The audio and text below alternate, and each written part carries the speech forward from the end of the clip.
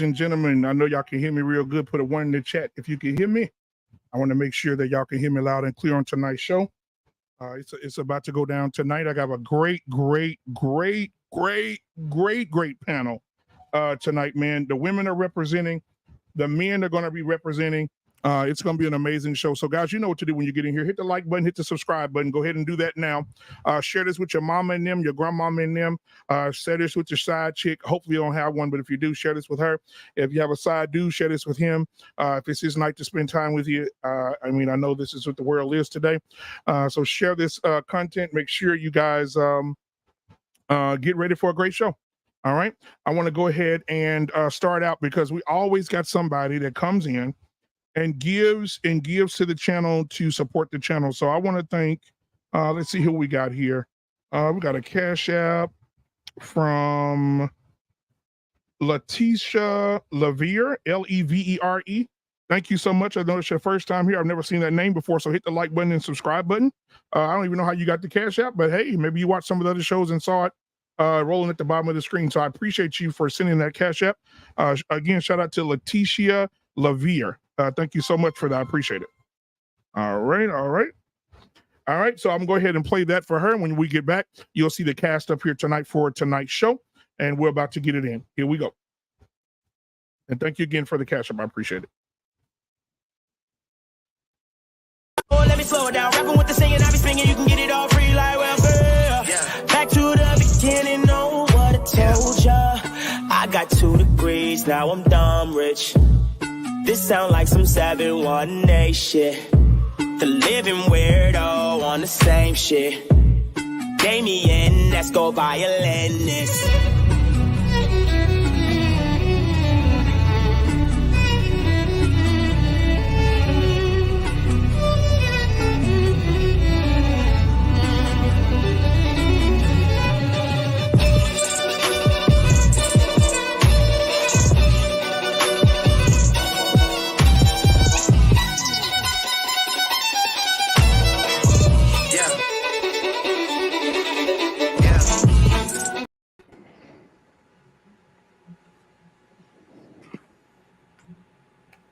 Hello, everyone.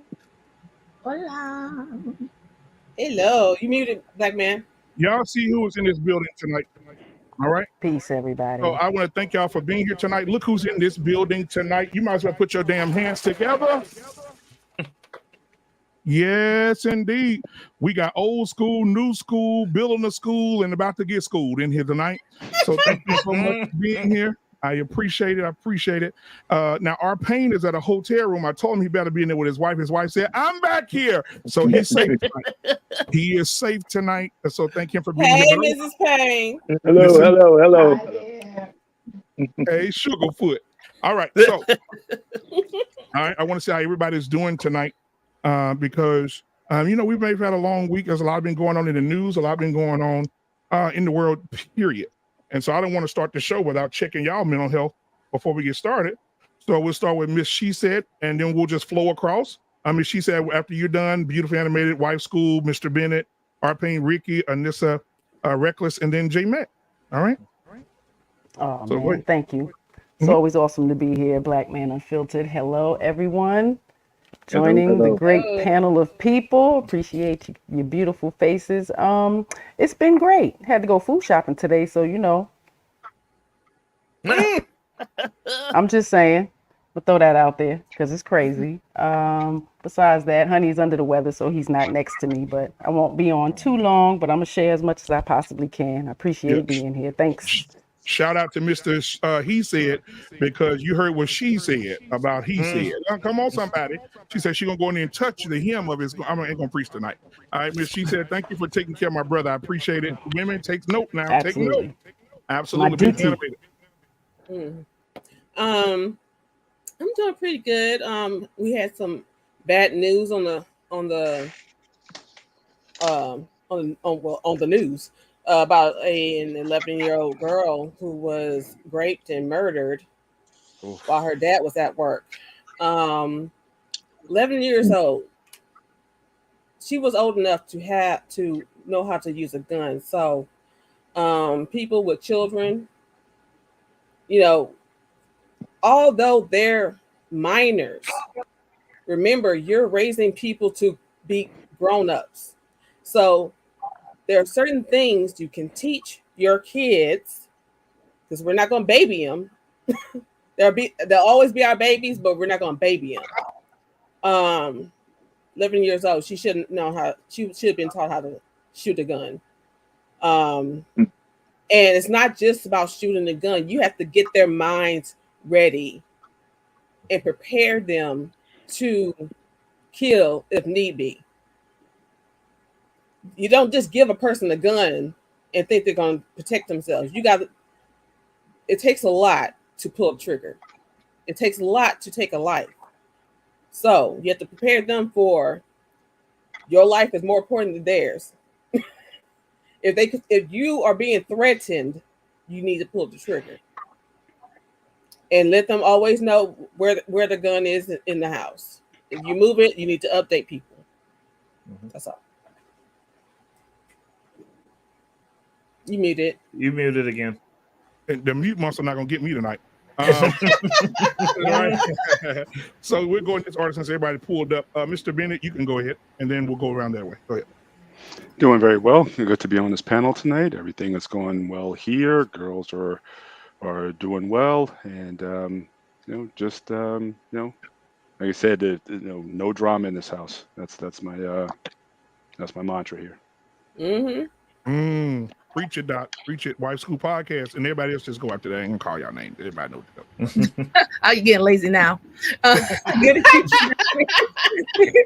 Good evening, everyone. I'm just happy to be here. Everything is, going well. I'm grateful. That's all I can say. You can't complain, but I'm not going to complain. So I'm just grateful to be here tonight. And let's get to that topic. Absolutely. Ricky, talk to me.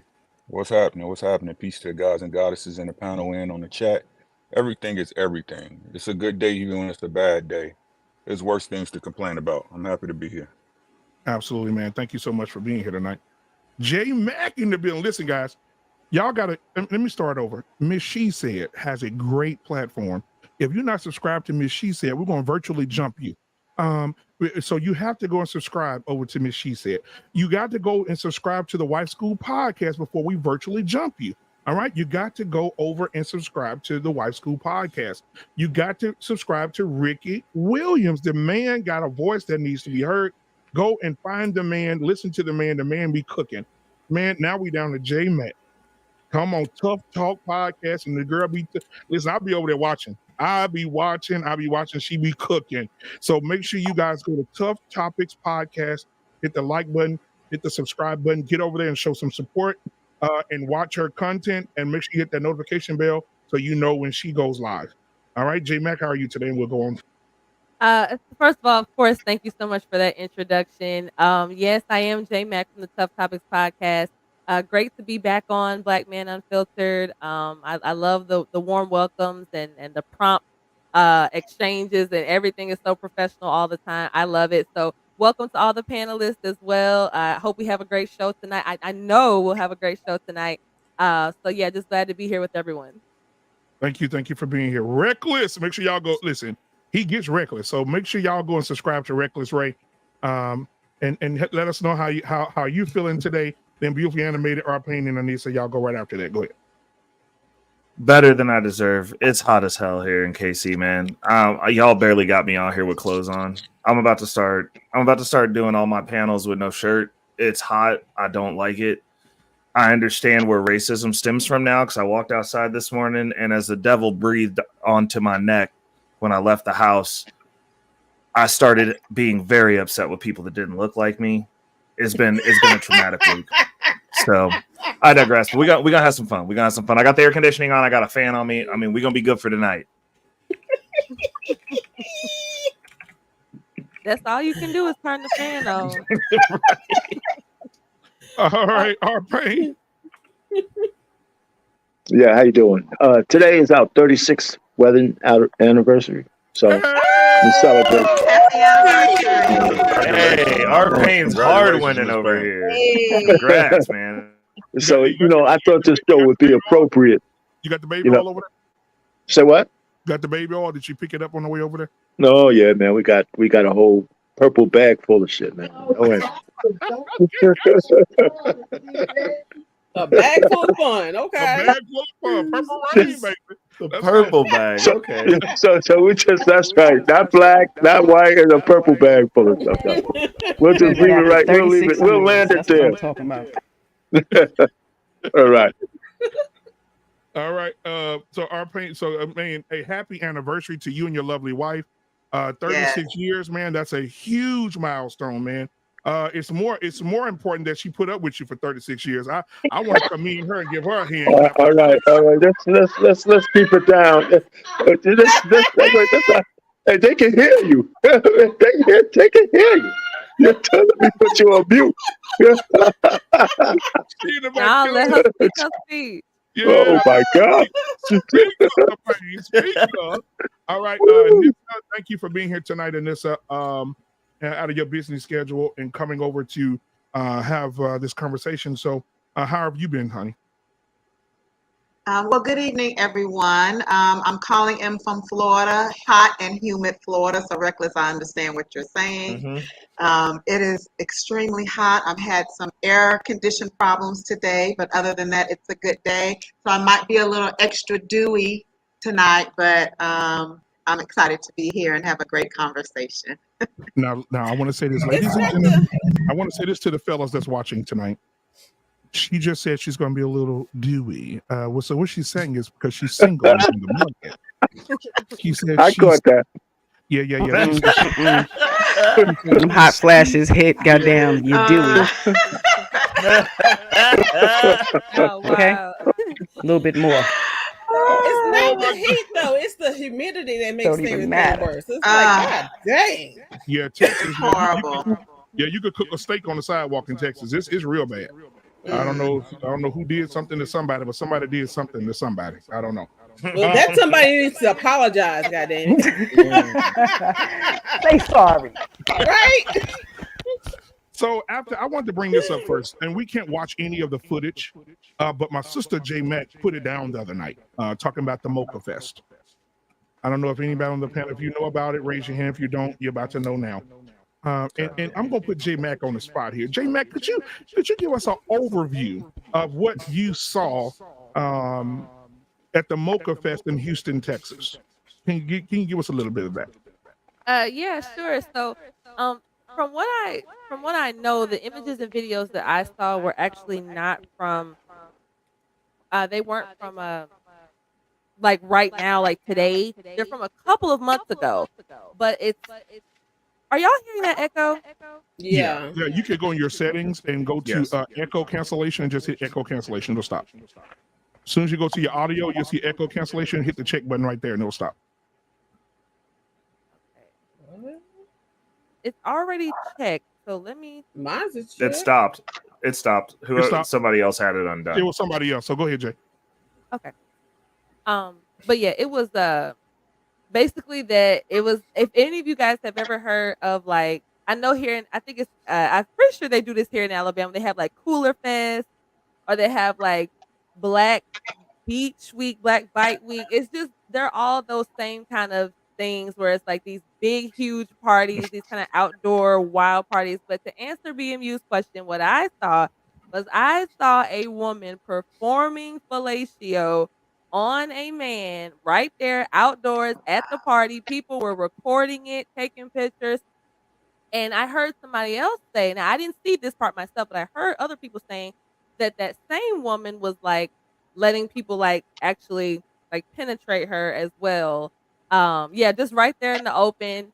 And I don't know if I'm still in the shine, BMU. So stop me if I am. I didn't know if you were going to. No. I want you to do it. Go ahead. I didn't know if you were going to mention the syphilis thing. So go ahead. Yeah, so I just did a video yesterday on the syphilis outbreak in Houston, which I can't help but feel like, I mean, it's been building up for the last couple of years, but it's had this huge spike in recent months, and I can't help but feel like that had to have some correlation with that humongous. I'm just saying, they basically having this big orgy, like. When you said that, I was just about to say that dude is stupid. He don't know where her mouth been. I see you, Easy Money. The thing She is, giving head in the street and he's stupid. yes, the man was walking and she stopped the man, pulled it out, began to give the man oral sex.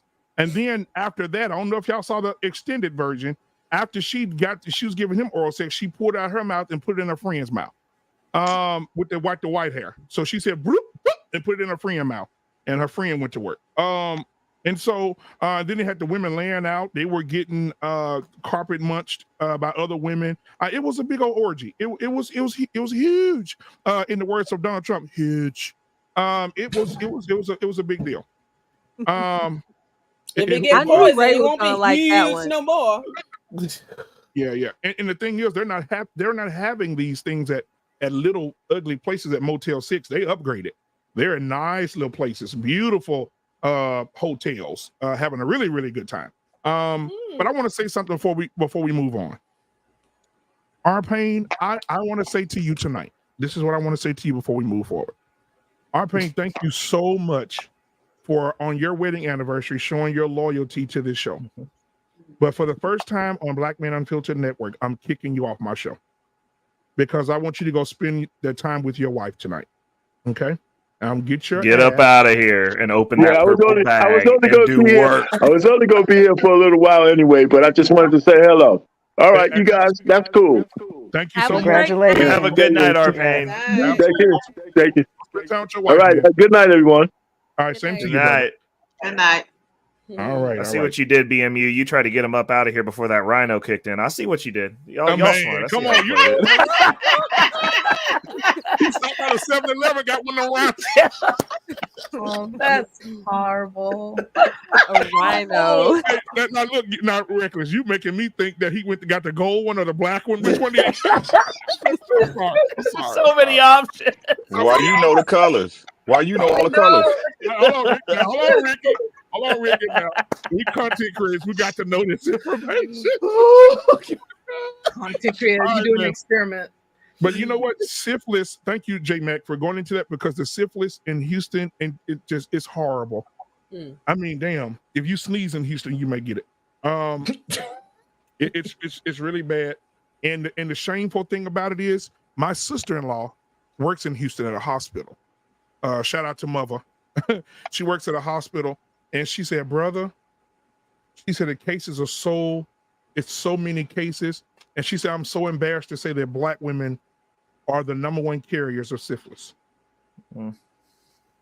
She said the numbers are staggering in Houston. Guys, what do you think? I want to get your thoughts. Go ahead, and maybe Miss She said we go on. I was just gonna say it's hard working in medical and working in law enforcement. The shit you see, man. Education as well. It's too much. It's too much. And I started at working in law enforcement when I was young. You know, when the guys out there playing ball and stuff like that, you think men are the stinkiest. No, it's the females. It's the females. And they always had to tell me, calm down, because I couldn't breathe. It was so bad I couldn't breathe. I was just like, you over there cutting up. I was like, they're like, you get used to it. You'll get used to it. I don't want to. But and I I'll can say only this, imagine. Even in the corporate world, it's like that. Yeah, we've had a lot of meetings. We've had a lot of meetings, even at my job in the corporate world. I can't say the name of the company. It's crazy. I can't do it. But when we're in the banking area, we having meetings. We pulling people in. They're coming in these nice dresses. We got to be suited up every day. We come in and we having meetings. Hey, y'all come in. You know, I got to have a woman there with me because explaining these things. But the bathrooms, some of the things that the janitors they're saying they're seeing, stuff all over the seat, on the floor. They don't clean behind themselves. The smell is horrific, and so we have to have a meeting. We have to have a come to Jesus. You know, and a lot of the women were offended, but the bathrooms are it's a damn land clean bathrooms. But it sounds like those people they not just dirty in the houses, but it's like they were doing that in school. A lot of people carry things that they did in school on into their real life and stuff like that. And yes, I remember the high school bathroom being horrendous. The fact is that women, they go into bathrooms. I worked at a hospital. I worked at the movie theaters. I cleaned bathrooms. It was horrible. The men are way cleaner. Yeah. And they're leaving the bathrooms and not washing their hands. No. Okay. And girl, sis, very dirty. And you see it, you're like, a freak. I worked at a bookstore, and I have that bad habit of looking at people's feet when I'm in the restroom. And I was at the register. I saw those same feet that didn't wash their hands coming to. That's it. You didn't want to sell them the book no more. The book ain't even worth selling no more. No. I left. He had to go to another cashier. I couldn't do it. Oh my God! And Miss She said, "What are your thoughts about the mocha infestation fest?" I mean, it's shameful. And I always bring it back to the parents, man. Who was ever in possession of these young people didn't train them or teach them shit, and it's kind of their fault. And then when you come into an adult, knowing what you don't know, you gotta know that you need to do better. And when you start to have children, and you're bringing these children up and continuing these bad habits of nastiness, it's amazing to me. Because we're not teaching our little girls how to wash up and completely clean their vaginal areas. We shame them when their panties are dirty instead of having the conversation and making sure they're doing it properly. After 3 or 4, it's like, go wash up. Nobody's checking. You're not inspecting the vagina and the butt, making sure that they are cleaning themselves. You're not putting them in the shower to show them what to do. Maybe we're a little ashamed of our own bodies around our children, so we neglect to give them the information. Because most women out here are afraid to say vagina and penis and breast to their children, and it's always been amazing to me. I mean, and this is not new. So over 40 years, I'm 46 years old, and my nieces and nephews, my oldest niece is probably like 33. So just knowing that these bad habits was coming from the mother before, and we just continuing the cycle. So, I preach a lot of, breaking them cycles, man. And we know that ladies are not clean. So you are the first teacher of them females. So if they're not clean, it's your fault. And that says a lot. It means you ain't raising your kids. If you're not teaching, you ain't raising. I want to hear what Ricky. What do you have to say, Ricky, about the mocha infestation? I mean, I blame Dr. Umar Johnson. Who you blame? 3,000 lashes. 3,000 lashes. Who you say you blame? I blame Dr. Umar Johnson. You can stop it. A black man. I mean, his shoulder's wide enough to take this one too, right? I mean, what we supposed to think, man? Like, what we supposed to think is, it's like, man, we in Babylon, bro. I don't know why people don't. Every day we hear something devilish going on. Some stuff you can refer to the good book, as they like to say, and find the same example, and everybody just try to wipe it all off like it ain't nothing. Yeah. Exactly. Mr. Bennett, if you were at a hotel with your wife celebrating and you walked out and you saw women pulling out sausages and putting them in Oh my God. what you have done at that very nice 5-star hotel? Would you have called the police, or how would you have handled that situation? Well, one, I would stay in my hotel room. I'm not gonna, if I'm there celebrating, I ain't got time for the bid to be out. Man, you're gonna end up with syphilis on your toes when it creeps under the door. It's creeping under the door now. It's like the blob is just invading it. Think about Mr. Bennett, how those ladies would have saw you, tall black man, bald head, handsome moving man, over. My precious. Oh yeah, they would have got you. Oh my god. I did. But Let me but a add lot to of the. yeah, Go I mean, ahead. but a lot of what's Go been ahead, Mr. said. I Bennett. mean, certainly what Miss She said has already shared. Again, we talked in part some of this a few couple months ago when we was talking about just sexual education in general. Yeah. How, for the most part, just women in general are not being taught by their mothers or their female guardians proper sex education. Yet they want to blame the schools and they want to blame, all these other outside institutions for giving their children all this information, but you're not doing a good job of it yourself. And again, just with the whole cultural dynamic of, again, not having the two-parent households, not having the family structures that would hopefully alleviate some of these behaviors. It's just going to continue to happen. So everything from Yeah. from the hygiene. Again, I worked from age 16 to 20. I worked in a McDonald's. Okay, so I closed shifts, so I closed every night, and I had to see and deal with the bathroom situation. So it all applies. But yeah, this idea of just women just not educating and teaching women why that's there. I don't know. I don't think it's just a black issue per se, but I think just in general, women.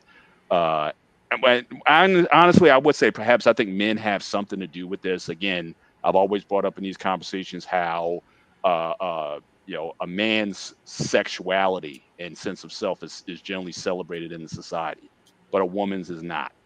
And we want to say, okay, well, it's different between a man and a woman and whatnot. But again, I think we need to start to change this dynamic.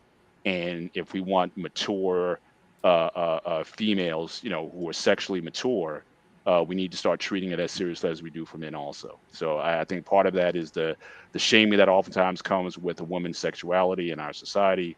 And I think we really need to just do away with these things that are preventing even the moms from even educating their daughters on proper sexual hygiene, sexual health, and just safe sexual practice in general. Now let me say this before we move on. Briefly, hold on, I gotta get everybody in. But let me say this real quick before I go to wife school. I don't know if y'all saw Monique stand up, her last one. Monique said that she was very masculine when it came to her husband when they first got married.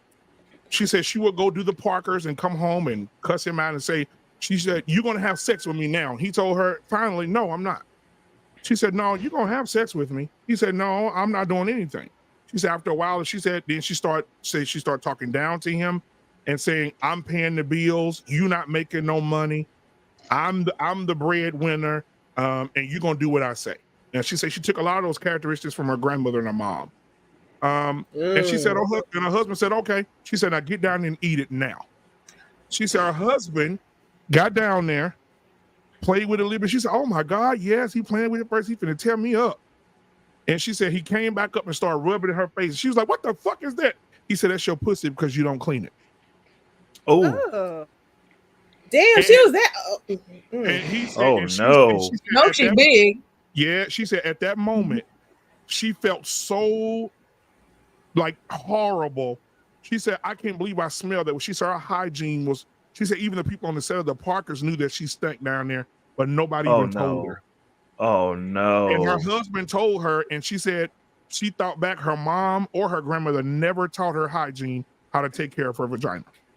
Why would she disclose that information though Yeah, yeah, in that setting? Like I can appreciate her trying to bring awareness to right. hygiene, but I do think that you have an obligation to your spouse, like to kind of just be mindful of things that you say. Like that entire scenario is very dehumanizing to her husband, if nothing else. It's like I don't think that this was the place to say this. I mean, just fix your problem and move on, and maybe just mention kind of more generally that women should make sure that they're staying clean. But to Mr. Bennett's point from earlier, of course, I totally agree. But I do find it interesting though, and BMU already knows I'm usually the person that's kind of holding people's feet to the fire, Right. specifically Black people, because of course I am Black. Surprise, surprise, and I have high expectations for us. So I'm not the type that's gonna too typically give us excuses, right? And here's what I know. I know that if um if there were a white couple at that hotel while the Mocha Fest was going on, because this was at the DoubleTree, the Hilton DoubleTree. So that's not a Roach Motel. That's not Super 8.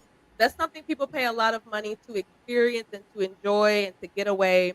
And they probably don't appreciate seeing people literally having sex poolside for that event. So what I'm getting at is, I bet that if a white couple were to have seen that, because it was a largely black event and they reported it, then people would say that they were being racist. Oh, white people always trying to meddle. They always in somebody's business, and all this pointing fingers and excusing the behavior. And that's where I Yeah. feel like our issues really stem today. We have to, though we can acknowledge, prior wrongs and prior systemic issues that our people have faced, but I think it's disingenuous to still today in 2023. I just feel it's just a little disingenuous to say that those are the things that are causing us to be in this state right now. I from my perspective, I just don't see it. Wife school. I think when you're, I couldn't even look at it. It just looked like a sea of like filth, like looking at the images and people twerking all over the place. I mean, we're a product of the culture, the music. We're a product of all that. We're a product of everyone just saying, go ahead, do what you want to do, feel free.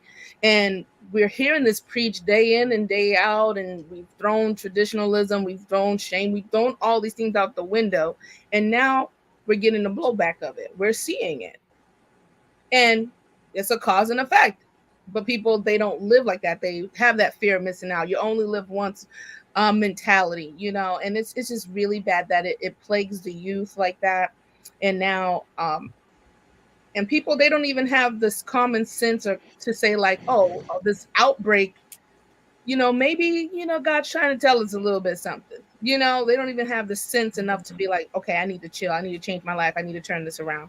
And we'll blame it on something like racism, some stupid, like, but you were there. They weren't making you put your head on that man's thing. You know what I'm saying? They were not there. So racism is always the culprit. Let people tell it. I'm done with racism. I control what I want to do. There's not a person that is of a lighter pigment that's going to get in my way to do that. I don't see people waking up next to me every day say, oh, Stephanie, you can't do this because of my systemic racism.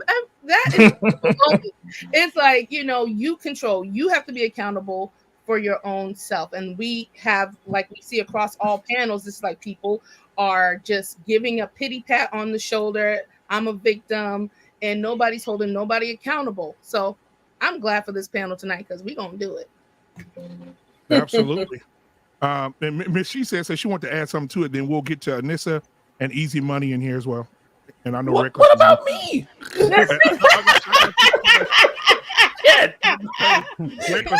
Just real quick. It was about the syphilis, outbreak.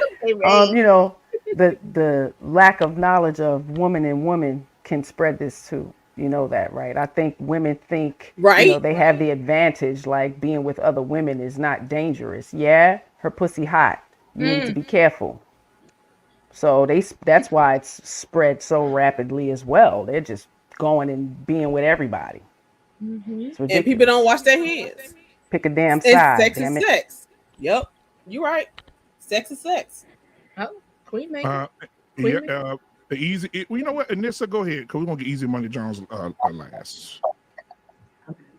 I heard about Mocha Fest, but I really didn't, dig that deep into it. From what you guys are saying, that's a good thing. But I think it's coming down to just self-respect. And people a lot of people just don't have any self-respect. Like we said earlier, everything goes. There's no shame for anything.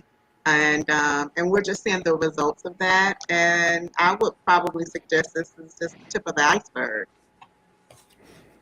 Yeah. Now it's syphilis and, it's all kind of STIs and things out there. So this is just the beginning. And one way or another, people will get the message. Hopefully it's on the front end instead of the back end. But if this is the type of life that you want to live and this is the type of things that you want to be involved in, then you're gonna take the consequences of all of that. I just think it's disgusting.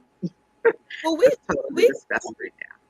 we can see that it's a totally communal problem because I don't know if you guys noticed, like I don't know if your Facebook, if you guys be on Facebook like I do, my Facebook is a very interesting place. That's actually usually where I get most of my inspiration for my shows. It's something nonsensical that I saw on Facebook. So one of the more recent Okay. things, yeah, one of the more recent things was this you guys might have saw it. This lady took her son to get a huge tattoo of her name for his 15th birthday. So, that in and Huh? of itself, right. So you got to think like what happened to the days where certain things you would sneak and do versus Right. today your parents literally just take you to do them. Like used to be if you were 15 and you got a tattoo, your mom would thump you right in the middle of your forehead when you came home like what the heck is this? Versus her taking you. And not to mention it wasn't a small tattoo. It was very ostentatious. Like it was huge. It And took up that's his his mama entire name. His mama. and it's her name. And it's her Yep. name. So the reason I brought that up is because I was interested to see the reactions to this story, like how people were taking it.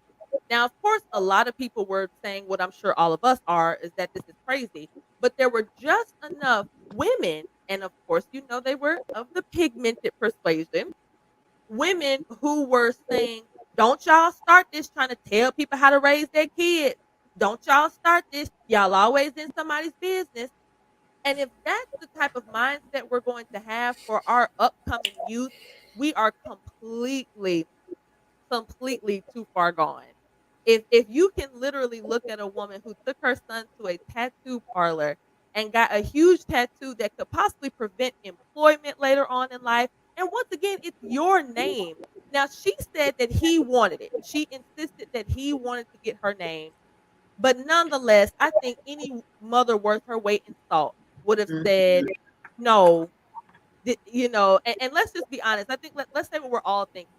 It's giving son husband. Exactly. Yep. It's giving son husband. Yep.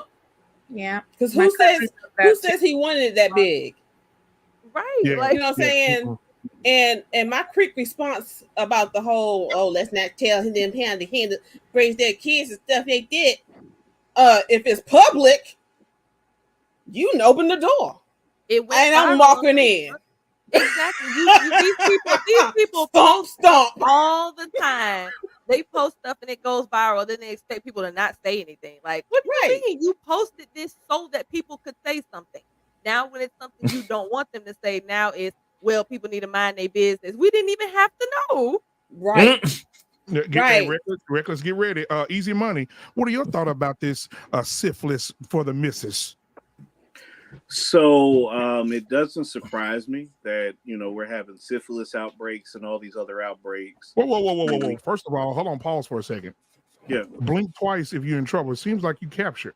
Where you at? No. No. Okay, to hostage site 6. Hey, Black man. Remember. No, he's in No, he's in the cover witness it. protection program. You got to cover your thumb. Cover your Oh, thumb. you got to cover He's your in the thumb? safe. Okay. No, he's in the safe house. It's Okay. it's open palm. Blink tuck, twice, and say then the address of the cover. neighbor's house. We'll be over there in a minute. Okay. My, All right, now my go ahead, captor's Easy Money, man. taking great care of me. Okay. Go ahead, brother. Yeah, like I was saying, it doesn't really surprise me. I mean, when you stop and think about the fact that 54% of Americans read and comprehend below a 6th grade level, we've completely gutted public schools. How many? How many? 54%. We are 125th in literacy in the world. That's a real stat. You can look that up. Dang. Y'all need to read But you know books. what? Let me tell you something. If you want to see evidence of it, and I don't mean to say this, and I know Jay, just get ready. If you really want to see evidence of this, guys, after a football game on Sunday, on an NFL game, listen to the quarterbacks and the running backs and the wide receivers talk if they had a good game. Hey, Lamar Jackson, come here. You had a great game today.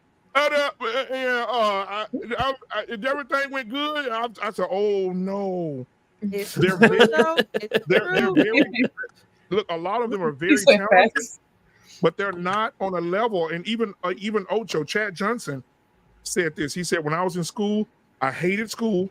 I knew I was a great athlete. And he said, they told him in college, you don't have to go to class. We'll take care of it. Yeah, they just want talent. He said, the only way I'll play for you is that I don't have to go to class. They say, deal. You will never have to take a class here. So that's probably part of it. But go ahead, Easy Money. I'm sorry, I didn't mean to interrupt. Yeah, go ahead. Yeah, so the fact that we don't prioritize, education in a meaningful way, it doesn't surprise me that we're getting away from, safety and, understanding diseases and how they work, to where, people are questioning doctors and saying the doctors don't know what they're talking about, and taking advice from, books that don't got the barcodes on them. TikTok. So it does not surprise me at all. And it makes me a little afraid, raising 3 young boys, that this is the world that they're coming into, and teaching them to be hyper aware and vigilant in all their interactions with people as they continue to grow and mature. Damn. Reckless Ray. Come on. Okay. So I got some pushback, man. I disagree. So what I saw at Mocha Fest, from what I've seen in the clips, I see a bunch of strong, powerful, empowered, sexually liberated Black women that are seizing their sexual prowess, their sexual energy.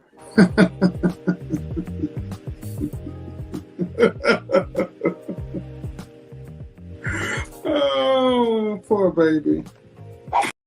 And not only are they forming these munch lines, they're also participating in these munch lines, because who's going to munch a woman better than another woman? Because according to the great Black woman that is God, Princella, they don't even need us to reproduce. So I'm assuming that at Mocha Fest, somewhere in the munching, they probably produce the next generation of alpha females that are going to come take the power back from the patriarchy. Why did I let him go? And they're going to... Their wave 1 is give everyone syphilis. Exactly. Their mission is going as planned. Okay? And we need to listen, because they're smarter than we are. Apparently they can harbor STDs better than we can. Like, they're gonna break us down by giving everyone syphilis, bro. How's unite? This is, I mean, what do you expect when you get a bunch of hyenas that twerk on everything in vicinity in one building? Everything gonna have syphilis on it. The white people at that building got syphilis now. If they need to ping everyone's phone, just like they did them people on January 6th. If you was within 6 blocks, you on a list now, and until you get tested for syphilis, you can't go outside, bro. No, that's not even like a joke. Like, they really, seriously, syphilis is an STI. It's an infection. It starts with it's bacterial. So I do definitely feel that it could be that everybody who was at that hotel during that time really should take that actually quite seriously. Exactly. Yeah. Well, no, it gets better. Syphilis actually makes you crazy, which brings me back to these hyenas that we see on the internet. I'm assuming that most of these chicken heads got syphilis, and they've had it for a while. And guess what? It has characteristics of rabies. Yeah. And I mean, think about some of these women that we see on the panel. I'm 100% sure that Princella has had syphilis for so long that she's mastered it. She's become one. It's like Venom. It's like a symbiote, and now they work together, right? And that's the only logical way that Venom. This woman is leading these other women, and she's collecting all the other women who have syphilis and are going crazy, and they're following her now because she's their leader. This could be a whole nother type of biological warfare. Seriously, I mean, it's a new red flag check. If you on a date with a chick, gentlemen, ask her if they heard of Princella. If they say yes, cancel the date and run away before she bites you and gives you syphilis. Like he said, leave her at the restaurant. And leave it. I'm gonna say this, and we'll go move on. God, Lee, we get into the meat of this conversation tonight. I think it's nasty, personally, to be somewhere and not know a person and say, "Come here, put that in my mouth." Yeah. Because even if you're at a restaurant and you see dirty, it's like going to the restaurant and seeing dirt on the fork and saying, "Oh, it's okay," and just using it to eat your food. What if the fork looked clean? Yeah. And so for you to do that, don't mean shit. Right, and for that guy to be walking, they do though. Right, and for that guy to be walking, right, for that guy to be walking and that girl said, "Come here," and they just go in.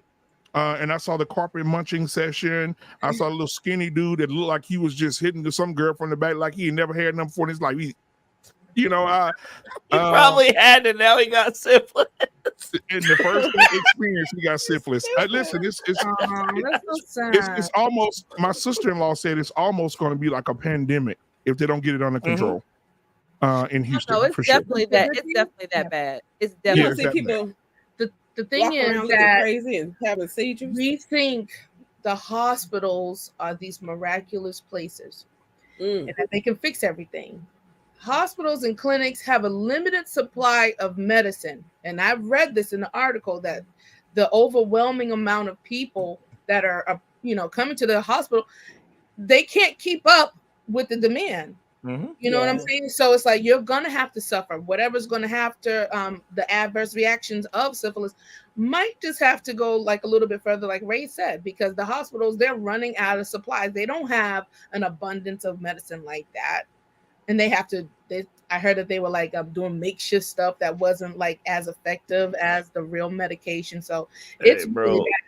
If you want to win, see, I'll tell you what the play is, folks, because we got to get to the money. Start ordering penicillin and just start injecting people's junk outside the hospital for like $20. Just have like a booth set up. Be like, you guys make it an aerosol, put it in an aerosol can. But listen, I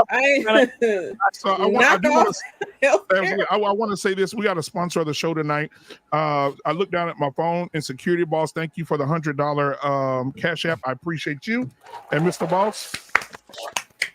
And as we take a break, when we come back from this break here, as I play this for the sponsor of the show tonight, Security Boss, if you guys haven't subscribed to SB Nation, make sure you do that. I'm always with her on Monday nights, and we have great conversations. I'm her co-host on her channel every Monday, so make sure you check us out. But thank you, Security Boss, for sponsoring the show tonight. I really, really appreciate it. And I'm going to give you guys white chocolate because we hadn't seen white chocolate in a while, and I know Mr. Bennett loves Mr. White Chocolate. So let's give y'all white chocolate. Here we go.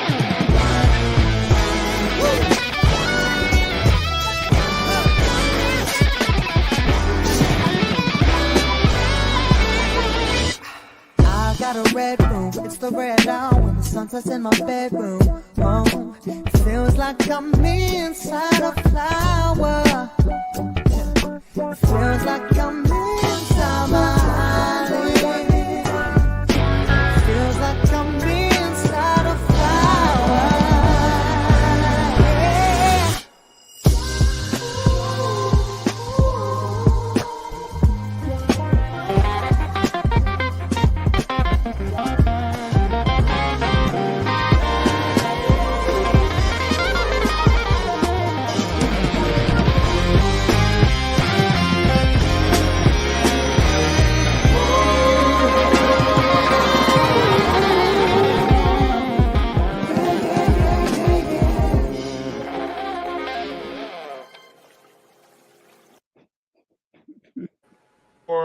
That was dope. Absolutely, man. That was for the sponsor of our show tonight, Security Boss and Mr. Boss. Thank y'all so much. Appreciate it. Salute. Now, I do have another question I meant to ask a few weeks back. I think we all knew this, but how do you guys feel about Wayne Brady coming out saying that he's pansexual? And he discussed it with his baby mama and his child. And when he says pansexual, that means that he doesn't see race, whether sex or anything. Anything that he's attracted to, he'll date or pretty much be sexually active with. But there's junk in it. Yeah. So what are you guys' thoughts on that? And then we'll move on to the next. I just want to get everybody's thoughts on that because we missed that in the news. Go ahead. I think that I had seen. Of course, I had saw that. I did mention it on my Facebook, and I had thought I was going to do a video on it, but I didn't. So I think that a lot of celebrities. I think we're going to start to see a lot of celebrities come out as something. Jason Mraz recently came out as well. I guess that's just gay, but it's just a way to return to relevancy. It's a very desperate attempt to be relevant, in my opinion. And I think that these days that type of stuff is so widely talked about that people really will go to that extreme to get that attention. Now is it abhorrent to do? Of course it is, especially since he has a child. And to my knowledge, the few times I've ever punished myself, tortured myself to listen to any blue haired liberal person on TikTok try to explain to me what pansexual is, to my knowledge, it has a slight distinction from being bisexual Mm-hmm. because people who are bisexual in the traditional sense are typically only attracted to masculine men and feminine women versus a person who Right, is right. pansexual would be attracted to a feminine man or a masculine woman. So like a stud. So Wayne Brady could be attracted to like a woman who presents masculine or a woman who presents feminine, as well as a man who presents masculine and a man who presents feminine. Like So a bull literally dagger. all trans Sorry. ideologies are good to go with him. I don't know how a person gets that far gone mentally. Of course, yes, I do. Of course, a result of some sort of trauma or something. Right. That's gonna always be the horse I beat. But yeah, so that's my thoughts on it. I think it's just a desperate attempt to have his name back in the headlines for something. For all we know, it may not even be true. Mm. I All right. always question. See, I pay attention to wording, right? For him to say that I don't see these things, but everybody sees it. Race can be actually seen. Like I can see your features and your the color of your skin and recognize you as this, that, and the other. So it kind of makes it unbelievable to me. Now, if he had said that those things hold no weight on how I pick somebody, then it sound more believable. You know what I'm saying? So I don't know. Mm. It don't I sound mean, Anybody right. else? what y'all expect from a nigga that seen the show tune? But this the part that's really gonna get y'all goat that people don't want to talk about, right? It's getting to the Okay. point where if you don't appease those letters people, you can't make no money. Facts. Right? That's what's happened. That's what people not really addressing or not addressing or they won't put out in the public is the economics of this thing. Right? It's gonna get to the point where if you don't go that way, if you don't acknowledge the he, she's, the them days, right, you won't be able to make no money. Right? Because they're gonna look at you as offensive. They're gonna look at you as what's the word? Non-diverse. Some sort of ist, if you would, Well, Ricky. and plus, I don't know if you guys For knew sure. this. They already did this. What that was Ricky that was just speaking, right? Yeah. Right. Okay, yeah. To piggyback off of Ricky was saying, they've kind of already done this in the MPA, the Motion Pictures Association, where your film will not be considered for an Oscar. Now, of course, you can still make any film you want, but it will not even be able to be considered to win Best Picture for an Oscar if it does not check off certain boxes. And of course, LGBT representation is one of them. So every movie, every blockbuster movie we see going forward, I can guarantee you, go ahead and take a look, it's going to have all that type of stuff in there because now, of course, that's not them forcing you, but that's as close to forcing you as possible. In and out. I mean, Your it's mic going in and out, baby girl. So fix your mic for me. It's actually worse than that. I mean, it's in everything. I mean, most of you right now have an ESG score on your brokerage accounts. Just so you know, you have a personal ESG score. You have a score right now based on what you invest in. Right now, they know what type of person you are. You have a score in that system as well as these businesses. Why does it matter how many they thems are Autobots or Transformers are at a business? All I care about is my money. They've been doing this, and before the ESG thing became a thing, the funds themselves were already doing this before this became news like 8 years ago. They were already starting to do this because I knew people in the field and they were like, oh yeah, if you don't check these boxes, they're not even picking those funds anymore. Like you won't even get an opportunity to have your fund selected. Wow. Yeah. Like it's not about how well it performs, how good you do. They're like, we want to know how many women you have. We want to know how many women of color you have. We want to know how many people from the letter mafia you have. We want to know how many people of color you have working at your firm managing these accounts. Otherwise, Yeah, I just came up with this. I mean, talking about Brady because it was here in my phone on the schedule to talk about it a couple of weeks ago. But I will say this: I saw a male hairstylist who presented himself to be gay, but he's not. He's very heterosexual. Got a wife, kids, everything, but he does not allow his clients to know that. So he puts on a show every day for them because he knows if he says he's not, he ain't getting no business. Facts. So he puts on a show every day and goes home to his wife and kids every day. That's sad. This this every day. Whatever this whole happened? Oh, go ahead. Go ahead, No. JT. Sorry. Whatever happened to good old gay? Good old straight. Whatever happened to that shit? God. Bring it back. Bring back the two that choices. Back. Yeah, bring that back. We got all this pansexual, bisexual light. It's light. It's not. It's kind of like I'm diet gay. Yeah, like Bud Light. Right. Like you get to go to Prize Fest, but you got to walk in the back. Right. I only like people of the same sex that are 35 years old. I'm age sexual now. It's kind of like whatever happened to good old gay and good old straight. Whatever happened to that? They're trying to take it. I'm a woman, not really. I'm not really a man, but I am. Man, it's like, come on, you either man or woman, you either gay or you straight. All that other stuff, I'm telling you, they trying to get everybody discombobulated. No, you either that's gay the whole or you point, straight. Jay. There you That's go. the whole point. That's the whole point, Jay. It's confusion. That's what people don't understand. It's order and it's confusion, right? It's order and chaos. And like I keep telling y'all, the gray area is chaos. That's where evil plays in the gray area, right? So when you sit and people play, well, I don't want to judge. People should be able to just do what they want to do. That's gray, right? So it leaves so much open for interpretation. And I'm sure BMU, we talked about this before. They're trying to put movements and policy where these kids or you're born this way. That opens the door to so many other things, right? I like deleting people. You know what? I can't help it. I was born this way. Right. Right.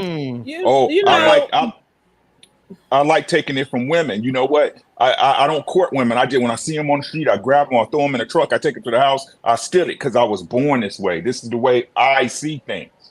Yeah. Right. This is what happens when you mix my truth with the truth. Well, it'll never make it that far, Ricky. They're planning on stopping at kids. That's how far they're wanting that to go. Facts. That's the play. There's the whole born this way when it was like initially said way earlier and way back, whatever. To me, I do feel like some people are born that way, but I don't believe everybody's born that way. So the problem for me is everybody saying it. It's like there are different reasons for everything, and people want to look funny when they say born this way, but we got 3-headed frogs. We got different things in nature that are born that way. So I don't understand the faces that that. No, you that said are made. 3-headed frog. I'm just trying to envision My question is this. They usually more toxic plants or something. My question on you, and it might be a valid point. It might be a valid point, but I'm gonna say no, right? Does that 3-headed frog got a choice? No, it was born that way, right? It was born that way. Boom. But my thing is, like I said, not everybody. There is no everybody's one way. I don't believe in that. Well, why? So why everybody? Well, I mean, in order for societies and people to reproduce, like we all have to be the majority of us have to be a certain way. Otherwise, there's not civilization. Oh yeah. Right. And that's the other thing too. Like, I don't disagree. I'm actually glad you brought that point up because it is a very interesting point to where I can recognize that the earth is sick. And I think that, it just across all, what I'm saying. So even to what you're saying, that we know that even down to our water supplies, that of course frogs or other other reptiles, amphibians can be exposed to certain things that can have them born with defects. Exposed. Just like human beings are born just with like some defects as well. But the what do you call them twins that's stuck together? Siamese. Conjoined. Conjoined is the politically correct way to say it. Yeah. Oh, See, but again, so let's take that and analyze it. With the conjoined twins, for them to come out that way, yeah, they were born that way, but there were certain sets of certain circumstances in the environment that caused that to happen. With a three-headed frog, it's had to be something in the water, some type of chemical, some type of mutation. Yes. From the environment that causes that. So when we can understand that about bunny rabbits and rats and cats and dogs and bees and mosquitoes and flies, but when it comes to human sexuality, she was born that way, right? Well, somebody point out. I'm just pointing out the contradictions. Well, no, I'm gonna say this so you can give me your thoughts. One of the things I've heard is that some of the gay men that they ran tests on, whatever, they're, what do you call it? The what ways or something. It's a certain way that women's there's activity minds waves work. That goes on. There's activity waves. And it's similar to women who are attracted to men, and so that's why I say some people are born that way in that sense. Well, now if let me you say this look real back quick. at science, you have go ahead. BPA plastic bottles that they just banned because they know that certain chemicals mimic estrogen, and it does a bad thing for men. So let's stop, trying to say certain things to make it light and fluffy. No, there's some things that people exposed to, like you said, that can chemically change you, just like the puberty blockers can chemically change you and stop things. There's some things outside of our body that are man-made that can definitely do some damage. Well, I'm glad you said that. Let me say this right quick. Do not drink water from bottles, those bottled waters that been left in the hot ass car. Because it's been in the heat, and so therefore you got those bottles. It just makes it hot. It's direct sunlight. You want to keep them out of direct sunlight. It releases even more of the chemicals that White School was talking about. Yes. Well, what I really like that the White School mentioned is like she mentioned, of course, the BPAs, and to double down on that, you guys think too. We can't pretend like the LGBT movement, though we know that it's kind of spanning over all races now, but the Black presence in it is really thickening up. Versus before, I don't think I saw as much of Black people as a collective. Like nowadays, it seems like we're all so just passe about this, and I don't remember that being the case even just 10, 12 years ago. But to the point, if you had to guess of who are the least likely mothers to breastfeed their children, it's probably Black women are probably the least likely to breastfeed their children, which means they are giving them bottles. And so just like the White School podcast mentioned, those bottles have BPA. You've been drinking milk from a bottle since you were an infant. Heating it up right on the stove. Warm it up. Yeah. Oh my goodness. You feel like you were born this way because you were exposed to this unnatural dosage of chemicals or whatever since you were a baby. So you Thank you for saying that word. Thank you for saying that word. Feel. Oh yeah. You feel like it. Feel it. Yep. All right. I mean, when something affects you as a baby, it's close to it, ain't it? I mean, you would know the difference. You are the youngest. You feel it, yeah. Yep. So guys, thank you for that. Now, hey, Ricky, I'm sorry. Okay, I want to apologize early, guys. If you just got here, hit the like button, subscribe button. Thank you for being here tonight. We got a great panel here tonight to talk about what we're about to talk about. Women don't benefit from marriage and no longer need your Black ass, as is our title tonight. So I'm gonna go ahead and play this for you guys real quick. And we're gonna have a conversation on this tonight. Here we go. He can spend a night, but most of the time he need to be out doing something. So what are men good for in your world? Y'all really want me to answer that? No, I really want your answer because, we're going through this and I'm like. I don't want to bruise y'all ego, but the male was created to be a slave. Oh, okay. Yeah. Because, no, seriously. No, I'm being serious because how do you think the Matrix got built? Because, see, construction workers are slaves. Architects are the creators. Mm-hmm. There are very few architects in the world. Y'all watch the Matrix. There was an architect of the Matrix. We live in the Matrix. The architect, right, made slaves to build it. It created the plans and it took bodies and built it. Right?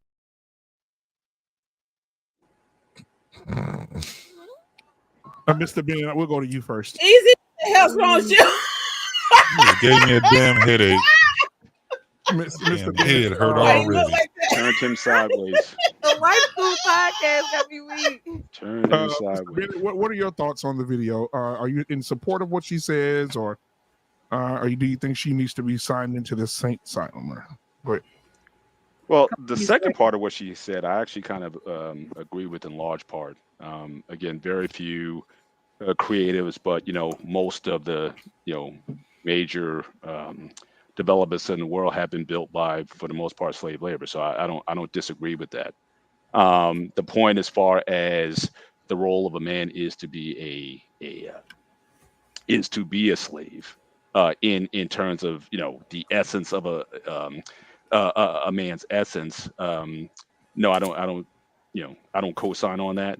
But certainly historically, though, yes. I mean, you do have a few masterminds, and everyone else is essentially a worker bee for the larger collective. But how this relates to men and women, because initially I thought she was going to say, well, the creators are women or whatever. So women are the creators and men are the slaves or something. I didn't get that from if that's where she was going with that.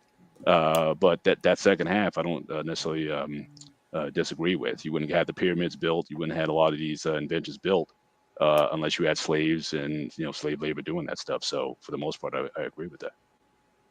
All right. Well, I see a lot. Hey, I'm just noticing that everybody went got their caps. Okay, I feel left out. I do too. Wife School, what are your thoughts? Men are slaves.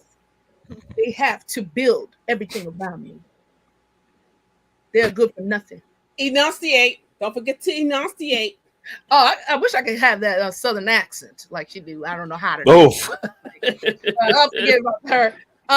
Men are not slaves. Men just call it an architect. The hell was an architect?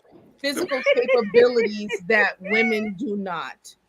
It's just simple like that. That's why, we see now the surgence of the trans, transitioning into the other female sports, and they're dominating. Like, they have this physicality that's stronger than a woman. Not necessarily that they're slaves and how they built these things. They can just do it. They have ingenuity. They think logically. Women, they burn out. They don't want to, they think they're equal to a man, but they don't really have, that type of physicality of men. And oh God, I just can't take it. But women rather be slaves, because when you ask them, or when I've seen content creators ask them, do you want to work? Like KS, he said, do you want to work or do you want to be at home? What did they say? I want to be at home. Mm-hmm. I don't want to be on, the scaffolding, putting a skyscraper together. I want to be at home and be a beneficiary. I want to be a housewife and do all those things. So, they just lie so much. I just think that to be popular, just being a villain, puts you automatically there, by default, by just trying to switch the whole narrative around. So that's all I get from her. So I'm muted. Anissa, this is the queen maker has spoken. What are your thoughts? She actually confuses me. I don't know where she's coming from most of the time, to be honest. I get what Mr. Bennett was saying, and I agree with it from that perspective, but I just think her whole stance is just to be provocative and just to twist, everything around. I don't give her much credence at all. That's my take on it. She's just out there. First on y'all list tonight, Ricky. Ricky, what are your thoughts on you were made to be a slave, Ricky? Are you slaving tonight? Yes, I'm slaving every day. Slave. Let's examine. I need y'all to ride with me on this for a second. Y'all with me? I got you, brother. Go ahead, man. We're right here with you. Men are meant to serve. This is what we talk about when, well, I'm not going to say me because I don't believe in your purpose and I don't believe in that shit, right? Right. You're meant to serve a family. You're meant to lead your wife, your legacy. Men have went to war for society. And they think they did it for America, right? Or the China or the Russian flag. No, they went to war for their families. To protect their children, to protect their women. Men have built society. What man is happy? What type of man do y'all call a man that's happy just sitting around doing nothing? Homosexual, Yeah. bum, mooch, waste of space, flesh, right? So if men were meant to work for their families, and this is what made a man. What defined a man is what he was able to provide and bring to his family, because we understood there were kickbacks. I come home to I come home to a home that's made up for us. My children greeting me at the door. Daddy, Daddy, we're so glad to see you at home. My wife kissing me on the cheek, saying something nasty to me in my ear for later. Talk your talk, boy. So what is it? What is it in this Western world now that men, what our very nature that she said, makes us us? And everywhere you look, men are saying, you know what? The juice ain't worth the squeeze.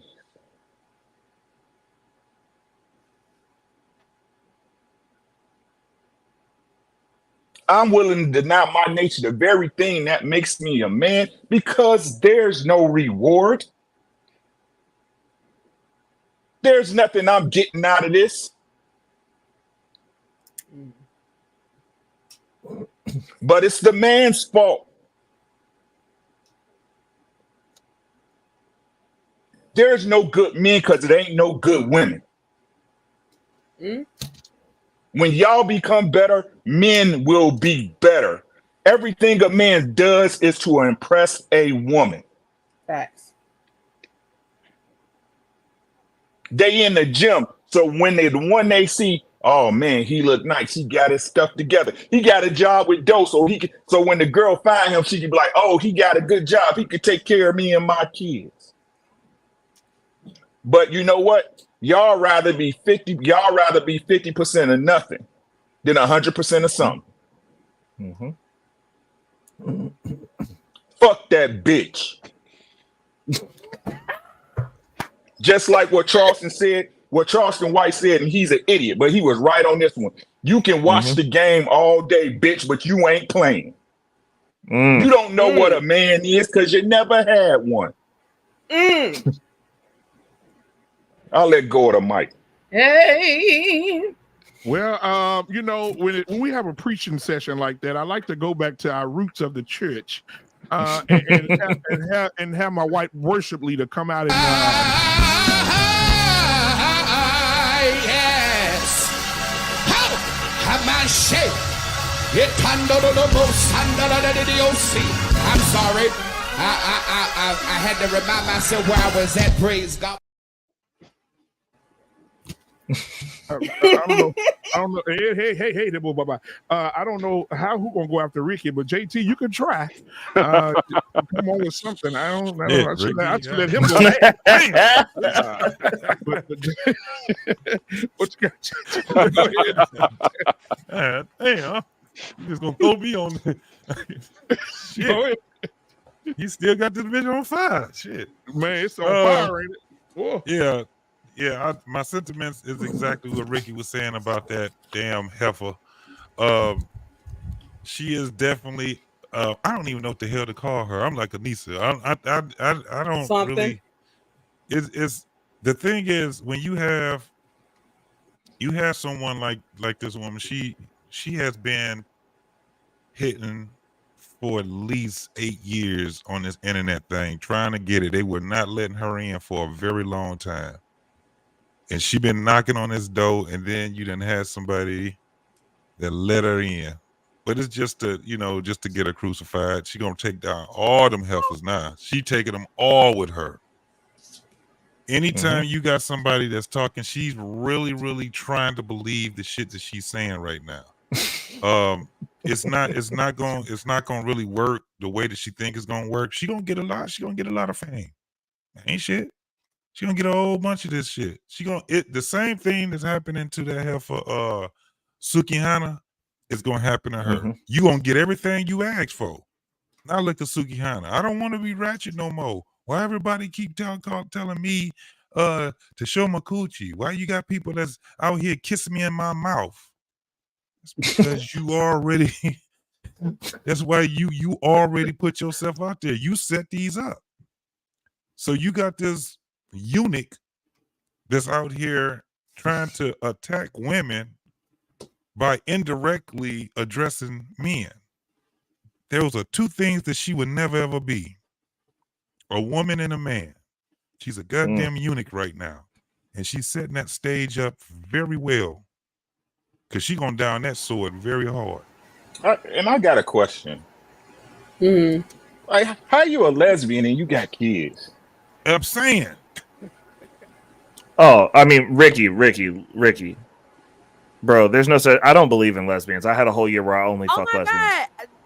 What happened to good old gay? What happened to no? There's no such thing as lesbians, bro. Hey, if they'll take a pretend one, they'll take a real one, bro. Hey, I know for a fact. Yes, sir. JT. Hey, yes, sir. Hey, I'm just asking, bro. I thought they was born that way. Hey, right? Right. Fraud. They can be born all that way all they want. Liars. You Hey, easy need a money. man's sperm to make a child. Exactly. No other way to go around it. You can't back into it. Yep. Right. Back. They'll be under the radar to be like, oh, Ricky, darling, hey, get their kids and leave you because they know that they cannot do it. Or the sperm you can't back into a tree and get pregnant. You got to have male sperm. Easy money. He didn't fell out. Oh, easy. Jesus. Easy money. You okay? Oh, easy. We want easy. Easy. Blink twice. Blink twice. She behind you. Easy. She behind you. Hold on. Easy run. Easy run. Fight. Fight with the camera. Hey, Mr. Bennett, I told you that pause was gonna catch up with him, didn't I? Free me. Free my homie Easy Money. Free Easy. Free Easy. Oh my goodness. I told you the pause was gonna catch up with his ass. Sat down, got up, tripped, fell, rolled on the floor, and then sat back down. Mama, I love you. P.O.P. All right, go ahead, Easy Money. Go ahead, brother. Are you muted? You muted. Yeah. Oh no, it's we mic. Still can't, Your we mic. We still can't hear you. You broke your mic in the fall, bro. I'm gonna call 911 right quick. Hey, we're gonna go to Jay and come back to you. Jay, what's up? What are your thoughts? Well, I have several, and I like to be very precise. So I'm just hit the points, and I'm gonna move on. Okay. First of all, I think that what we're seeing with in society today with women, and of course, you guys know I agree with everybody's talking points. If you've watched a single video on my channel, you know I give women fits because they are entirely out of control. And what's more ridiculous to me is the arrogance that comes with it, because women have and I do mean no notable inventions, no notable contributions as far as building a civilization, things that we use on a daily basis, electricity, all these types of things that have been invented, discovered, etc. by men for millennia. So to get on here on the internet, which was also created by a man, using video cameras and phones that were also created by men, to then denounce those men, you sound insane. But the reason why she has a following is because so many women, when women start to enter the workforce and they start to realize what really came with all of that, what really came with working full time and the expectation to provide. Of course, like the Wife School podcast mentioned, we weren't designed to handle all that weight. So I think that Yeah. this is kind of like this is almost like a broken psyche for these people. I think this is literally us seeing women snapping. And now we're just saying any old thing. We're just believing any old thing, so desperate to find some other, people who agree with us. And of course, I say us just as women. Of course, I don't believe any of that stuff she's saying. Also, I totally agree that I do not believe that women are lesbians. I have said this so many times. Now, the best way I can articulate it is that I can't imagine a world in which a person who is born with reproductive organs, born with, ovaries and all these kinds of things that are meant to, be able to have you carry a child. I can't imagine a world in which you are born not desiring that thing that allows for that process to happen. I just don't buy it, right? I just don't drink the Kool-Aid. Not to mention, like Ricky said, so many of these women who are lesbians today, they have children, just like Judy with who is it, y'all? The Brett, The the brat, Brett. yeah, Mm-hmm. the brat's wife or whatever. She has like 3 kids. It's like, so you had to get impregnated 3 times by maybe 3 different guys to It finally is figure 3 out different guys. that you like women. Like, no, it's not that you like women. It's that you're 45 or 46 years old with 3 children, and no man that you desire is also going to desire you back. Now, that's not to say no man will desire you. I said no man that you desire. It's the same problem that Ebony K. Williams has. She doesn't understand why she is so pretty, so, well spoken, so educated, and why she can't find or snag that high 6 figure guy that kind of matches her fly. The reason being is because a man of that stature is not checking for her. A man of that stature is looking for somebody who's more in tune with her femininity, probably a little bit younger, and somebody who's not so insufferable. Like, if you listen to Ebony talk for more than a few minutes, she's insane. So the men that these women want don't want them back. So they just resort to dating women. It's actually really quite sad. The last thing I'm going to say is, men, I have to hold y'all's feet to the fire for this, because I do truly believe that you are powerful enough to control all of this. And you have been too nice to these women. You have been allowing them into these spaces, allowing them to go on and carry on like this. I think it might have started out with good intentions, but the men across, to me, I'm sorry, I know people here might be blackety black, but I think that this going to have to come from all races. I think that men as a collective are going to have to come together and get some sort of reign back on their women, because somebody said the other day, I thought this was a really cute quote. I'll get off when I say this, or I'll let the next person speak. Women would rather reign in hell than to serve in heaven. And I think that is so true today. Whereas men could provide such a nice environment for us, and instead of just accepting that, what I'm saying, making a few sandwiches, serving up a few smiles, being feminine, listening to him, supporting him, the few little things he wants from you, you'd rather be in charge in this hellhole, which is the current state Trying of to the black. tell you, Satan was a woman. Y'all ain't gotta believe me. Satan was a woman. I don't give a damn what y'all say. I'm waiting for somebody to prove me wrong. Satan was a woman, bro. Satan was gender fluid. Yes, he's gender fluid, and it is in the Bible. If you read it in Daniel, that he will not have any desire for a woman, no natural use for her. Even though we know that everything in the kingdom is an antithesis, like a villain-based thing. But look it up. You don't have a natural use and desire for a woman. So, but yet he's a man. And yet we see these fluid narratives going around. So, the more that we accept it. He's transsexual? Yeah, it's in there. I mean, he turned into a snake. He's trans amphibian or whatever the hell a snake is. I don't know.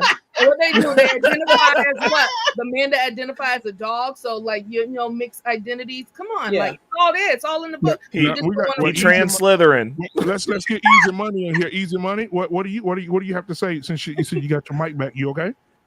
I think so. Can you hear me? Yeah, there we go. We got you, brother. Mr. Bennett, keep your eye on him, Mr. Bennett. Yeah, so I'll make this one really quick. Like everything that I've learned about this woman has been against my will. I'm not a big fan of rhetoric. I almost spit the water out, bro. Don't say nothing like that when I'm drinking my water, man. Go ahead, man. And like, I mean, at a certain point, like I mean, it's obvious that it's a grift. Like I see what she's trying to do. You know, I'm not gonna knock a hustle, but I mean, it's obvious she's out for money. Like this is an obvious grift.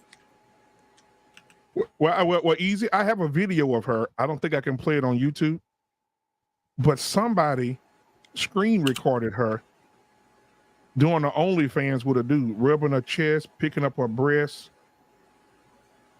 Oh yes, yes. That was crazy. Oh yeah, serious. What? Oh, absolutely. Yes. Somebody screen recorded her doing I it figured as much. OnlyFans, and she was touching her chest, and she said, "Why would I like women when I can give you these big titties?" And she rubbing her chest and picking her breasts. Oh my God! Somebody got her. Somebody got her, and she about to go in hiding because I wish I could play it on YouTube. I know they'll strike the hell out of me. But yeah, man. I'm gonna send it to you, Jake. Man, listen to me. That's wild. Rubbing her chest, licking her lips. You know, I'm like, whoa, that's a completely different woman. Wait a minute. Wait, Al B said he busted. You was the one rubbing them on.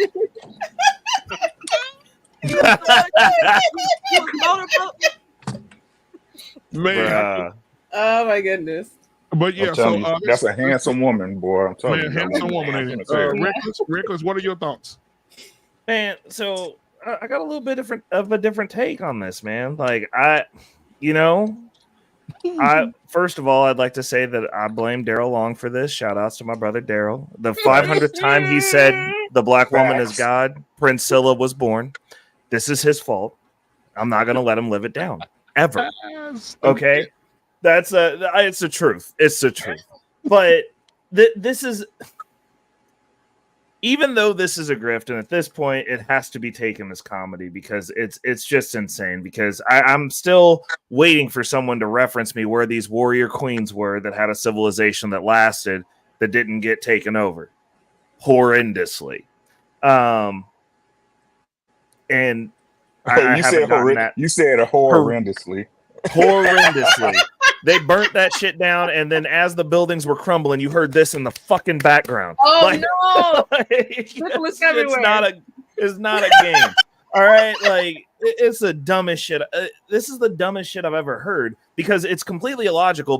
But to like what Ricky said earlier, it makes women feel good, and it just goes to show that, like, obviously y'all ain't good at competing with us at anything because y'all got to make up these crazy ass lies to make yourselves feel better while you're still losing. It's crazy. Like you guys, look, the first dude that was like publicly trans, woman of the year. We are better than y'all at everything. I'm just gonna say it. Like, we're the best. We are the best. I'm sorry. Like, we're just real good. We're real competitive. It's uncomfortable. Now you can't even be an adjustable 6 no more because you could be a dude, and we're not even trying to have them problems when we get home. Y'all are losing at being average. Like, this is terrible. It's insane. Yeah, it's true. But the reality of the situation is, to her point about men were meant to be slaves. No, it's not all of them. I mean, I'd say a great majority. Obviously, most people are average, which is fair. Overwhelming majority, right? Come on. Yeah, exactly. But what I'm saying is, there are certain times in life. I mean, you could look and reference all the people who ever conquered the world. What about those men? Where they didn't go anywhere to defend anything. They got bored, looked around, and said, shit's kind of good, but we gonna go to the left over here, and we're gonna take their shit because fuck them. Men are also warriors. Like, not only do we build things, we also take shit. we also destroy shit. Like the only way that you get to have a Princella is you get to have a society that's so nice that we won't go to Princella's house and drag her out into the street and curb stomp her. That's the only reason she gets to exist and talk like that. If she was in any other country, if she went to Dubai and tried to shoot a podcast, they would cane her dumb ass in the street and lock her up and be like, y'all need to come get your idiot back before we cane her whole ass off. Hey, right. Bro, I've been saying for the longest, women, y'all do not want to see the true essence of men. No. Y'all do not want to see that. Y'all really need to tell y'all girls, y'all need to chill the fuck out. Y'all do not want to see a man with nothing to lose. Y'all do not want to see a man at his very basic nature. Hold up one second. It would be ugly out here for y'all. My audio got messed up. Hold up. Absolutely. Oh, Lord. Okay, hold on. Let me undo the audio over here. Blink twice if you need us. Okay. Hold on. No. It's just the audio that's messed up. But I can finish my monologue real quick. Let me finish my monologue real quick, and then I'll fix the audio thing after I hand it off. But what I'm saying is, Ricky's 100% right. When this gets bad, men left to their own devices, it's a dark world. I mean, even in civilized places that are run ironclad by men, where all the problems are still fixed, but men are in charge. It's you just ain't messing around. You steal stuff in Dubai, they will cut your hands off. Like, are y'all living in that world? You pull up on people. I mean, like, you're starting to see it now. Look at Chirac. Now that's uncivilized men left to their own devices. That's uncontrolled men left to their own devices. That's emotional men left to their own devices. But like, look at what they're doing there. They put a video up on Instagram today of a dude getting shot up in a drive-by. They pulled up on him and popped that dude and his friends while he was holding his child. And stopped the car and got out and continued firing on that man while he was holding his child. And they still get the sick. Okay? That's men. And they probably got some sex right after stuff that. Gets dark. They still got women. Like y'all ain't built for that. Like it's not a world that you want to exist in. Where, I mean, even the civilized countries, the freedoms that you have in America as a woman right now, nowhere else on this planet are women being that reckless in a civilization that's not actively collapsing. And I'm telling you, the men in the civilizations that are gearing up to take this shit. And you go, I mean, if y'all ain't ready to hear that in the background, you better start acting right, because once you get rid of all the men who are willing to fight, all the men who are disagreeable, all the men who don't have dough bodies and high estrogen levels, once all those men are gone, someone's going to come here and take this shit, and you're not going to be able to hold it. Period. Don't get it twisted. What's worse is some of those people are already here. They're already here. Like I said it earlier this week, actually last night. The issue on our southern borders, what's coming here, the stuff that's dangerous that's coming here, they traffic women. Y'all talking about nobody cares when black women go missing now. You're going to see a lot more of y'all going missing now. Women, period. Because that's what they do. You allow them to set up in your society. Next thing you know, people are just going missing. And for you weak men, they traffic men too. Just so you know. I'm just saying. You might want to be on your square, dudes. Like, it's not going to be easy for you either. Because, like, you little soft bodies, you little dudes, they'll snatch you up too. Like, I digress. My mic's muted. I'm going to fix my sound real quick. Easy money, so stay where you are, okay? Right. They coming to get you. You see a van, take our running. Just call me. I'm coming. Y'all leave Easy Money alone. That's my brother, man. That's my brother. We always tease. I have got to piggyback off of that, because that was excellent, Ray. Once again, I agree with everything. It's very refreshing. I hate to be such a Mr. Me Too, but I'm sorry. When people are right, they're right. And I talk about so many of these things on my podcast, but I do solo broadcasts, so I don't often get to be, having conversations with like-minded people in real time like this. So it's very, very refreshing to do.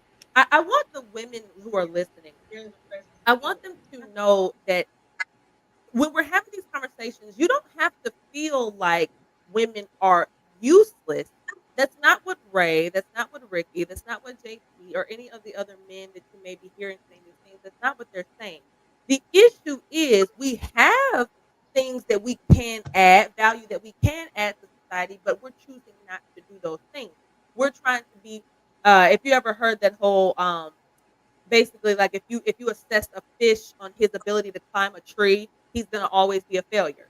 We're fish trying to climb trees right now, and if we would just be fish in water swimming and doing what fish do, we'd be fine. But since we keep trying to operate in this masculine frame, trying to do things that men should otherwise be doing, that's where the disconnect comes in. So it's not to say that women are just totally useless. Obviously, we're not. When God created Adam, he said that I see that it's not good for you to be alone and that you need a helpmate. So he obviously created women just for that. And that is very special. But we have to just remember that that's our place. And another thing, too, like Ray was mentioning with the border situation, I don't understand Black Democrats. I'm just gonna just throw it out there. I just cannot understand how in 2023 you can be a Black Democrat. Now you might not be a Black Republican either, but you certainly should not be going around here proudly asserting that you're a Democrat or that you're going to vote for Sleepy Joe and this kind of thing. The 5 most dangerous cities in the world are all in Latin American countries. We have to stop pretending like we don't know this information. Like the entire country of Mexico is not in the state that it is in because those people allowed the cartel and corruption in their government to ravage their country to the point of desolation. Yeah. And now they want to come over to the United States, and you guys are going to let them because you're bleeding heart liberals. Obviously, none of the intelligent people on this podcast, but some of the people may be watching or in the ether. And so like he said, it's some of this stuff is going to come to a head. And since you've emasculated and made effeminate all the men here, or you're trying your best to tell men that anything masculine is toxic or oppressive or abusive, and then the other half of the men, you make them feel bad for just having basic masculine tendencies at all, you're going to just make them turn away from you. And then so you're either going to have the ones that are just dejected, that don't care enough to protect you or to protect the country when things pop off, or you're going to have the ones that are too, they're basically like girls with penises by that point, and they're not going to be able to do it anyway. You're going to have Yvette and Jody. That's what you're going to have. Yvette going to get Jody killed, and then she want Rodney. She want Jody to get rid of Rodney. That shit ain't going to work. Black man, did you show us that clip where the woman she was facing off with the guy in the army and he just came oh yes that's what's gonna happen, mowed her down man. Oh my god.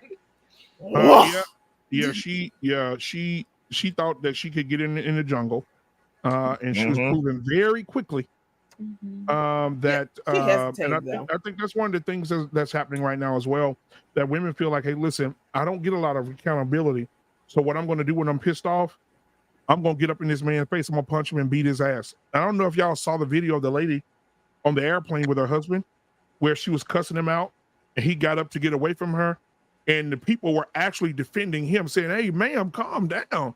And she was like, oh, you going to run away from me? Are you going to listen to these people? She pulled her laptop out of her bag and bust the back of his head while he was walking down the aisle on the plane.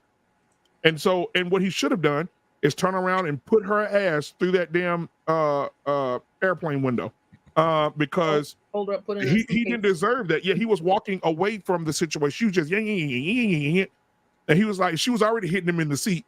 And so everybody was like, call the police on her. You know, the old white women, call the police. This is horrible, right? And so yeah, she hit him. I'm gonna show y'all in a second. I'm gonna load it. I actually wonder why they don't have what they call them for the plane. The marshals. They're supposed to have air marshals. I don't understand why they don't have at least one marshal on every flight. That's supposed that's your job. I think they do. They do. They just, it's certain things where they won't blow their cover. It's a certain time. Well, I'm talking about flight. I'm talking about the ones who can be seen then, because or because I do know that because my daughter asked me why do I have handcuffs. I do know that because I looked it up for citizens arrest. Just tell her that's how you got here. For citizens.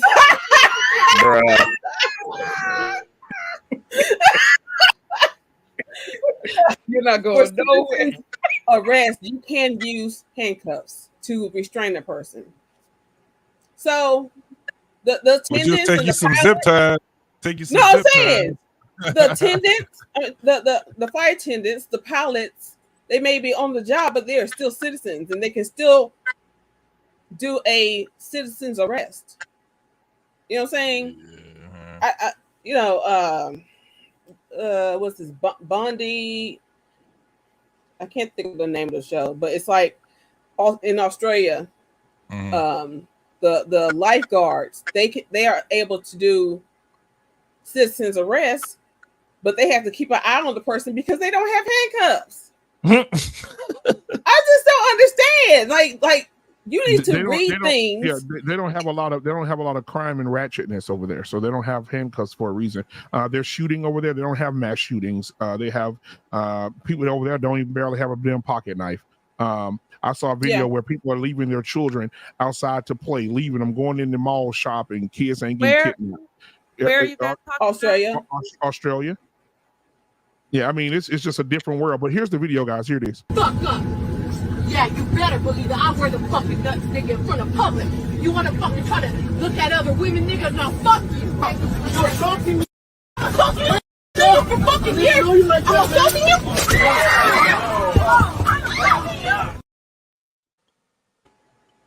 I ain't got that much restraint. I swear to God, bro, I would have beat her ass to sleep. I would have Stone Cold Steve stunned her right immediately, and then got up and done the Rocky Rock takedown too. Like, no. I would have tied her hood on her hood. I would have, right? I would have. That's all I'm hearing from y'all. But the fact is, you wouldn't be in that position in the first place. No. Oh, okay, fair enough. You gonna have No. Let me tell you, I have been in a position like that. I made a girl beat her own self up. I made her beat herself up. She thought she can go. I had to show her that I was a real man. Exactly. I made her beat herself up. I tied her. That's what I was just about to say. I took her hoodie, put it over her head halfway, and tied her damn hood up. You made a makeshift straight jacket. Threw ass down them goddamn steps. When she got finished with that, I said, "Now go tell the cops that." Yeah. Then I got 6 months of goddamn bail. You put your hands on me on a plane or anywhere, I swear to God, you gonna see the man in me. Yeah, I have a retainer. I ain't that nice. I'm just not that nice. Let me get these super chats out the way and we can move on. We got Clement Gurry in the building tonight with a $2 super chat. Thank you so much, my brother. Remind your wife of the stripper days. I know that's right. $2 super chat. Thank you so much. We got Hink in the building with a $2 super chat. Thank you, Hink. He said, I'm nasty, helpless. Nasty, helpless. Nasty, helpless. All right, we got Information Man in here with a $4 super chat. He said, much respect, brother. Shout out to Information Man. All right. And then we got Clement Gray too. Like he said, the Bible spoke on this Satan kids against gods. All right, there we go. And then we got Big Andy 11 says, just saying what up, Ricky and BMU, $10 super chat. Thank you so much, my guy. Appreciate you. All right, so I want to play this video. I have wait. I didn't go. Oh, I'm sorry. Go ahead, Sugarfoot. I apologize. Go ahead, get it out. Don't call me slave, ho. The hell? What the hell? Oh my God! Yeah, that's what I gotta say for the men, for my homies and stuff like that. Don't call them slave, ho. Right? Yeah. The hell? Look, she was very wrong for pulling the laptop out, hitting him with it, and then getting her fist, beating him in the head all the way out. Now, I want you to see how nobody involved themselves in that. Now, reverse it. If he had hit her in the head with a laptop and punched her in the head all the way down that aisle, what would have happened? That would have been a completely different situation. Men would have jumped up. It'd have been a fight. He would have to fight everybody on the plane. He would have to punch everybody, beat everybody ass. Yeah, well, man, you used to do those reaction videos back in the day. That incident happened in the airport. where this I think this white woman, she was a Latino woman, she was going after a man. Yeah, Someone she yeah, met the in a employee. yeah. Yeah. Then a And black man everybody again jumped in. went to defend the woman in that case, even though she Yeah, he was said no, clearly because the aggressor. she slapped him so hard, Jesus felt it before the crucifixion. Listen, I and thought he that got was up, and Charles Dutton. he went to go get her, and he said, "Oh no, you put your hands on him." He said, "Now I'm finna fuck you up," and she knew at that moment she fucked up. And when he went to go get her, here come this big old black dude. Don't put your hands on her. I saw that. Put your hands on me. I said, "Shit, but it been I burned 100 calories that day. I put 1,000 calories that day. I was both of them. Both of them. I saw that. That was bullshit right there. She knocked the shit out of him. She hit him hard, and then gonna play victim. I thought that was Charles. If you look at it again, you would think that was Charles Dutton. If y'all don't know who that is, that was Rock. The Rock. Yeah. So guys, I have 2 more videos, and then we're gonna go into our last segment of the night. So these 2 videos are going to be for the last segment of the night. I think personally that women, and Jay and Wife School Podcast and Nissa, beautiful family, maybe y'all can help me with this. I don't think women should be over men as when it comes to church.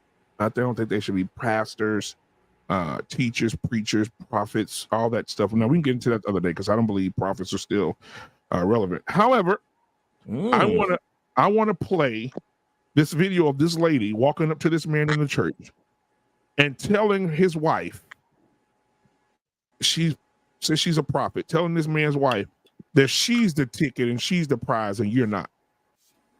In the middle of a church service. Here we go. Well, you be nice. God loves her. Don't be mean to her. Because if you're mean to her, it's not going to go well for you. Because she's going to be great no matter what.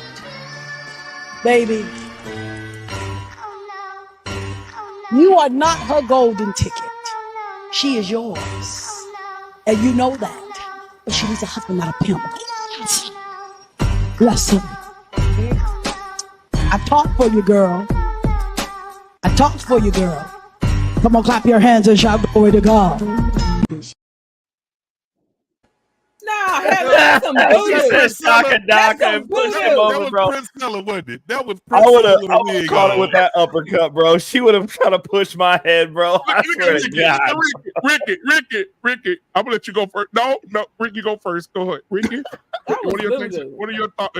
If she would have pushed Ricky, she would have told your wife at the church, Ricky, you are not the golden ticket. She is.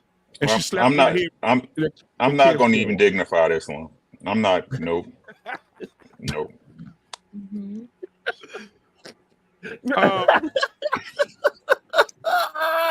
gonna hop over in the middle. Jay, what are your thoughts? Well, I'm not gonna lie. I wasn't. I don't know what I thought I was gonna see, but I can guarantee you I wasn't expecting that. It tripped me out when she said she needs a husband, not a pimp. I don't know what insight she got from that part of it. Exactly. But you know, oh God. To your original question or point of how we feel about female leadership in the church. I'm in the same camp as you. I remember a time where women, once again, we had a role in the church. It was a necessary role. We were the mothers of the church, this kind of thing. But it was not the leadership role. I do believe that God calls men to lead in that way. So now, I don't think all female pastors are pastors under bad intentions.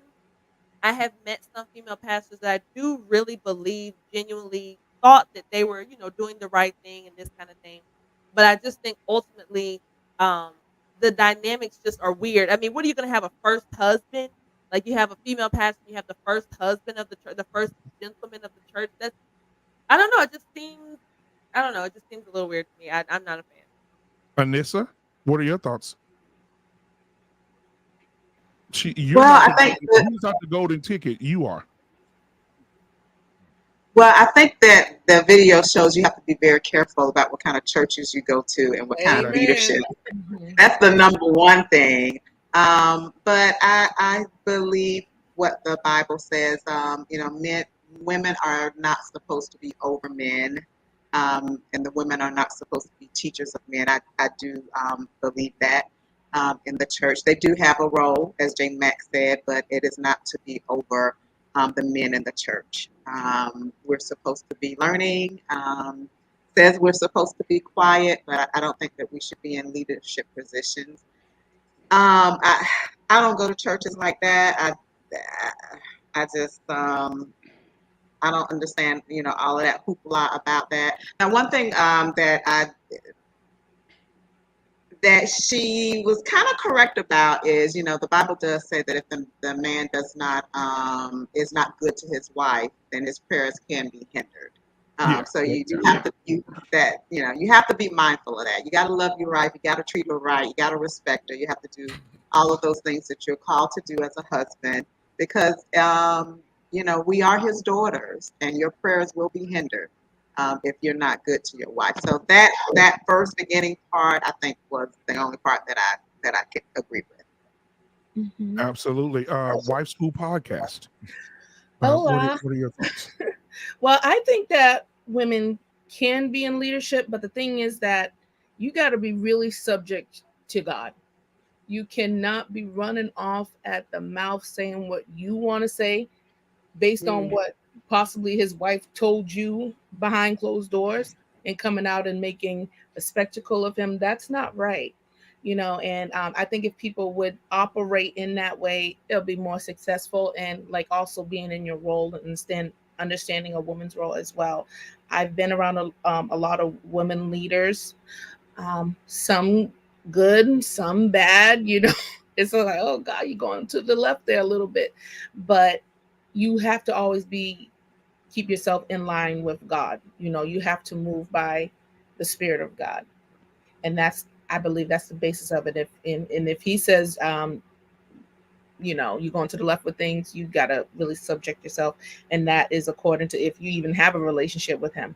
There's a lot of people, they don't have a relationship. They're just out here being hirelings and getting money from people because they don't really care about people. As Miss Anissa said, you have to watch what house you're going to. It was kind of cringe. I did see this last week, and there's just some things that you address in the privacy of an office with the husband and the wife. You do not bring their issues out into the public so that people can record this, and now everybody in the congregation looking at Reckless Ray like he got a meal ticket, like using this girl. Like they're just ways and protocols that you just do not go beyond. And I think that sometimes we get sensationalized, we get caught up in the moment, and we just gotta say that word at the expense of someone else. And that's when you get the church hurt. That's when you get people leaving.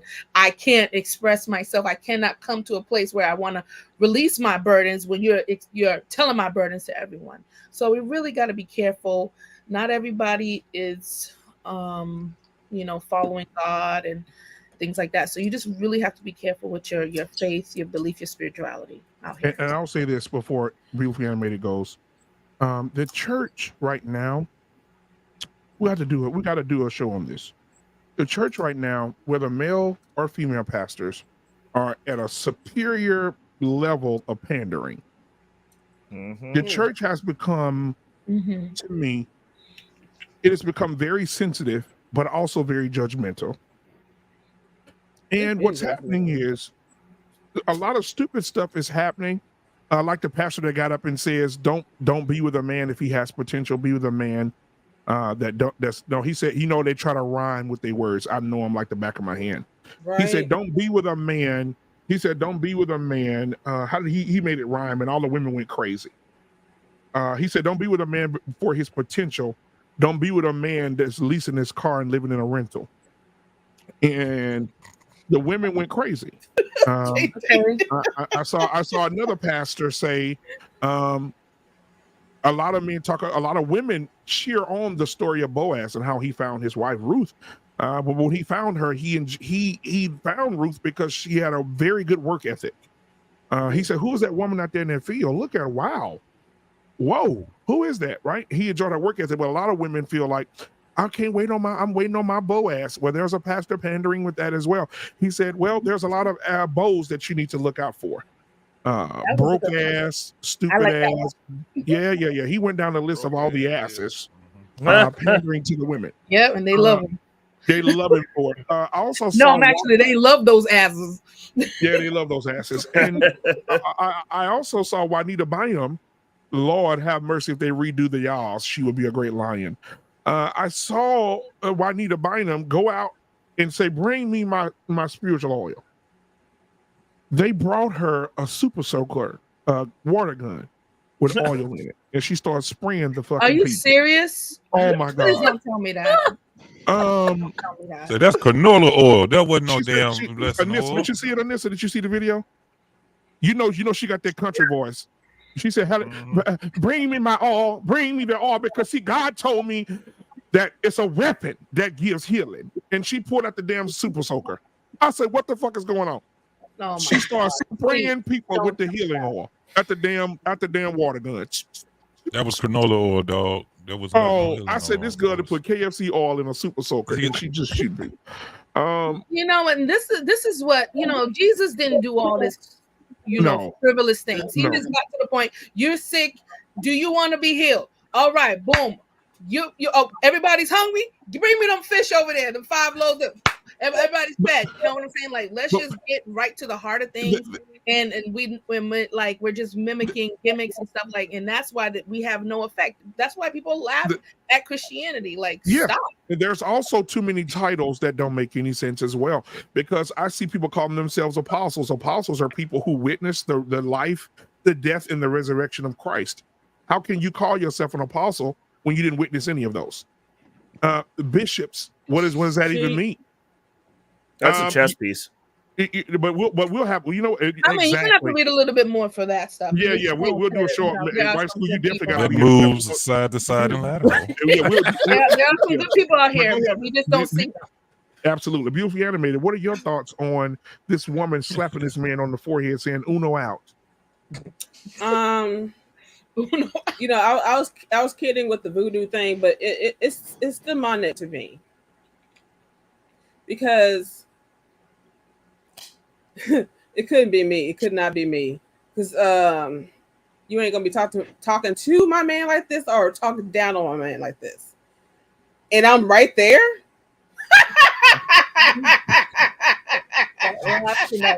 I'm definitely gonna clip that. So thank you. The hell, right? The hell. I had the cap and the shade of it all, because she was being real shady, and this is what makes it demonic to me. The anointing she did with the oil and stuff like that. You didn't spat venom at this man, and now you want to anoint him? No, keep whatever you got. Don't touch him. Don't touch my man. I'm about to act the fool up in here. No, we wouldn't be at that church. We'd be walking away. Okay, no. If I saw that being done to someone else, we'd be walking out. Mm-hmm. Absolutely. It's funny to me how the original question for this show is, or not necessarily a question, but this whole topic of women don't need me anymore and this kind of thing. This is the one singular note. Now, I've been taking notes along the way, but this is the one singular note that I wrote before the show. And I already knew the numbers were amazing, but I had no idea they were actually this disparaging. The average net worth of a single Black woman is $5. What? Hold on. How much? How much? Don't tell Ray that. It's $5. Oh, the average, but let me finish. Let me make it even crazier. The average net worth for a married Black woman is $31,000. So I feel like the persistent just insistence of trying to say that women don't need men, specifically that Black women don't need our men, our counterparts, it's just insane. There's no data to support it. It's clear to see the turmoil that our community has been in the last several decades with so many fatherless homes, husbandless homes. Somebody mentioned, I think, I thought I heard somebody mention Chicago earlier. They've Chirac. literally had to shut down all of their Walmarts because of the rampant looting and robbing and all that type of stuff going on. And we already know who's doing it. And we already know who those young men go home to. And the odd thing about this thing now is that we're about to be in a really bad place now.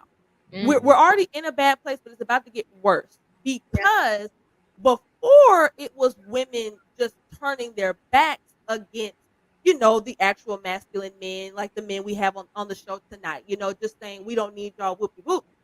But now, of course, they want those men, but those men are going to be few and far between because this next generation coming up have been raised by women. So there's not going to really be the caliber of men that they turned away and said, such awful things to for so long. I mean, think about movies like Waiting to Exhale, which before I get started, I have only seen that movie maybe twice my entire life, and it's been a very long time. Wait, but which I movie? was watching Waiting to Exhale. Oh, okay.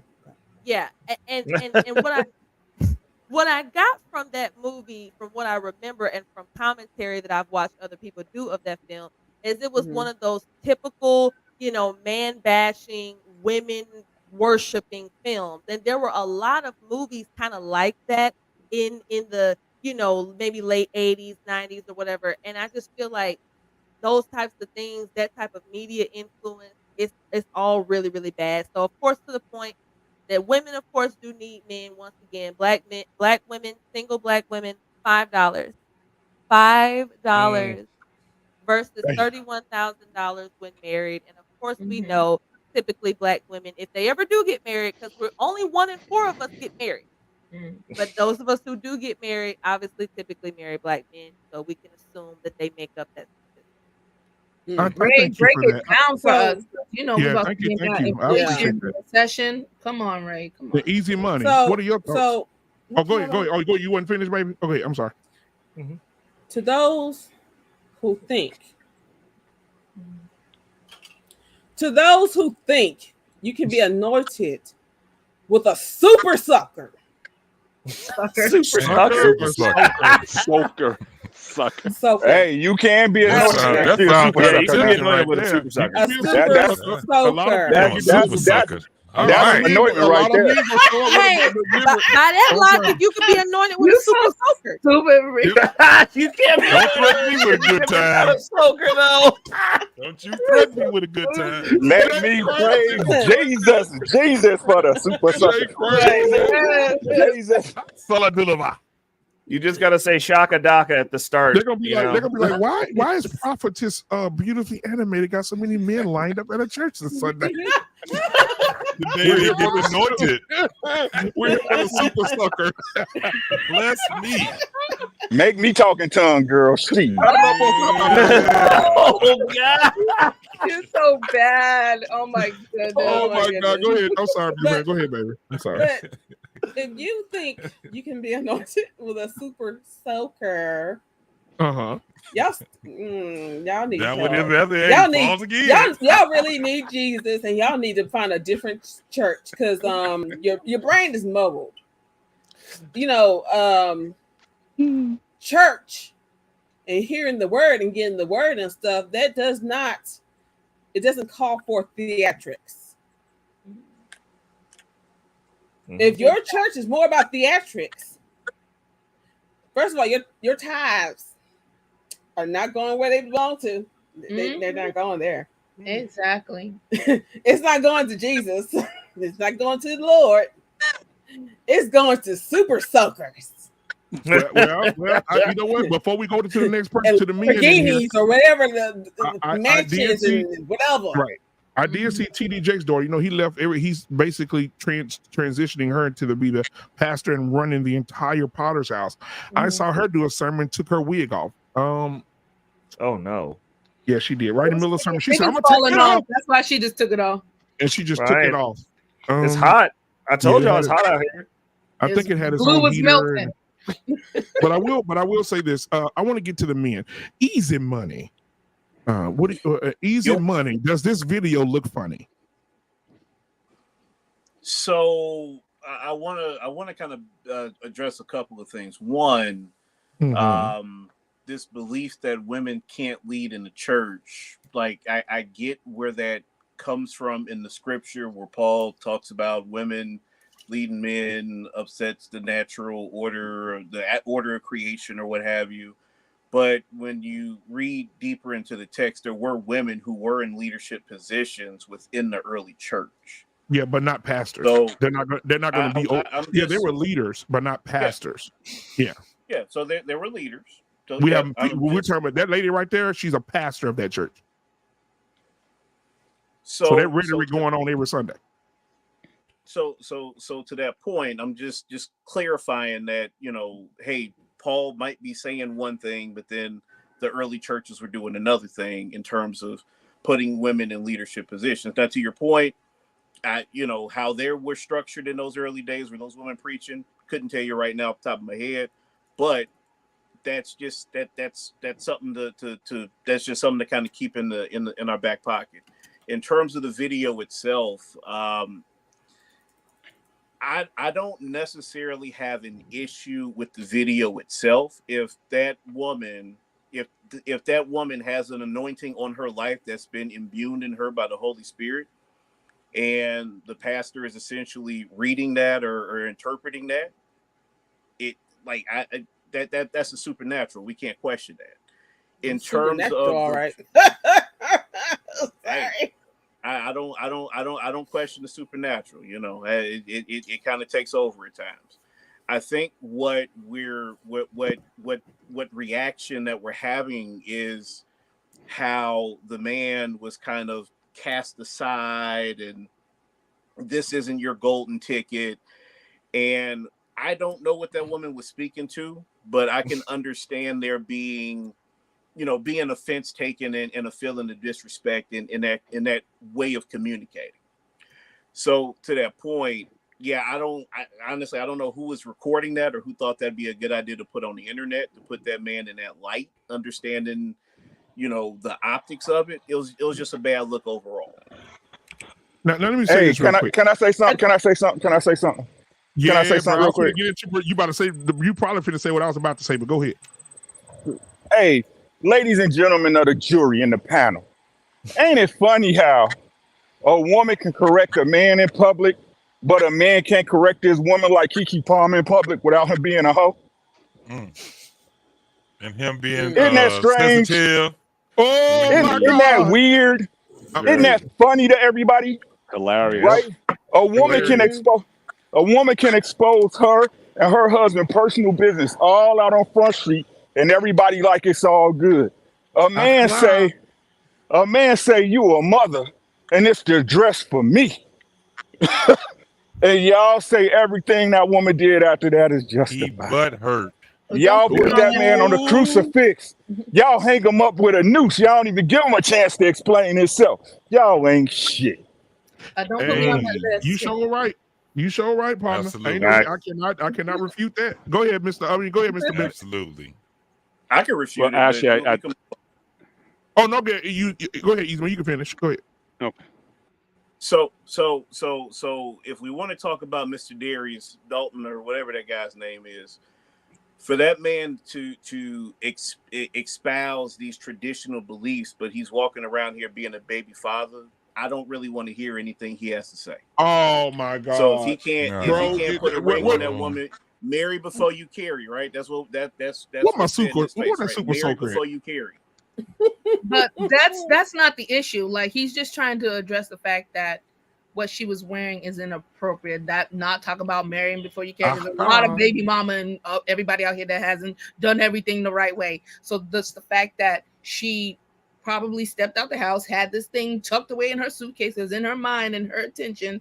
I'm gonna be looking like this way out of town, and get up there and embarrass him with Usher. So that has nothing to do with marry before you carry. This is about decency, and you represent yourself as a mother in our relationship. So she clearly had disrespect for him. Thanks. Yeah, right. It's about respecting your role as a mother and also respecting your role as his woman, which is literally, ladies, if we boil it down, that's literally the two. That's just it.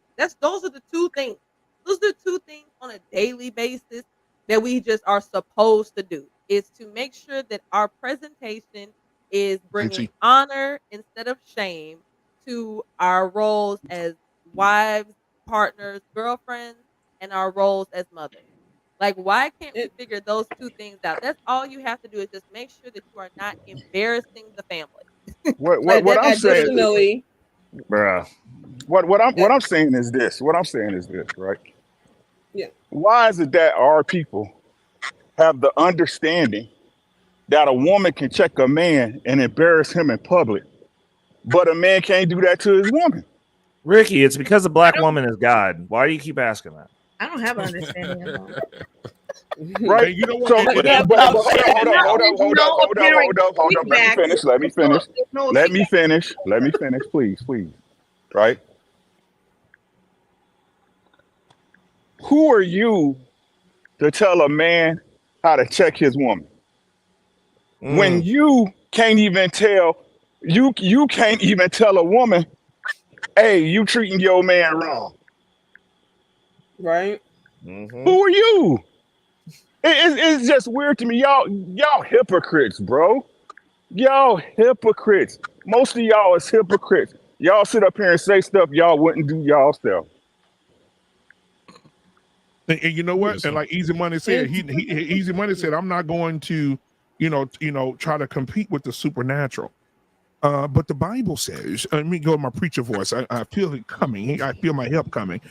The Bible says that a woman should be modest in her appearance. And so she wasn't modest in her appearance. She went out and embarrassed the father of her child. And he corrected her, which he should have. I remember my mother used to say, wherever you do the crime is where I'm going to slap the shit out of you at. Exactly. I'm not going to wait till you get home to slap the shit out of you. I'm going to slap your ass into the sugar on the sugar aisle because I told you not to touch that toy hanging on that end keeper.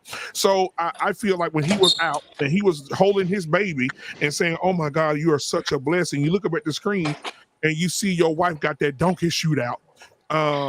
It was a problem for him. And for us to sit here tonight and say, I'm not going, like my brother Easy Money said, I'm not going to be with the supernatural, whatever God told her. But she really emasculated that man in front of a church full of people. And in a church full of people, now millions of people, because this went viral, millions of people are now seeing this video and saying, damn, she emasculated him. But then you look at Kiki, oh no, he wasn't married to her. He a baby daddy. It's all these excuses. So I'm with you on that, Ricky. I think that, we have selective outrage. To what I think that's what Jay was I saying. didn't have outrage over either one, so we're good there. But Black Man, on that point, if that man had such an issue with her outfit, why didn't he pick up the phone and call her? Why in the world would he run to Twitter? Oh my God! How you gonna pick up the phone money, and call her while she getting busted down by Usher? Easy money. Let me catch you up on technology. Go to Twitter and be Easy money. Let me hold on, guys. Going viral like everyone else found out at the same time. Your woman dressed half naked. You don't know what she's gonna wear because she got millions of dollars, so she could just probably go and just buy this without you even knowing it. She gets half naked, and the whole world, she's on the goddamn jumbotron. And everybody looking up at your girl that just pushed out your little boy, and she's stroking that ass on Usher. And you saying that's a private conversation? Shit, Usher would have been like, "Damn, why them lights and shit coming down?" Oh my God, it's a fair but here. the thing We got was a with that problem. I'm coming. but I want to understand why. But the thing was also is that she didn't even have the fortitude. What are you talking about? But she didn't have the fortitude to respect her child's father. So he had every right to put her in her motherfucking place. Exactly. My only problem with he did was that he didn't check her hard enough. He right. He definitely not me. How you gonna check her in her house though? No, hold How on, does that bro. work? It doesn't. This is the thing. You know what? This It is doesn't the matter thing. whose house it is, really. Hold on. It ain't everybody trying to act like this dude didn't have means of his own. He had means of his own. He did. Okay. You're right. He does. So at the end of the day, when it comes down to it, you're gonna stand on it. You're gonna stand on it. If you ain't with her, you ain't gonna be with her anyway. So you might as well go ahead and put it out there and let her know. And he did it his way. Like I said, he did it his way. And like Ricky said, the world want to get in on him. He butt hurt. He a simp. He this, he that. But as soon as you get a woman that comes out here and she calls herself checking a dude, nobody has anything to say about it. Ain't that shit backwards? It's a backwards thing. You know what else? Easy money. You know Don't how y'all much? say women and men are Hold on, Easy. I'm gonna tell you this. Then you could cook. You know what's more sickening? That the fact that after he checked her ass, which he had every right to do, and he was right, she went and shot a video with this damn man to throw it in his face. She doubled down. Yeah, she did.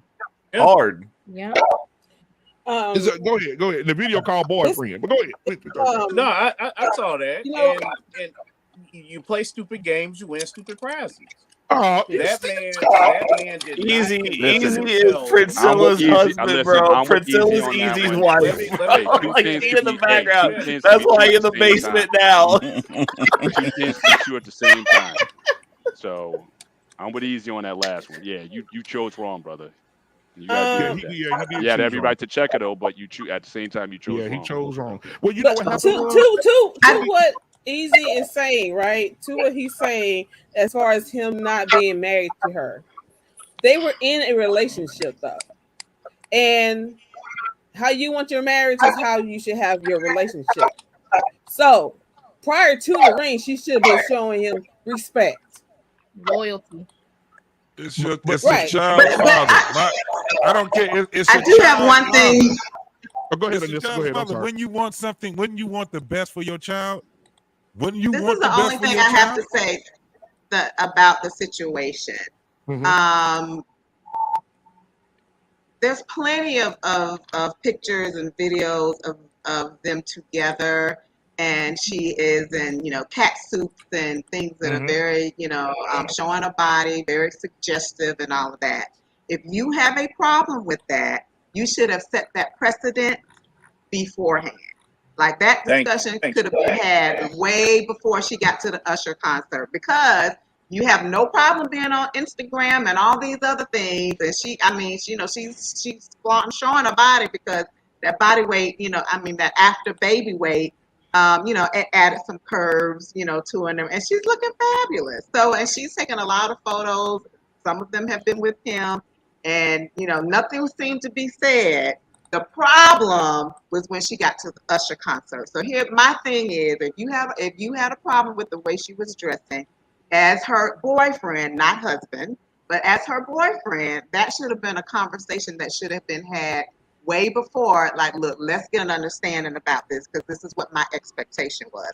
If you did not have that conversation, she may not have seen things exactly the way that you did. That's the only thing I have to say about that. I didn't kiss my wife on camera before. Baby, I love you. Ooh, yeah. I shouldn't have to tell my wife, when you go to the Usher concert tonight, you better not kiss that nigga. Well, now you keep saying why. I mean, even if you keep saying why, but I mean, people want to step out on the scene. People want to step out on the scene and look good. So there's nothing wrong with looking good if you have the body to do so. But when we change into a different role, which we just try to just like get rid of everything because do what you want to do. When you become a mom, you have to have some level of decency about yourself, because you are representing. And you don't think that as a man could have had that conversation with her? It's just as bad as a woman. That conversation with her though. Before it got to all of that, he could have had that conversation. You don't have to have a conversation though. Like the reality of the situation is this. But this is a different situation. But she's young. She's not a regular average person. Now she want to show off and you know how women are. Did someone say she didn't? It's different. Did someone say that it That was his responsibility as the man to have that conversation with her. So she's so irresponsible. Hold on, no. Anessa, you just made a really good point though. Men, this is why you do not date women who do not value you above themselves. He was not in a position of power in that relationship because she is keeping calmer and she's going to do what she wants to do. She had no fear of losing that man. Now that he's gone, she out here still antagonizing him, letting Usher hump her. She probably got with it, allegedly. Like, I don't know. It ain't gonna be Usher humping her. It's gonna be Boo. He's not there. She gonna have a baby by Women Boosie. make Let me tell y'all what happened women real quick. feel that they can override a man. Doesn't matter. She can put her at that dress, like I said, in her suitcase, even though he probably had saw it prior and was like, nah, I don't think you should wear that. And she get out there, what stays in Vegas happens, stays in Vegas. You know how people are when they get around their stupid friends. And then boom, we seen it. But she had no fear of losing him. That's the only reason she felt that way. And before she had the baby, let's be real. If you want to go back and watch it, before she had the baby, she was built like a 10-year-old boy.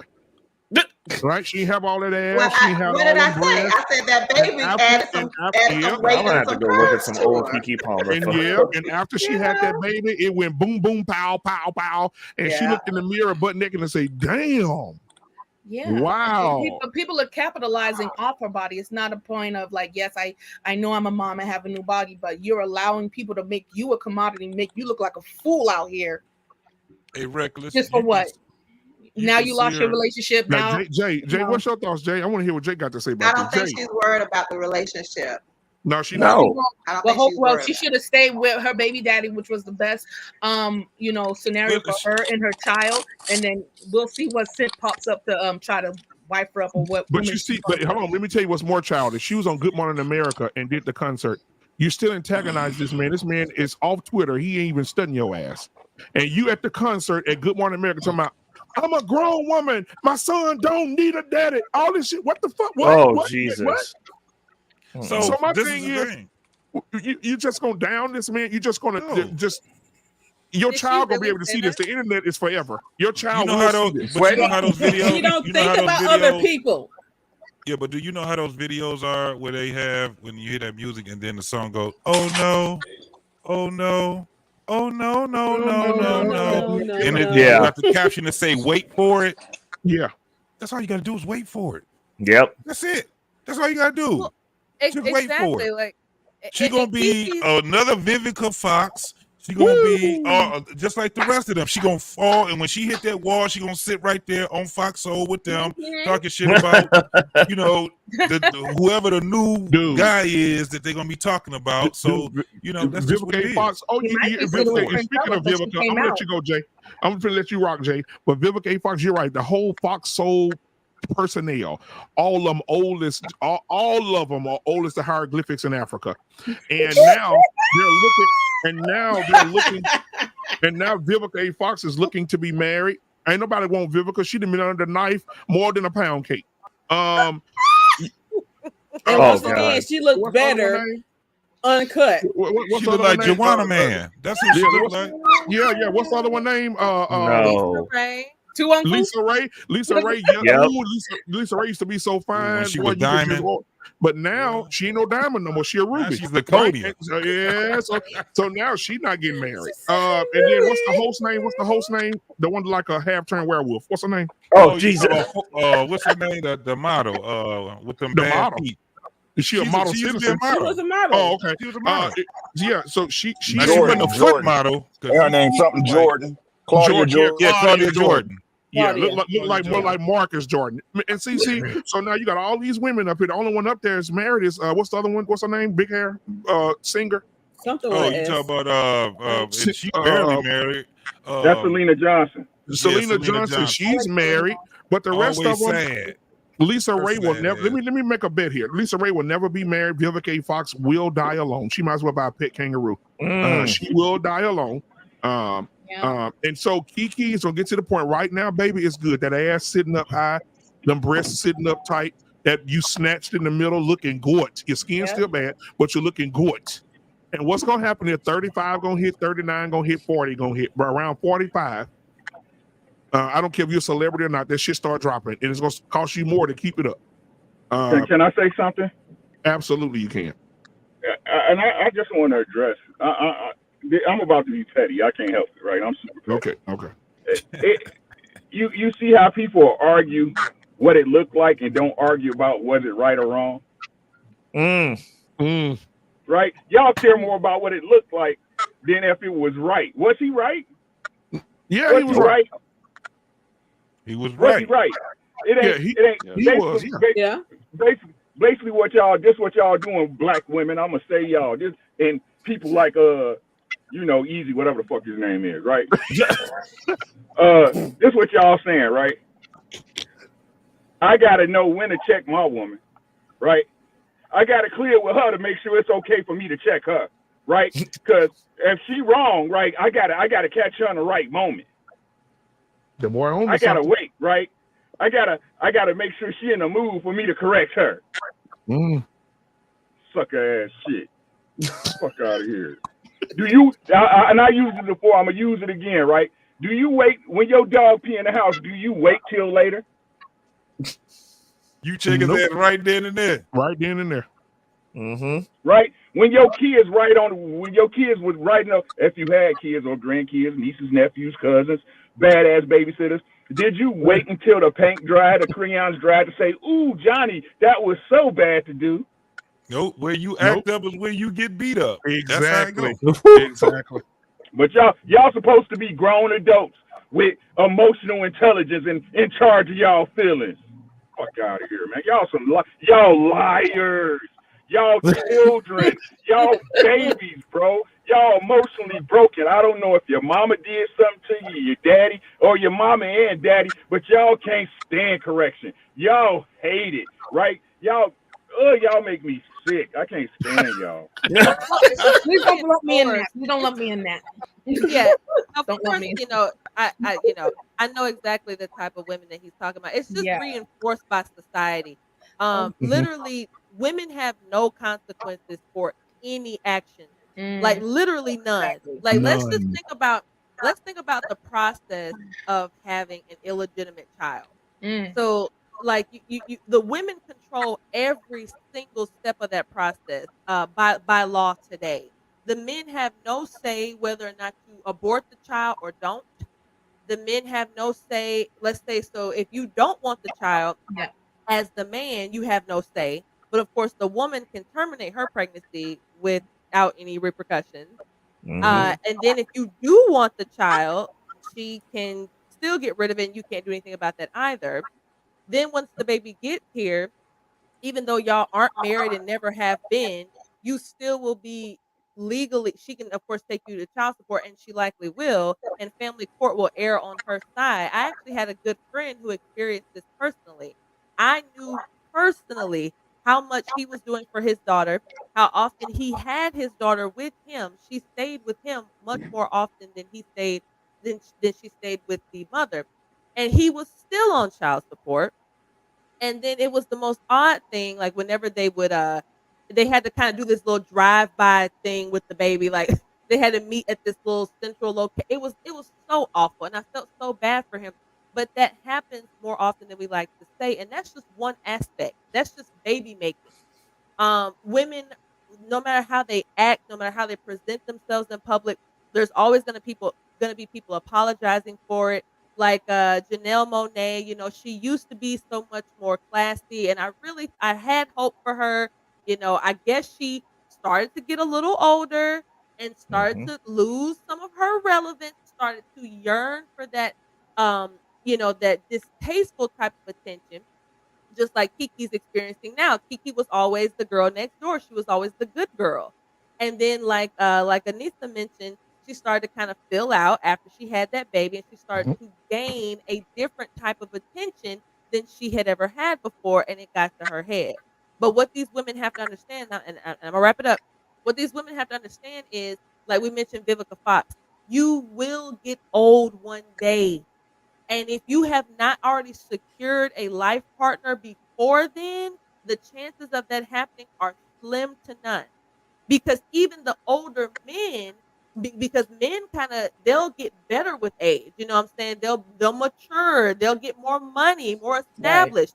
And so once they do that, they're not interested in a 55-year-old woman. They wanna see if they can pull the 27, 28-year-old, whatever. Whether however you feel about that, that is often the case.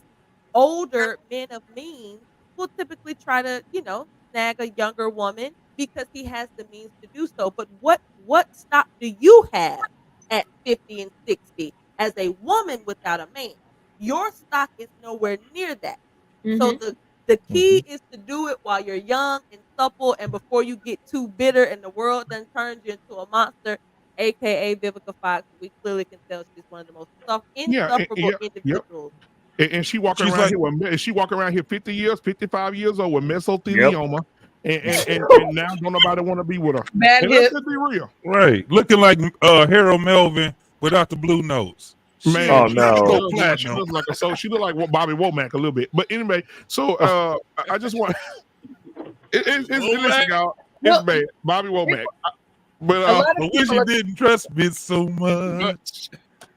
a lot of people are capitalizing off, you know, the emotional dysfunction of women. Yep. We don't have our fathers. We listen to these Glorillas. We listen to these redheaded, two-toned, Sexy Red. crazy She said, get that chlamydia. Barbies. She loves You know, it. we don't really. We have a whole bunch of host of children because we choose men based on preferences, but what we want, but not what we actually need. And we just in a bad way, but we keep drinking the Kool-Aid. We keep buying the next book. We keep listening to the princellas that, you know, people that are indoctrinating us. And it's so bad that we're the most educated, but we don't have no common daggone sense about anything. I was listening today that people are investing in stocks based on women that in the near future You that better talk about it. 50% of women are going to be single, childless. They're investing in stocks that like fertility. You want to save your eggs because I want children so bad because I didn't prioritize that in my prime years.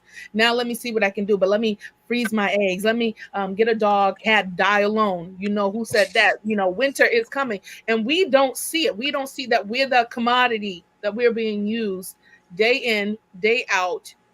And it's just a sick thing, and you know you're just going to lose in the end because you're self-sabotaging your own success and your own results and you don't even know it.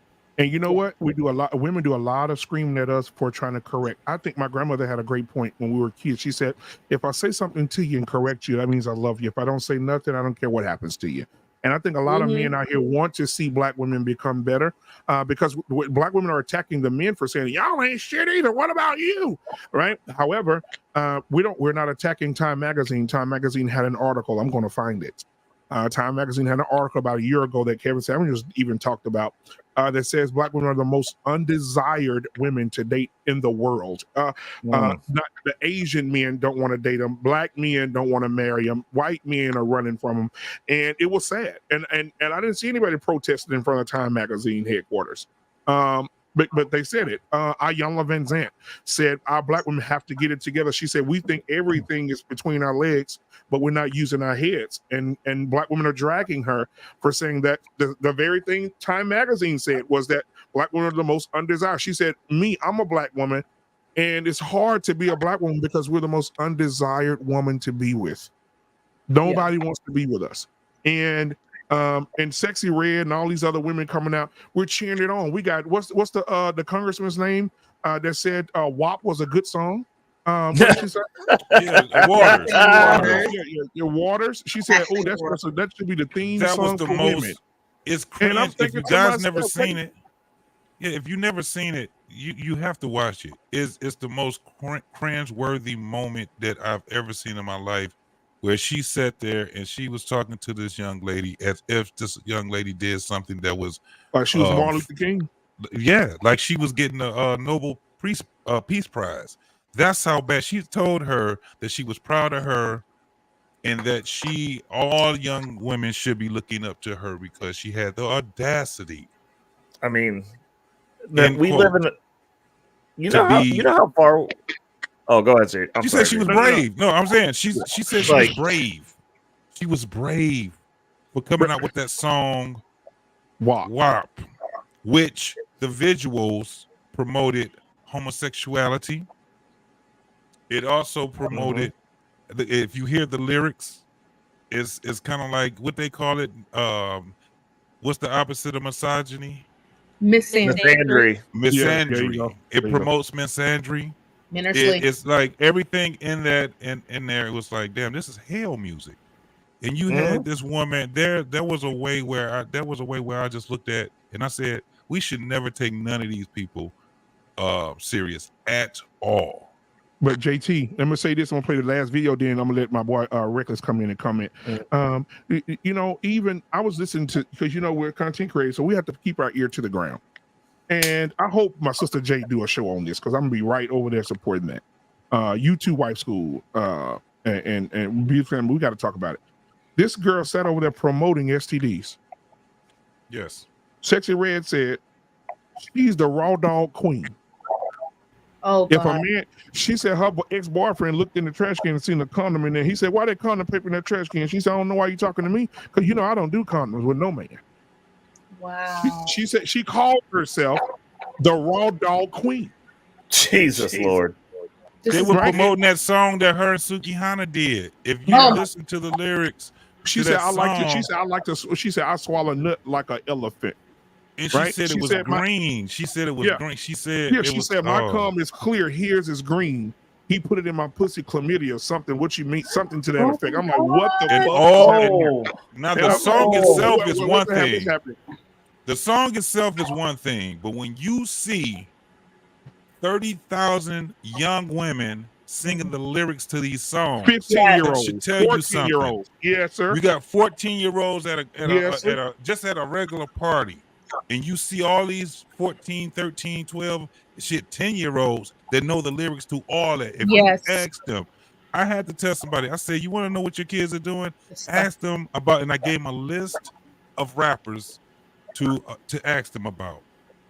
It was not trap rappers, but it was drill rappers, and it was all these other females. Because y'all think that that Glorilla and Sexy Red and the other chick, you think those the worst?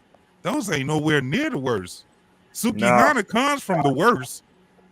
The worst. I'm talking about they have no skills, and all they talk about is deliberately destroying one another. Yep. Women don't like women. They don't like men. They plan B's and Hennessy's and all of this stuff. Which one of them did the video in front of the abortion clinic, in front of Planned Parenthood? When she said, that was, if I get pregnant, drop that baby, drop that baby, drop the kid to take the baby. I said, what the hell? And they talk about killing babies. Yes, oh my God, I'm about to cry. I gotta turn this off. So you hear, and the craziest thing is not just them doing it; it's the amount of influence that they have on little babies. You have to see it with real time. And I keep telling people, you listen to what your 13-year-old is actually. Listen, all you gotta do, take notes of who it is, and you ask them, do they know? I guarantee they know that rapper. Yep, they're not like rappers like what we came up with, where you seen it on TV. And you saw it on, on Yo MTV Raps, or you saw them on BT The Basement, or you hear it on the radio. This is not that type of entertainment anymore. The entertainment they got is the entertainment that's on YouTube and on their iTunes, right? You got to remember, they stopped putting a lot of money into speakers, like the big speakers that's out there. There's no money in that. They put all of their money now into what? Headphones, earbuds. Yep. So you can't. Your kids right in front of you listen to that crazy ass music, and you wouldn't even know. And you don't know. And you know what? They just had Sexy Red. I'm gonna play the video. We had Sexy Red went to a high school, and the principal said, "We have a native in the building today. I am so excited to have her come here and speak to you kids. She's an artist. She's someone who came from this very school, and I just want to bring her up. Bring her on up." And he said her fucking name, Sexy Red, in front of all the kids. She comes out the back, titties out doing this. Yeah. Yes. So this is what you bring into the school to talk to the kids. This is what you're doing. I mean, she came out the back like this. And guess what? All the kids come down singing her lyrics, dudes and females. St. Louis has I don't know, I didn't check this year, but I know in the last few years, St. Louis has been the murder capital of the United States, and that's where she's from, and that's where this took place. For people who watch my podcast and see, I can, my energy has shifted a little bit because every time I start really thinking about these people, I actually get genuinely angry. But I'm angry at what JT mentioned. The idea that There's so much influence in this and so much support for it. It used to be that grown people could recognize that kids were into these things and they would shake their heads at it like, man, this is a shame what these kids are listening to. Now they promote it more than the kids. Now they'll look at you crazy if you say, no, I don't twerk with my daughter. Of course, I don't have children, but just speaking hypothetically, they'll look at you like you're crazy. They'll look at you like you're crazy for saying, I wish my child's school had this girl come and perform without my permission. I would have went up there and cut a fool. Those parents would have looked at you like you were crazy. That's the part that pisses me off. It's that they can't be satisfied with just being degenerate on their own. They want everyone else to be equally as bad. And that's the part that's how you know it's just demonic. That's how you know that this exceeds a human level of just error, right? None of us do anything perfectly, right? I'm sure parenting is already a tough enough job, but at the base level, you should want your child to be safe and to be well, and you should want to protect their innocence. That if you can't do that, you are the literal worst type of human being, that you can't even be bothered to protect the innocence of your child. Your child's school is so backwards that the principal, the APs, and all the parents signed off on this degenerate fool who literally goes on record talking about her front side being pink and the back side being brown. That is her claim to fame. That is her claim to fame. She's not a grifter. You know what I'm saying? She didn't pull a bait and switch. This is how she came out the gate. And y'all let her perform in front of those babies. Yeah. And we as a community, we're never going to be that. How God is going to deal with us for allowing this for our babies is going to be very, very, very bad. I'm and Jay, let me say this.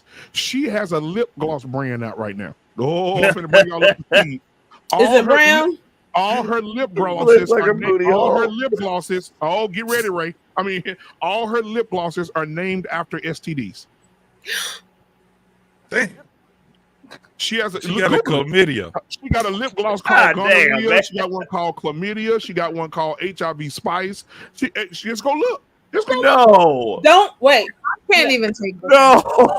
Wait. Just don't hate the play.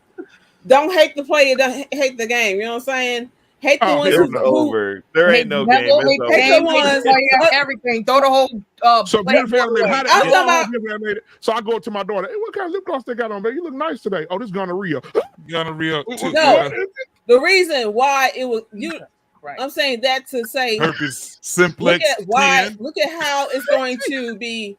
How long it's going to last? Because let me look this up. Thank y'all in the chat for that information. To reproduce what is being bought. Wow. And people are going to buy it. Yeah. That's what's really messed up. That's going to be the garbage pail kids of a whole generation, man. We went from garbage pail kids to STD lip gloss. This is wild.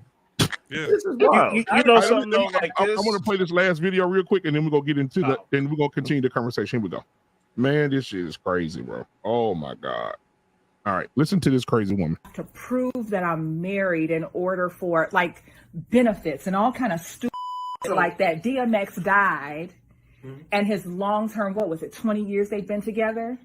His partner had no access to any of his royalties, to any of his estate, because they weren't on paper married. Married is stupid. But see, here's the thing. You also, being in the profession that you're in, you also have to remember that however we want to slice it, America got its flaws, but you got to remember it's based on religion. Baby, right? this is Hold Western on. culture. Okay, religion. So it's that bullshit. So it's based on religion. So within religion, you're taught to marry, right?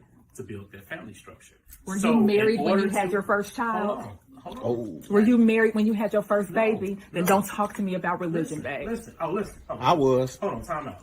I'm not a religious dude. Let me walk this walk. Oh my God. Oh my God. She can't even be quiet for a dang conversation. Like, see her eyes, her body language. That's disdain. That's hate. That's disrespectful. Right. Well, no. I mean, I don't know why she's there. It doesn't even matter why she's there. The whole premise of the argument, though, is if you live in a society, you stupid ass, then there's rules. You know what the rules are. You can go live in the forest. You can go sleep. I mean, you go to some of these third world cities, you can go live on the sidewalk. And you ain't got to worry about none of that. Matter of fact, since apparently she's in some industry and has some money with her dumb ass, because we live in a society that's so forgiving that they allow dumb people like myself to get rich, which is dope. But like, if you don't like it, you can go somewhere else. But guess what? They gonna have rules too. Yeah. The problem is, as a culture, we dial in on what we want to be fair as though anything is fair. This is the best opportunity you got. You're not a rabbit. You're not a gazelle. You're not in a third world country actively starving to death, which is very painful, mind you. Like it's terrible, and like they don't even give up. But we live in a country where there's some clearly defined rules, simple rights of survivorship. You go get a piece of paper. You don't even have to have a wedding. You just go get your piece of paper. If you don't believe in it and it's stupid, look at it like life insurance. A lot of people think life insurance is stupid too till they're having French fries to get their dead family member in the ground. That's stupid too, right? Waste of money until you need it. Everything's dumb until you need it.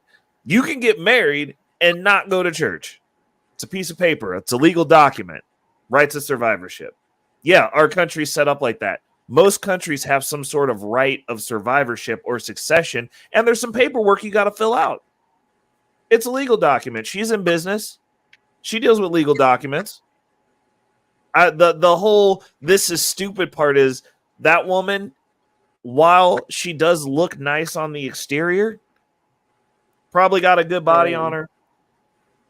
She is insufferable. Nobody wants to stay with her because men don't want to date men. And reckless. That'll be the same one talking about reparations. 100%. Everything for free, but she's insufferable. Ain't nobody trying to stay with her. So the system doesn't work for her. So now she hates it. She wants to as shout out Jay Prince, diminish the system. Diminish. Since the system didn't work for her. Yeah. Well, it's ridiculous that these people, like, she gets to vote, folks. This is the reason I say that I don't believe that most people should get to vote. I don't, because people are fucking stupid. They're dumb. They're literally cognitively dumb. Sort of test or something. But isn't it ironic that you mentioned it's always the ones like this, the ones that have the most issue with the establishment, but yet they're always wanting something from that establishment. They feel like they're owed something from it, but yet, you know, it's these people that act like America is the worst country in the world. And my dad, every time my dad hears that, because he served in the military for 23 years, every time he hears somebody say America's the worst country in the world, he says, well, I guarantee whoever says that hasn't lived anywhere else. There you go. I say the same thing.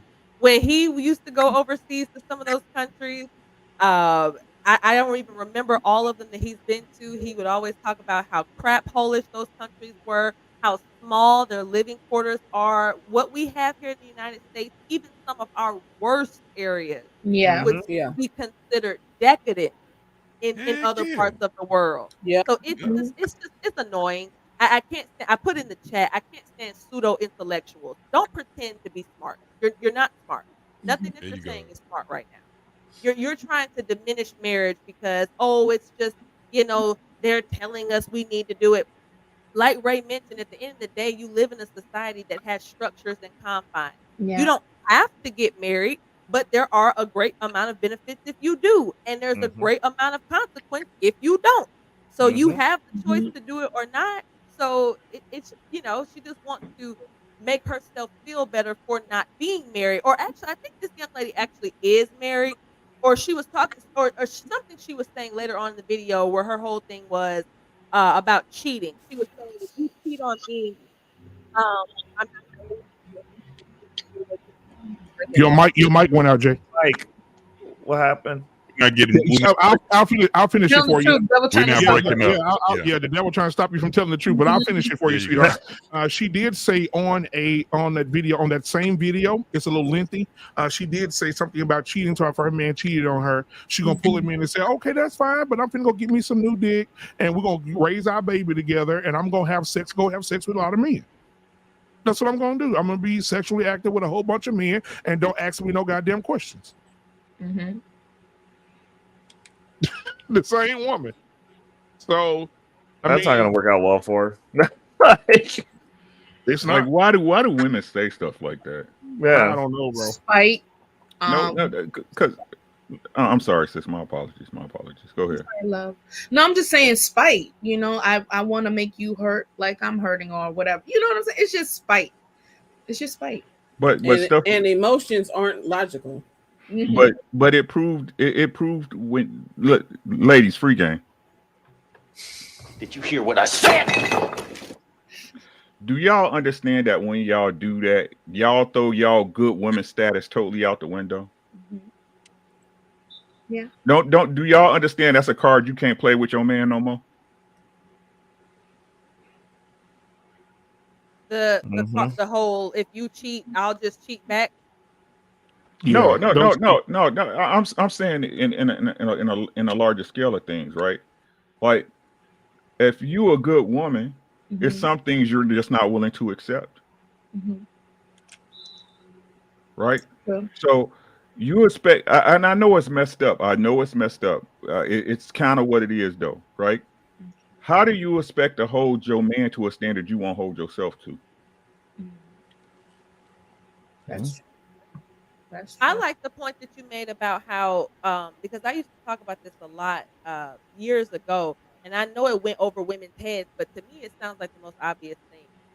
When you a man may deal with you when you do and allow certain things, but I think that he loses a great amount of respect for you when you do certain things. Like, so just because he's physically there or still claiming you or still sleeping with you or whatever, like you mentioned, for instance, basically what a man probably is thinking, what type of woman are you that you would even take me back if I did cheat on you and wasn't apologetic for it, you know?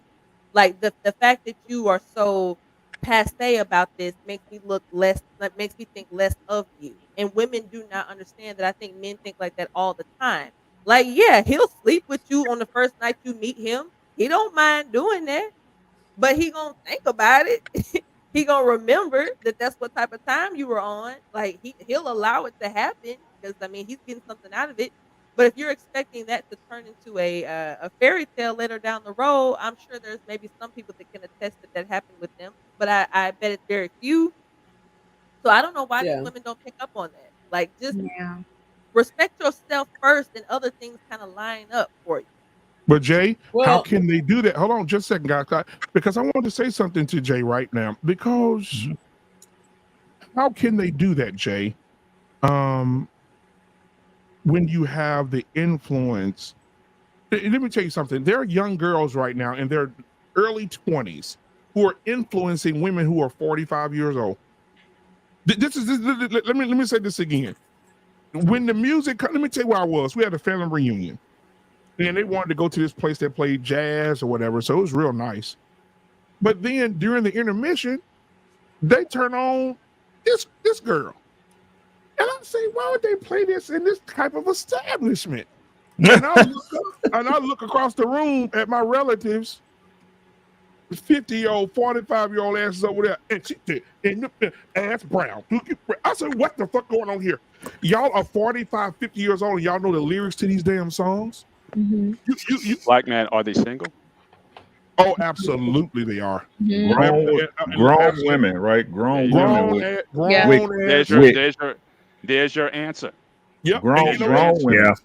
Colored hair. They should have been off the market 20-something years ago. Exactly. But again, And this is what we're dealing with, Ricky, right here, obviously Ricky. gonna be Before you say that, influenced. this is what we're dealing with right here. Lip gloss brand, and the names for my lip gloss is something that nobody would have ever thought of. I got one called Nut, and it's the color of some nut. I got one called Gonorrhea. It's green like gonorrhea. I got one called Yellow Discharge, like how girls be having yellow discharge. Booty hole pink, booty hole brown, coochie juice. And coochie juice is clear with silver glitter. It's cute, like the cute, and it smells good. And it's so like, people gonna talk but other people was like, you is a marketing genius, because the sold so fast. And it smelled good too. I be thinking of all out the box.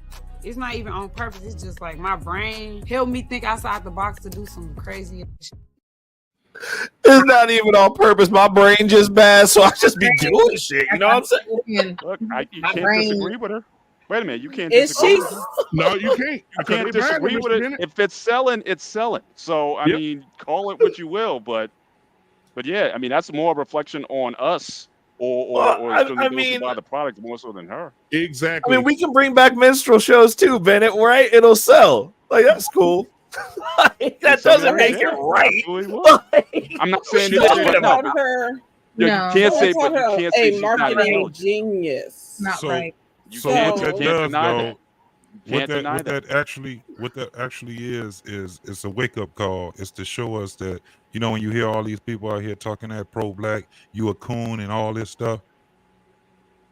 How are you gonna keep calling somebody that's that votes a certain way or look at something in politics a certain way or they talk with proper diction? You call them the coon, but when you got stuff like this that's going on, you're disconnected from it. A lot of people don't even know that even exists. You know why? Because they're disconnected from it. Exactly. So their mind is so stuck on some old shit that don't even exist anymore than what's really progressive. And what it is that they're not understanding that we are, as men, we're not in that world anymore. We gotta let them suffer. They gotta go. And everybody that they bring with them, we can't save them. They gotta go there. Wherever if they telling you to go left and you see all these people going left, you go right. Let them suffer. That's what's gonna have to happen, because when you got people that's out here trying to save these people, they jump and they fall right into that world. You can't save them. And beautifully animated. I want to say when she said she's a marketing genius, she is, because she has figured out a way to turn a lip gloss into STD names. Imagine 20 years ago if people would have used this, or 15 years ago, people would have not used this. This woman put gonorrhea on a lip gloss and sold out. Well, You know what, No, though? I You said know I what? was saying I was making that statement to say that it is true. But two things can be true at the same time, right? Her customers stupid. Well, I think, but to black men, it's more than that though, because this is the thing. We are still all connected, people. We are all still connected. I don't care how much we try not to. You got to let them suffer. At the end of the day, I'm talking about this suffering that we're gonna see is gonna be televised. This is the suffering why are we waiting to let people suffer? Like, where's the humanity in that? Where's the correction? Where's the humanity trying to scrape up and actually rehab people? That's why they have rehabilitation. But because we got to build our wall. We have to build our wall. You cannot save your children, your own children, your children. You got to keep them away from those people. They are traumatized. It's like a cancer that they have. You're going to have to let them people suffer. You got to let them go. That's your family members and all. They got to go. One second, Ray, because I'm going to let Jay go real quick. Then you can hop right in out there. Easy Money just left the camera to go order some of that damn gonorrhea. And you better not order it. God damn it. I was just playing. Jay, Matt, go ahead.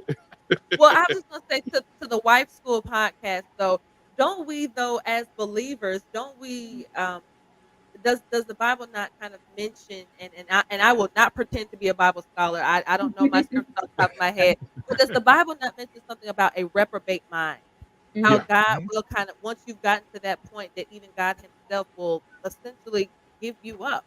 Now, if you yourself will release that, You can always come back to God, Yeah. but it's like this idea that us as just mere mortals, there's no way some of these people, like JT mentioned, some of these people I think are choosing to be this way. Like it's gone past ignorance, right? I think it's gone past just, oh, I don't know any better. This woman is literally sitting here telling y'all, I feel like I'm a marketing genius. So she has this arrogance and pride for peddling this product. But to Black Man Unfiltered's earlier point, though, I don't think she would have been able to sell this if she hadn't already made a name for herself. I think it's her popularity that's selling this product. I Yeah. don't think that average Joe Schmo girl down the street could have had this success. I do genuinely believe that. I don't think most people would go for it. But I think since it's her, it's now, I think it's just her brand that sold the product. People are gonna buy whatever she put her name behind. Yeah, I mean, that's where we are now. We're in the market of Sure. influencers. That's why big brands attach themselves to little people. Yep. There's micro influencers, nano micro influencers. There's big time that has 5 million plus. So we got to understand it's not no marketing strategy. Just people that see, okay, this lady's trending. We don't care. We just want the kickback of the money. We want the royalties. We don't care about that. We don't care about people's livelihood. So there's people that generally don't care. So in my position, I think it's my obligation to make you aware of that. Like I'm saying it right now. Like, oh, this is Sexy Red, but okay, there's people behind Sexy Red. There's people behind that's doing the distribution and giving her these these platforms. There's those people. We have to hold people accountable. The Bible says, "Be instant in season and out of season." I don't care if you don't want to hear me. I'm going to speak up. When it's time to speak up, I'm going to be ready to speak up. So it's like I got to do what I got to do. The devil's busy doing what he's doing. And right. he's doing his job. So I got to be busy doing my job. But a lot of people, they don't have the heart, the drive to see something like this do, because it's something bigger than yourself. It's it's just something bigger than yourself. And like if you're not dedicated, if you're not chosen to do that, then you're not going to do it. Yep, and just like Shakara Richardson, let me say this real quick. I'm gonna let y'all cook. Hold on, real quick. I'm gonna let y'all cook. Shakara Richardson, remember she had the weed incident? She said something the other day that blew my mind. She said, because she even looked different. But let me tell you how she did it. She put that rainbow ass wig on, and she walked out there, and I guess it was like her baptizing herself into a new light. She took that motherfucker off and threw it over her shoulder. And now she took those nails off. She's not wearing them long nails no more. She took that fucking rainbow wig off, and now she just got her hair braided back. She don't talk as much, and she whooping everybody's ass. Ain't nobody even competing with her. I just saw the nails. She just put some nails back on. Goddamn. But she just won the world championship. You can't fully escape it. Won the world. So right. But she said she changed. But you know what made me proud of her? She said she changed her circle. The girls the people that was around her, they were not good for her. And look at what it did to her. Her whole aura has changed. She's a completely different person. Because she had she said something. Well, she said something powerful after the I think in the semis before the finals, because she had asked about the broadcaster was asked about her her change and what talk about the fans. So she talked about, look, the fans, they'll boo you. Well, the fans, they'll be with you. Then the fans will turn on you. So right now, I gotta do it for me. So I think a lot of the things that she was being influenced by, she's just I think she's turning inward to be her best self. And I think that was a very inspiring message that she. How old is she? How old is she? 24, 25. So when all of that was going on, this is what I'm saying. She was very young, and when you get that type of notoriety at the age that she had it, man, it's like you don't know where to go. You know what I'm saying? You just going where the trend is. It's like everything is going so fast for you, where you end up getting yourself in a lot of trouble, and that was her, her classroom that she had to induct herself in, so she'd know. And it was good that she did it at a young age. Then when she's with a lot of these other women, 34, 35 years old, 40 years old, and it's very hard for you to get out of that, out of that trend. But again, it goes back to, we trying to act like we not connected with this stuff, right? But we are connected to each other. We're actually one human being. That's just what it is. When you hear people talk about times have changed, no, time is relative. It's the mindset that changes on how we agree upon things. That's all that is. So when we are looking at this stuff, we have to actually make a decision. Who are we going to leave to the side and let them go ahead and go through whatever it is they got to go through? And who are we going to protect? It starts with our children, man. It starts with the ones that are immediately, directly in our family. And you keep out there trying to change these doggone strangers as you want to, you end up killing yourself trying to do it. So let me ask this question real quick. The question of the night. Women don't benefit from marriage and no longer need your black ass. I'm referring to black men. What are your thoughts on that? Reckless Ray, we'll start with you. I mean, they can think they don't, but you know what the fact of the matter is, somebody will.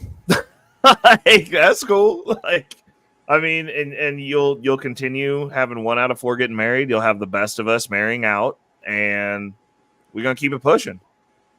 It's fine. I mean, men don't really need that much to get along, man. Like, we really don't. And one way or another, stuff's gonna work out because, like, the men's marriage rate isn't the same as the women's marriage rate within our culture. It is what it is. Somebody is seeing value. The issue is that I see is black women, specifically from what I see in these YouTube streets and what I see play out in reality from time to time, is y'all got hypergamy on steroids, but none of the benefits to actually execute upon it. Y'all look at one star that gets to be out here and be ratchet, and then somehow find somebody to simp out for them and marry them, and you think, oh, I can do that too, sis. And like, the reality of it is you can't. That's not to say that you're not going to get married after you've been busted down. There's always going to be probably someone out there. But it's the same thing that I tell to these OnlyFans chicks. There's a certain person who's going to date you. I'm not saying you ain't going to get a man, but he's probably going to hit you, and he's probably going to be a drug dealer. These things are going to happen. Your drywall's getting fucked up. Like, it's what it is. This is what you qualify for. Like, I can't take you nowhere having everybody know that your booty hole brown. Like, that's ridiculous. Like, you can't come places with me. I go places. There's plenty of men out there who will oogle and ogle over that you're not going to want. But you know what? After you catch, I don't know, maybe that 50th dick. Actually, I guess at this point, that 500th dick after Mocha Fest, and you have syphilis and you get that taken care of, then you go back and find that dude who is the stand-up dude, and hopefully he hasn't seen any of my content. He hasn't seen a panel that I'm on, and he'll take you back in with your yellow discharge lip gloss. It's probably actually yellow lip discharge, and he's gonna marry you, and it'll be fine. Disgusting, bro. It'll be fine, but you're not gonna get a Reckless Ray. Like, that's just the reality of the situation. You aimed and went for what you wanted, and now you're gonna make this poor man who works hard, lives his average life to provide for you and your 14 kids, from Ron, Day Day, Pookie, John, Man, Steve, Dirty D-Rod, Aquarius, and Debarius. Okay? You're going to take care of all them kids, and you're going to make him pay hell for it because you couldn't have a Reckless Ray because you passed him up because you wanted to stand at the finish line and pick a winner. And then you didn't qualify for a winner while you were standing there because your value was going down that whole time, and all you was doing was catching dicks. I digress. Oh, Easy Money Jones. Come on in and talk. Hey, they ain't even gonna get a Mandrell. Mandrell said he out on it too. They got Mandrell. Nobody wants you. Yeah. You can get no midget or a tall man. Either one, you're not getting. Y'all ain't right at all. Y'all ain't right. Y'all ain't right. Go ahead, Easy. I'm sorry. Go ahead, Easy. You muted, bro. Man, look. Easy. You muted. You muted. No, yeah. Go out and come back in. Is she standing behind him? Oh, she was. She had a broomstick. Dude, she was back there. Yeah, White School Podcast. Go ahead, baby. Women need men. Mm-hmm. When you're left that I'm seeing, even me, you know, you just be doing some crazy stuff. You're like, man, I need a man around. You need to be regulated, you know. I hear Mr. Let Go say online that women are children in some essence. Yeah, you know, and hearing outbreaks of syphilis, hearing that women carry more disease, and you know, there's no direction, whatever. We need men. We need men to, real men, not just men. We need real men, real masculine men to stand up, correct you, and tell you sit your stinking behind down, to regulate us, because it's just getting out of hand. And now that we're having this big sisterhood, the sister code or whatever the heck it is, empowering and lying to each other, it's just, you know, perpetuating this bad behavior that we're seeing.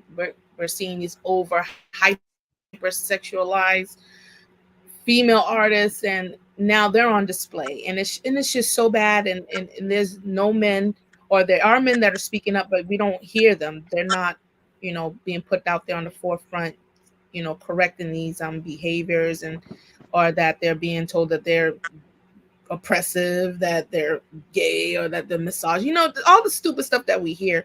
But females, you need men. I heard that, you know, that some women's medicine cabinets are filled with depressants, and Hey, 70, all hold this on, let's talk about it. medication. Let's talk about it. 63% of women, 63% of women on some type of antidepressant. Yeah, So you need a man. that's a You whole need a show right man. there. But go ahead. You need a man. You need to be. That's not just single women, though. Well, we're gonna point at them today, Miss Anissa. Not today, Lisa. We'll get your ass. We're pointing at them right now, and so like, you know, we need men to regulate certain aspects. You know, somebody to talk to. There's lots of benefits, but we just don't want that to be. You know, we don't want the truth out there. We just want lies, and that's just part of it, messing up everything, messing up the natural order of things. So we need men. Yeah, because I have a few shows in mind. I think next week we'll do the church one week after next. But I think next week we need to say, you know, a lot of prominent women listen to their mothers and their grandmothers who are single. Like Mr. Bennett said, how many of those were single? All of them were. And I want to do a show that says, you know, what if we actually DNA tested all your grandmother's children? Because you have to really figure out in certain situations. I know Ricky gonna be with me on this one. Sometimes I know y'all ignore it, but some of those grandmamas from back in the day, all their kids are yellow, and it's just that one dark ass one that looked like Deacon Johnson. Oh God. Or Earl, the guy fixing the car down the street. Right? They had a lot of baby daddies. Absolutely, and 7 households, 7 kids, 8 kids, 14 kids. And take heed to the message. Did a wonderful show this morning, guys. If you didn't watch it, go back and watch it. She talked about that. She said she was a victim of that, thinking that she was one person. I mean, one with one person. The dad, you know, just think about your dad. I mean, a mentor taking you out to get candy, and you find out years later that it's your father. You know, or even Terrell Owens, one of the best wide receivers in NFL history. You know, he was across the street from a girl he really liked. Went over to ask her to go to prom with him. The dude said, "You can't ask her to go to prom." He said, "Why I can't ask her?" He said, "That's your sister." Oh my God. And she was living across from him for what, 15 years. And his dad was sneaking over having sex with his underage mama. A prominent man in the city and a deacon of the church. And so, you know, a lot of these, boy, listen here, if we did imagine some of these grandmothers, if you say, we're going to DNA test all your children just to make sure they belong to the granddaddy. What would happen? Baby, we're going to pray about that. We ain't got no money for no DNA test. That's what you're going to hear. You and Uncle Johnny got the same nose. Y'all got the same nose. No. Come on now. But yeah, so let me go around the horn here and make sure everybody answers this question. Because easy money, I think. Oh, let me see if he's back. Hold on. Easy money out there fighting in the crusades. Easy money. What are your thoughts, man? Women don't benefit from marriage anymore, and they no longer need your black ass.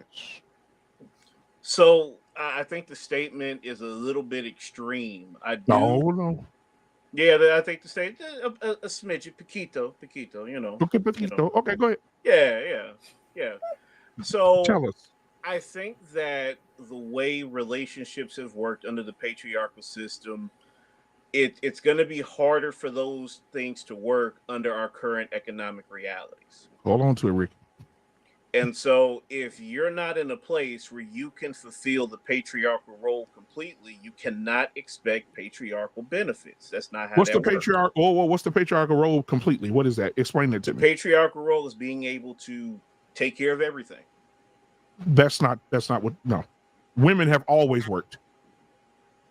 That is a lie from the pit of hell. Women have always worked and supported their Black husbands. women have always worked. That is correct. Exactly. So Black taking women care have of always so this notion that the woman needs to stay at home while the man works. I don't know where that shit came from. It ain't in the Bible. Ain't nowhere in the Bible. God says, therefore, son, go out thou and work, and thy woman stay at home and watch Housewives of Atlanta. It ain't in there. I mean, I think it was an added curse for both of them because they transgressed both, so they both had to dig and whatever to generate money now. So they can't live in luxury now. They both got to get on it. Yep, it's not in the Bible. I don't know where somebody made this shit up in the back of a barn loading hay. Because women have always. My grandfather made great money on the pipeline, and my grandmother still went out and found something to do to bring some money. So they've always worked. So this notion of sitting at home and letting the man work, that shit is, I don't know where it came from. I don't know. That's European. That's Western. It wasn't common. It definitely wasn't common in our community, but it was very rare. But there was neither one of my grandmothers worked. It wasn't very common in our community, but there were some women that did not work. I was about to say, I can agree that women have always worked in a sense. I wouldn't say that women have not always. I don't think that women have always been the breadwinners or equal breadwinners in their household. I don't think that that's as common. At least none of us here right now. Right. Probably not our parents or our grandparents or even great grandparents. Well, maybe great grandparents, but after that, I don't think that that's. Here's the thing, though. What I'll say, I can actually kind of understand what Easy Money is saying.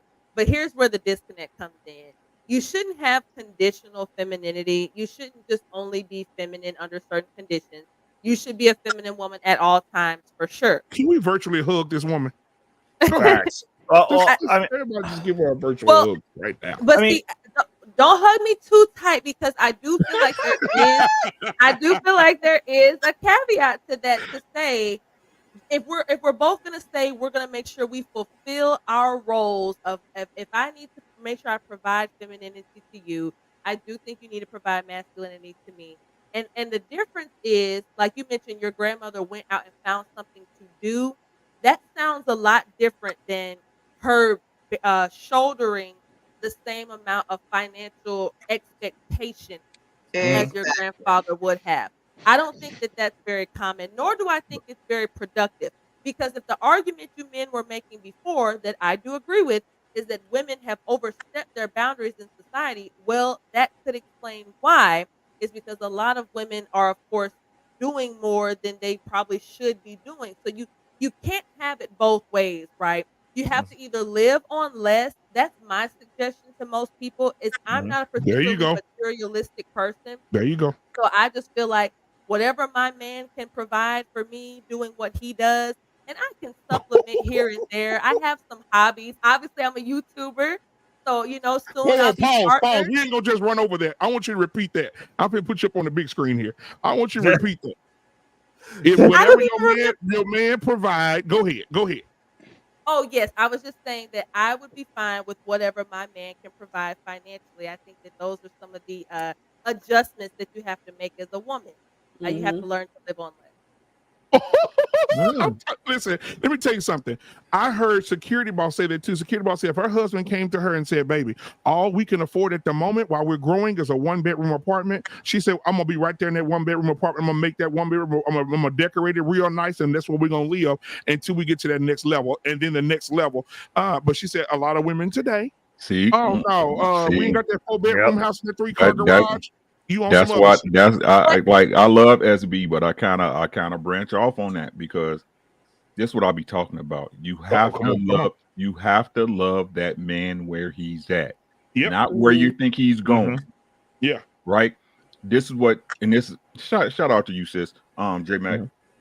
Yeah, absolutely. But I said this before. Now I understand, right? Yeah. Now, first I'm gonna address where it came from. It came from Black women bringing on pain that was never really there. It's a situation they never really went to. You know, the white woman, the white suburban, the white woman was able to stay home, right? Because traditionally, white men get paid way more than Black men. So again, with cost of living being what it was then, how much they made, how they dominated the industries, of course their wives should stay home, right? So again, our women looking at something that they never had and something that we were never able really to get unless you were, let's just say it, super exceptional, right? You were the super exceptional Negro, right? This was crazy to me, right? Shout out to Sister Ali, right? Y'all, the Black women, y'all ask for stuff from us that y'all know. Y'all say in the same breath, y'all know the government in the country and the way this place set up deny us. But y'all look at it as something that should be had, right? But the thing is this, like I told SBU, right? It's my job as a man to provide you with the necessities. The necessities. Not the other shit. Right? The things you need, a place for you to be a woman. I provide a house, you make it a home. I provide groceries, you make it a meal. I provide you with children, you make them great people. Right? But the problem is, like I said before, and I'll say it again, they should have never gave y'all niggas money. Do you hear what I'm saying? Well, they should have gave me money. I like mine. Get that shit rich. Right? They should have never gave y'all money because you're never happy. Just like in the Bible, you're hard-headed and stiff-necked. That's what it say. Oh, Ricky, I love it. Right? So again, we all here to do what we all here to do. Right? Like I said before, this ain't got nothing to do with it. If this ain't got nothing to do except for people's mentalities. Right? If you cannot change, if you cannot deny your nature, if you cannot switch your thought pattern, you are no better than a dog on the street. Facts. You're no better. Right? Again, I'll never replace my wife. The value she provides for me.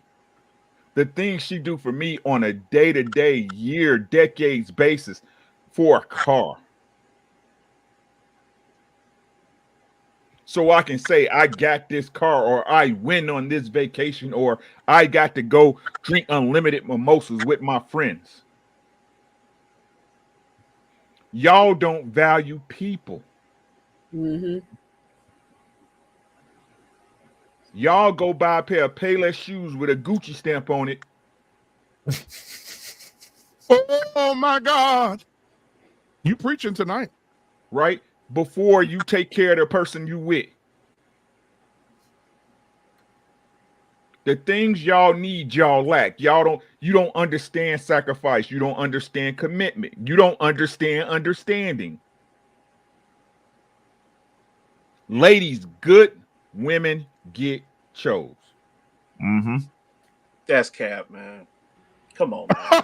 Easy. If you don't sit your ass down and let Rick look.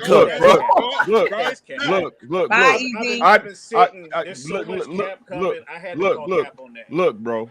He said so much cap. So you don't believe none of that? Look, I done shut this dude down so many times, it's ridiculous. I only argue with my peers, Easy Money Jones. When I'm done, you can say whatever the fuck you want to say.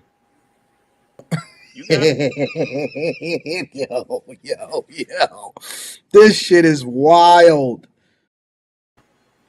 Right? Good women get chose. Right? And no matter what you say, it's only two reasons you ain't getting chose. If you a good woman, it's because you're not out moving around. Or two, you're not as good as a woman as you think you are.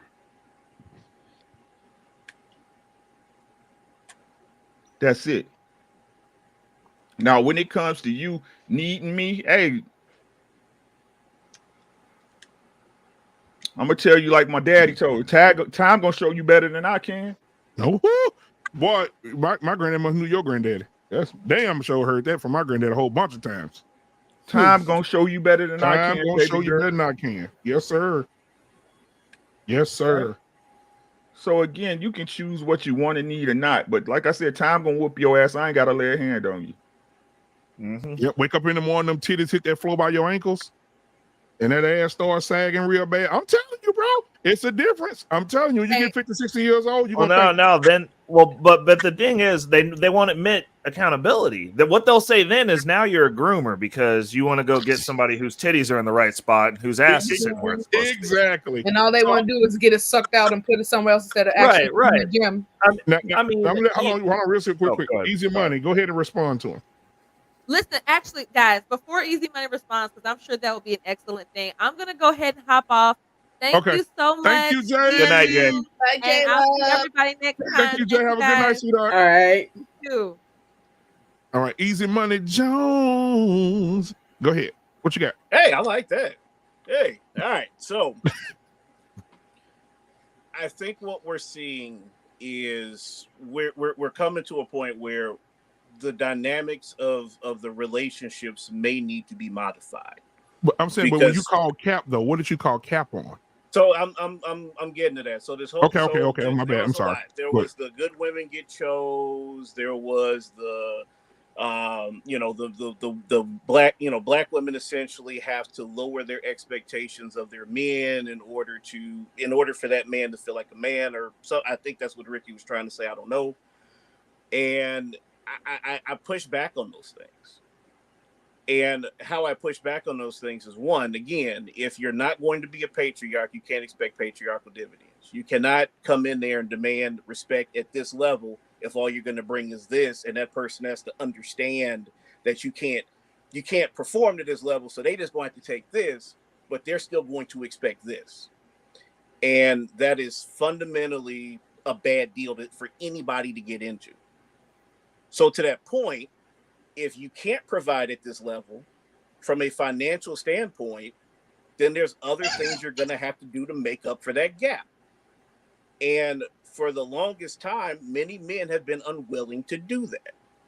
And so what I am saying is, I think that there are more women that will work with a guy that aren't trying to get, wine and dine and taking to Vegas and Miami. Like that's few and far between. The average woman still wants the average man.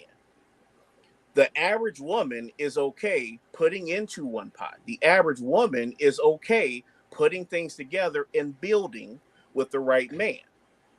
What the right man has changed or evolved a bit. It went from being able to just, do whatever you wanted to do as a man and expect treatment regardless of how you treat that woman because you're paying for the lifestyle, to where now there's got to be a little bit more on the protecting and providing side. You need to be able to protect her heart, protect her mind, protect her emotions.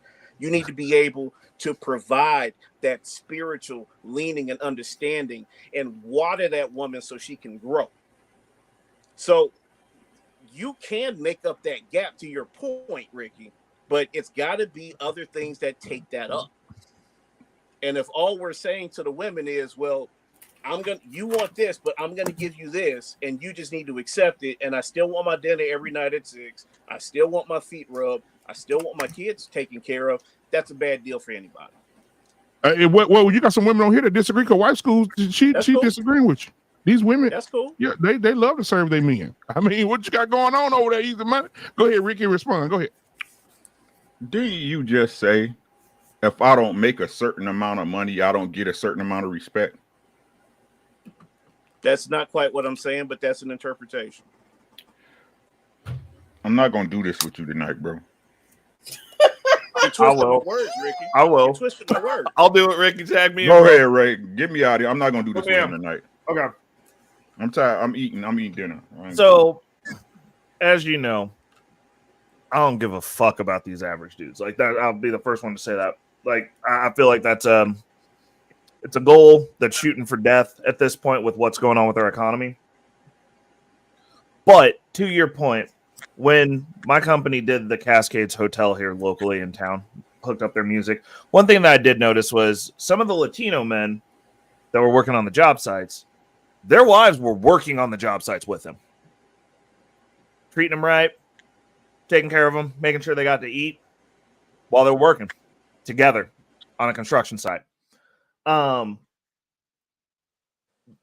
your point, women will go 50-50 after they've gotten run through by the dudes that aren't going to keep them, because we'll play with them and then we send them back to the average guys.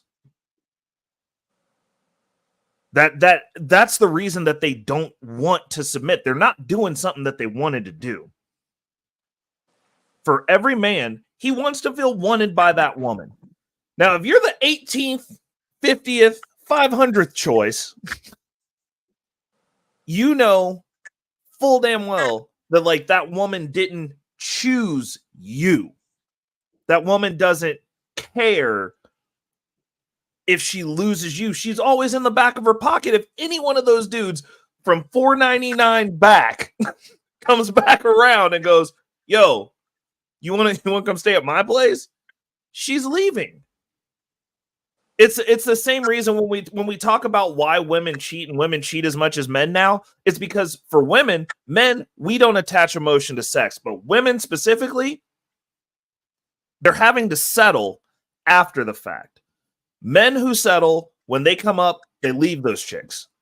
That's what happens when a man settles. A woman settles after she's been run through by every single other option that she's had, because their options are infinite at 18. I mean, some of them are coming out of high school with bodies. So technically infinite before that. Men do not have options until we become something. There's like, and I mean, that's the reason those of us who make it to a certain point become fucking monsters, because like we literally got to watch these chicks look past us, look through us, tell us we ain't shit, literally break us down in lines to pay for shit when we're not even talking to them. Like you just hearing them out the side of your fucking head, just talking shit about you for existing. And then you get on and you get to make the rules, and now the game's changed because like those chicks aren't worth what you're worth now. We're on an ascending scale. So if a woman is coming in and she's talking about we're going 50-50, it's like, for how long? I understand, and I'll agree with you that in current climates, you are going to start off at 50-50. One income, unless you're finding a high value man, those unicorns in real life, because most of these women are also admittedly not even in those spaces, nor do they see those lifestyles. Period. They don't even see these dudes. They're just talking about it. Hey, Everybody Ray, wants. Can we come back to something that you said? I want to like kind of call something out just really quick. So you said that the women don't want men who are don't work or don't have value. I want to make sure I get you right. So basically, They don't. Women are inherently terrible at assessing value, especially in our culture, which is why you see other cultures, they'll pair up with men that have a trajectory. And those women have better outcomes across the board. If you can catch somebody on the trajectory up when they ain't got shit and you go, hey, babe, I'm here. My wealthiest client, his wife is not attractive to me. Mm-hmm. But at some point, she was attractive to him, and it was before he was a billionaire. And now he's a billionaire. He honors that woman, kept her.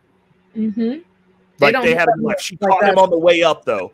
Yeah. And they made sure that he retired her first. But like the situation that we're in now, you are correct to a certain extent in the sense that you are going into a 50-50. Like you're just not gonna, most people are not gonna find those guys that are just making enough to sustain a household today.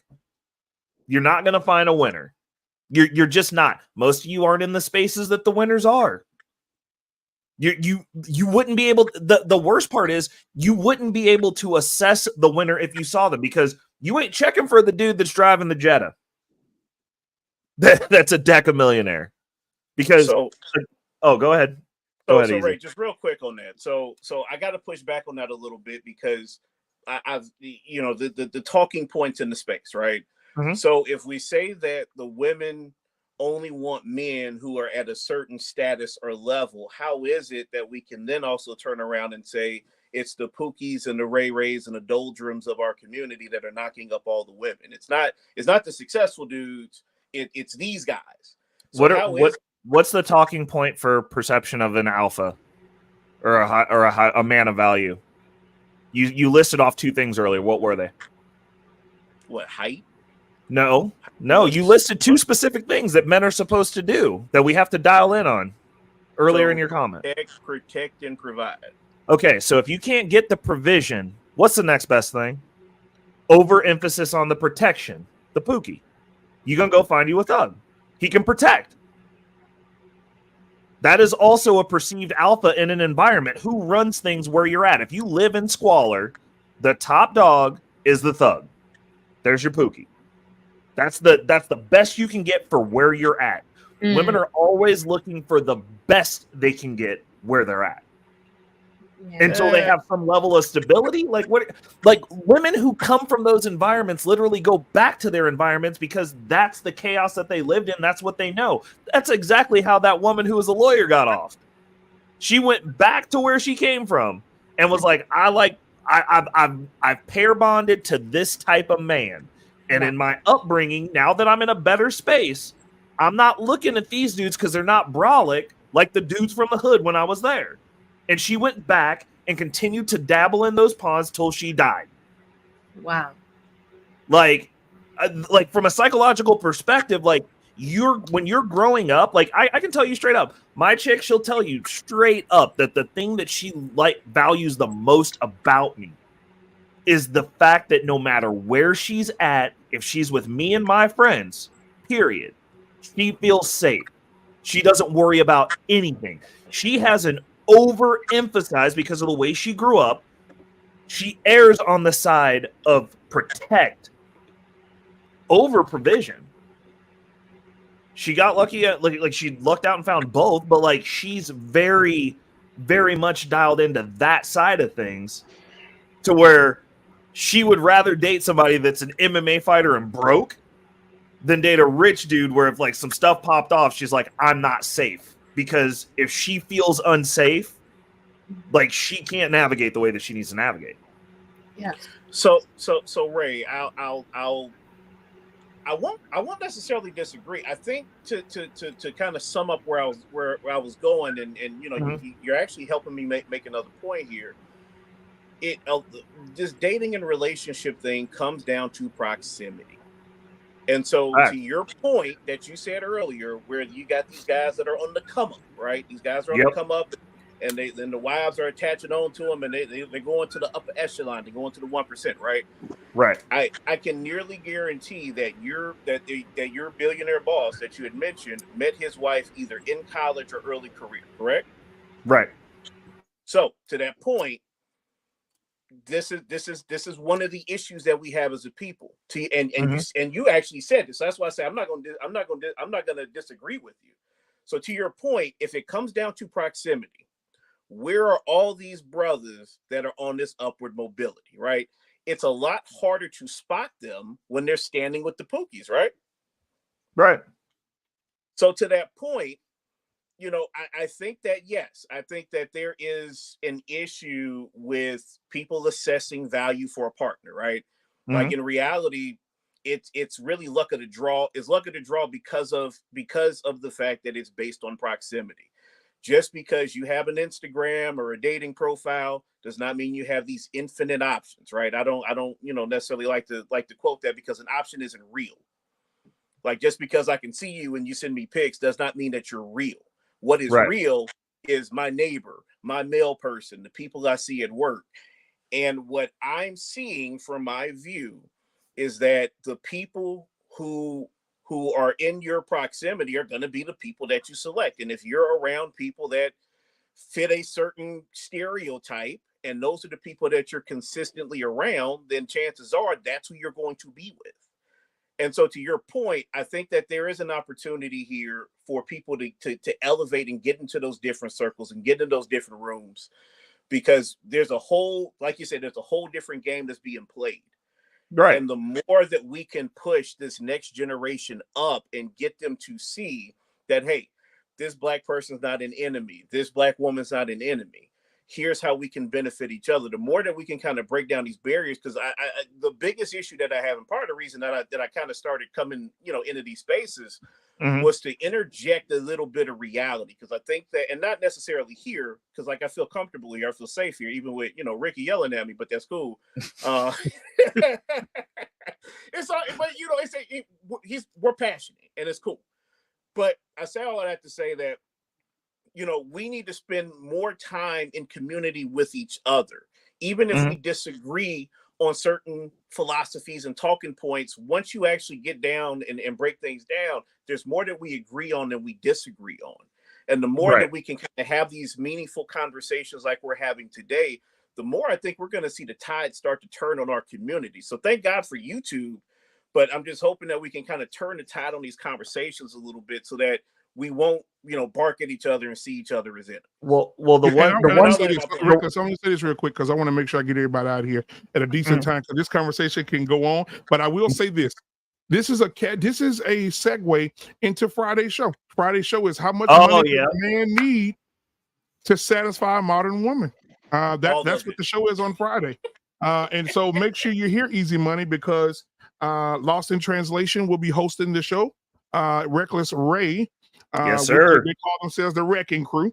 They'll be hosting the show because I have I didn't tell you guys, but I have I think I told you, Mr. Bennett. Man, we're in a trifecta in my family, brother. And for the last 3 months, we've lost somebody. So I'll be So I'll be going to my uncle's funeral. I'll be leaving out tomorrow. I'll be there throughout Sunday, traveling back on Sunday from Louisiana. I'm here in Dallas. But I share that with my family because y'all family to me. But for the last 3 months, we've lost someone. For the last 3 months, every month we've lost someone. Happens in threes. I don't understand. Yeah, my grandmother is getting the blunt force of it because she lost her daughter first, and then she lost her brother, and then the brother that did everything for my grandma, made sure she was good, had a massive heart attack and passed away. Jeez. Yeah, so my grandmother is dealing with. She's 91 and she's dealing with it. She's watching all her younger siblings pass away, and she's still here. So I'm going to go be with her.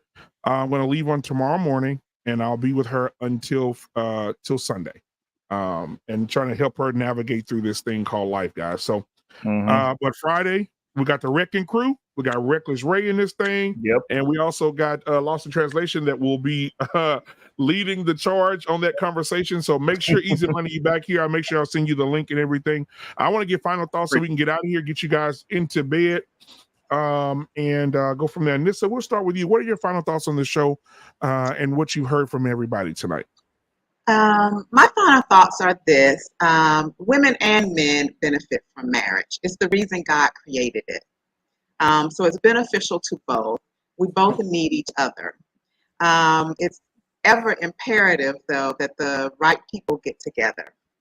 The only way it's going to benefit both parties is if the right man and the right woman join together. They're on the same page, same program, and they're building together. That's my philosophy on that.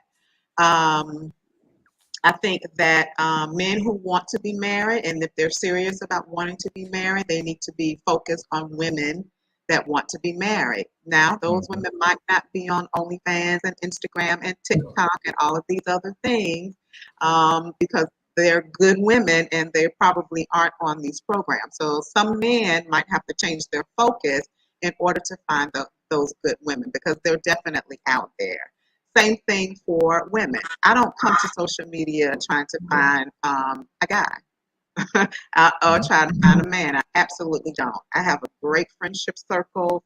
Most of my friends have been married 30 plus years in successful marriages to one man. And those are the marriages and relationships that I admire. And that if I wanted some advice or if I needed it or that I look at as an example, that's what I look to. I don't come to, some of these other platforms. So I think if people are serious about what they say that they're serious about, then their focus should be the kind of man or woman that they say that they want if they're serious about being married. It's definitely out there. You will never hear me get on these programs and talk about Pookie and Ray Ray and baby daddies and D-boys and thugs or whatever, because they're not in my circle. I'm not around them. Right. They're not in my circle. There's nothing about me that attracts them. Yeah, And I don't so know now, I this. I think don't know. I don't know now. Anissa, you know what? I'm gonna send you a clip. Absolutely. I had a young lady on my show. She makes 6 figures a year. She does very well. Beautiful home. Oh, she does very well. And she said she's attracted to jailbirds. Dude get out of jail, she having sex with him. There's something wrong with her. I got the clip. There's something wrong with her. But there's something wrong with her. If that's what she's attracted to. She drives a Tesla, nice There's house. Something wrong with her if that is what she's attracted to. I don't care what you say about all of that. There's something else. Wrong with her. Yeah, exactly. Exactly. Yeah.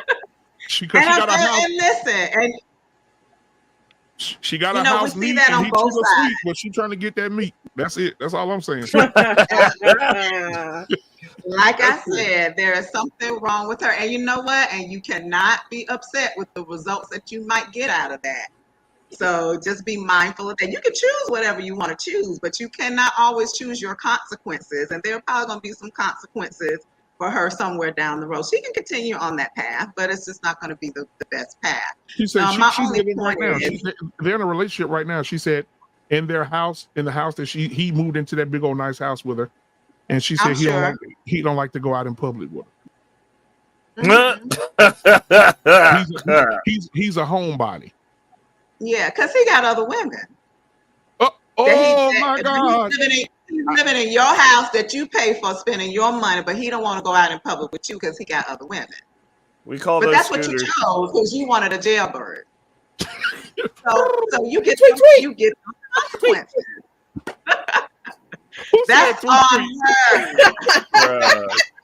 I think people just gotta make better choices, and I don't know if this generation can be saved. I don't know.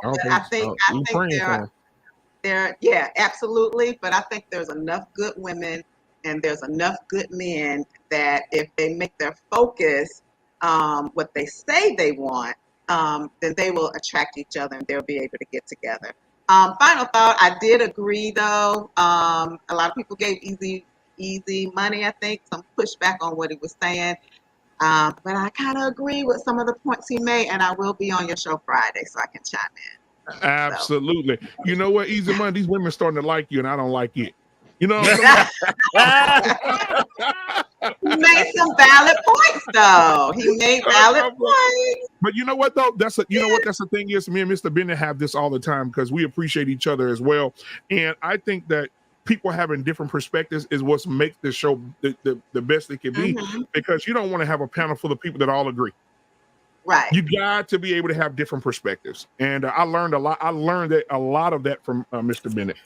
Shout out to him on the panel tonight. I learned a lot over the last year or so. I've learned a lot listening to his philosophy about getting different perspectives from different people. So shout out to Mr. Bennett. I want to give you your flowers, my brother.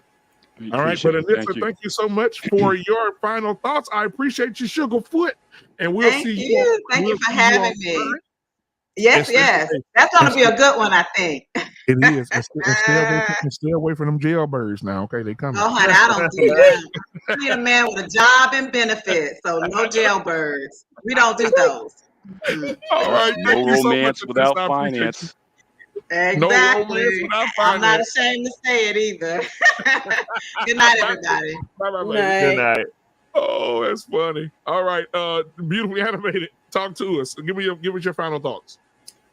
My final thoughts would be, don't call them slaves, ho.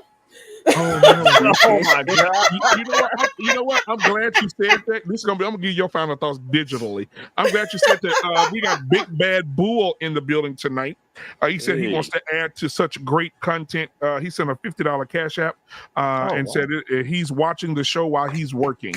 So nice. Thank you so much for that, man. I appreciate you, my brother. Shout out to him. And I'm going to give you this right here because this baby keeps singing it. So here it is. Roll call. Roll call. My name is Rosa. Hey, I'm supposed to sit in the back, but I'm tired here, so I'm finna sit right closer. Yeah. Come get me up then. It's gonna take about 3, 4, 5 minutes. And I ain't finna repeat myself again. Fight me. Somebody get her.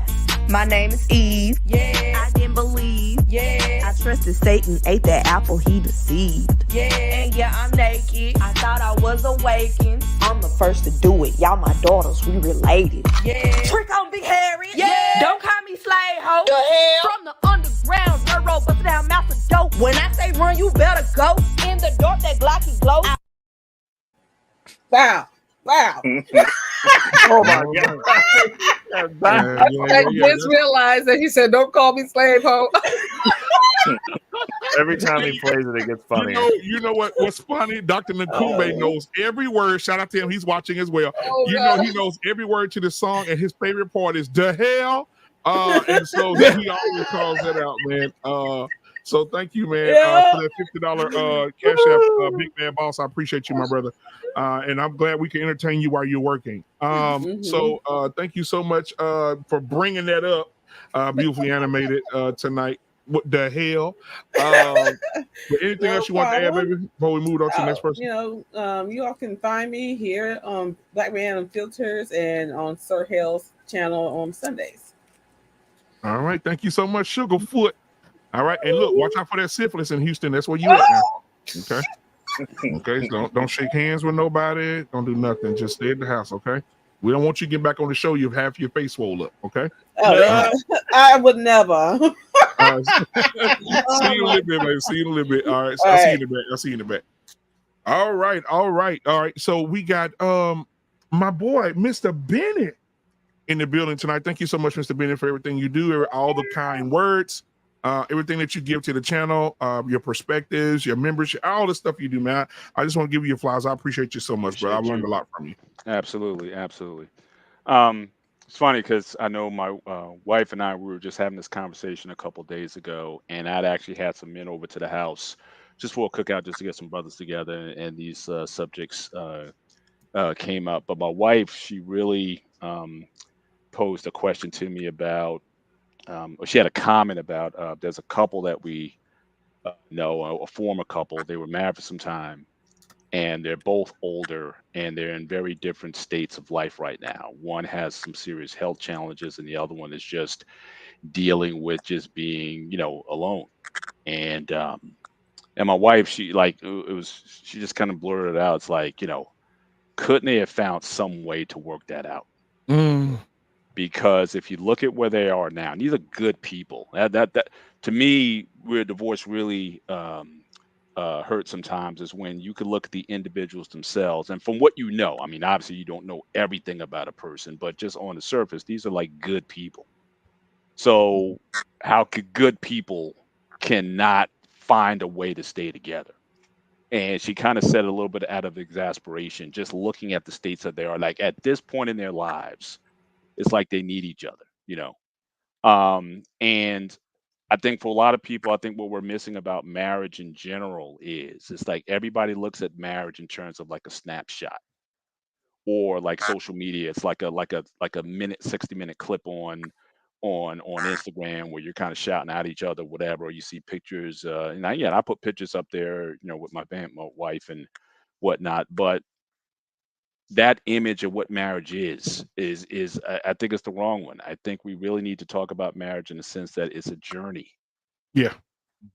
And again, I think that those who benefit from marriage the best is like when you go through that journey with somebody, the highs, the lows, the whatevers, the before kids, with kids, after kids, you get to that point in life where you say, look, we've gone through all that, and we're better for it.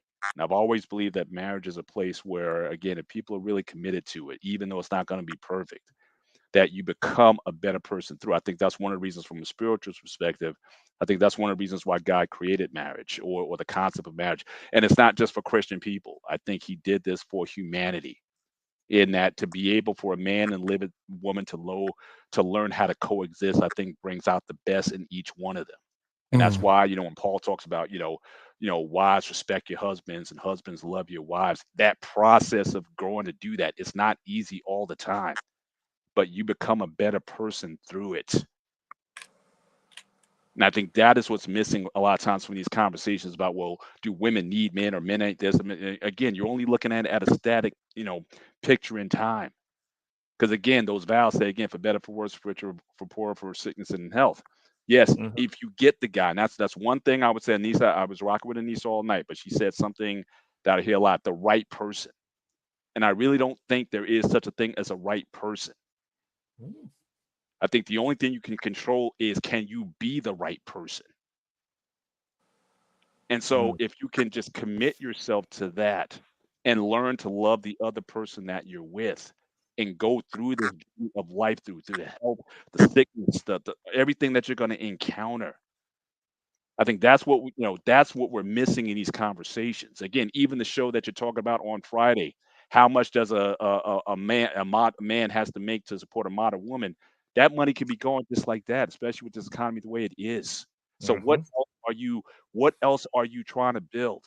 And for a lot of young people, even my own daughters, I'm they're getting influenced. I'm trying to talk to them as far as, and it's one thing that it's almost like it's like a double-edged sword, because my wife and I, we both come from humble beginnings, broken homes, the whole all that, and we able to build up to this point. But my daughters, one of my daughters talked to me last week, and she said, "Well, look, if I get married, like I got to start like here, like where we're at now.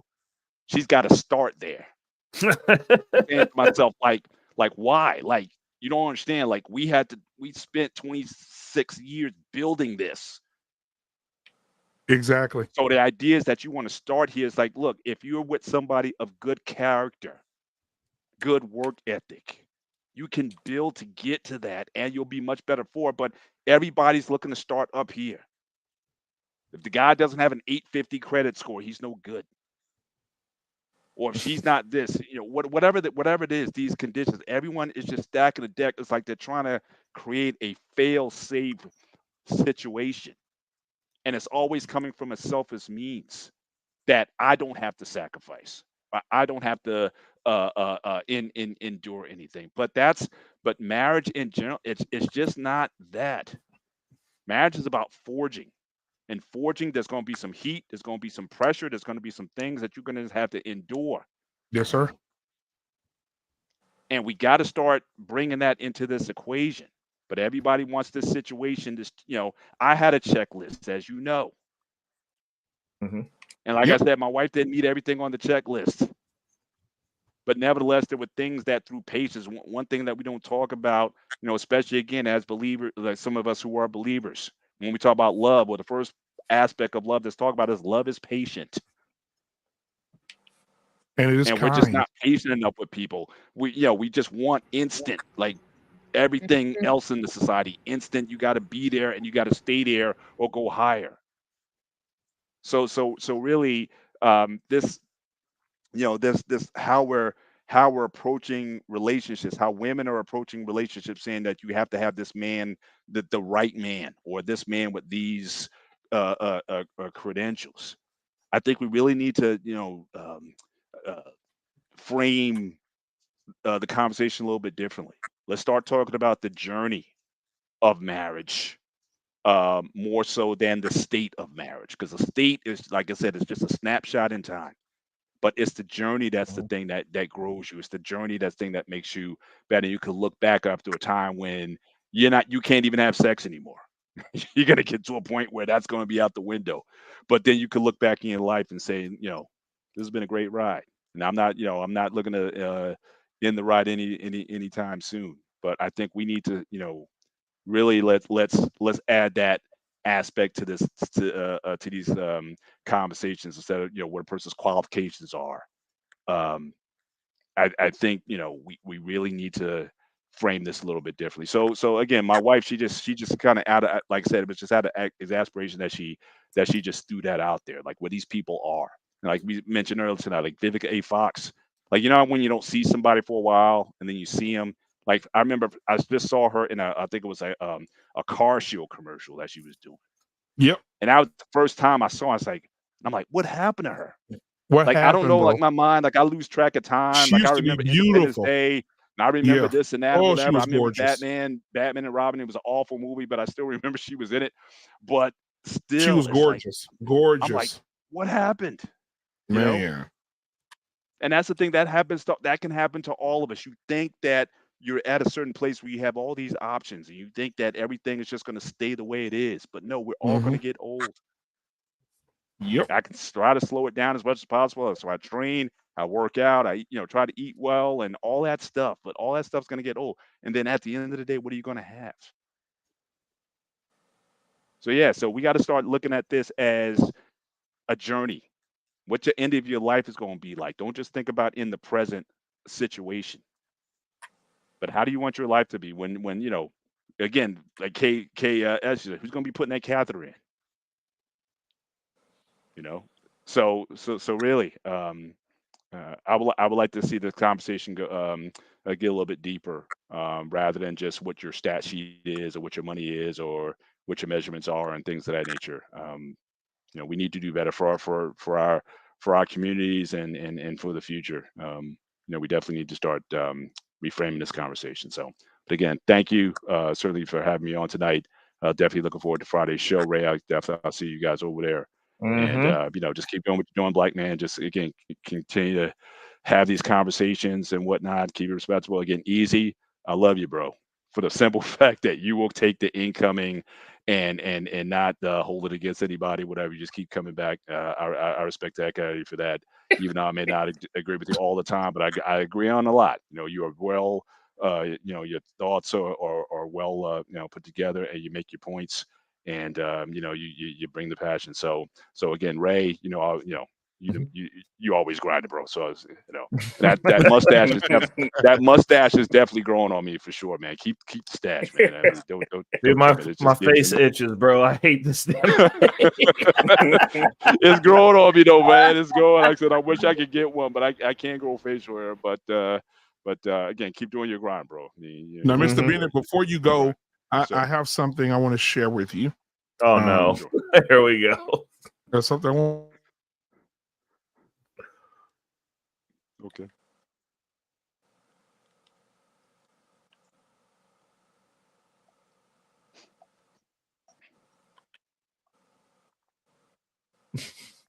I got it pulled up here. Now, this is what we don't want, Mr. Bennett. You really inspired me to go into this field here. This is what we don't want. Okay, we want to make sure this never, ever, ever, ever, ever happens again. Okay, let me pull this up. Okay, can y'all see it? All right, this is what we don't ever want to happen again. Okay. Oh no. Yeah, go ahead. Go. Easy. You said there's no such thing as a marketplace. Just give it a second. We do not want this to ever happen again with our brother Easy Money. Okay. We tried the other night to help him through this. Mr. Bennett, you did an excellent job helping him through. I think Easy Money then logged into my system because everything now pausing up on me. However, guys, if you want to here it is. You said there's no such thing as a marketplace. Let's see. Yeah, the devil's busy tonight. Mr. Bennett, you just go on my channel and watch down You the got to video. change your Wi-Fi password, Black Man. It was too easy to hack. Yeah, man, you got it in my system. You damn bastard. Yeah, so thank you so much, man. And shout out to Lost in Translation as well, man. He said that he wasn't, feeling well. So I want to make sure we shout him out as well, because he's a loyal guy as well. He comes over and gives his perspectives as well. So shout out to Lost in Translation, man. Feel better. Get plenty of rest. And we'll see you on Friday, my brother. We'll see you on Friday.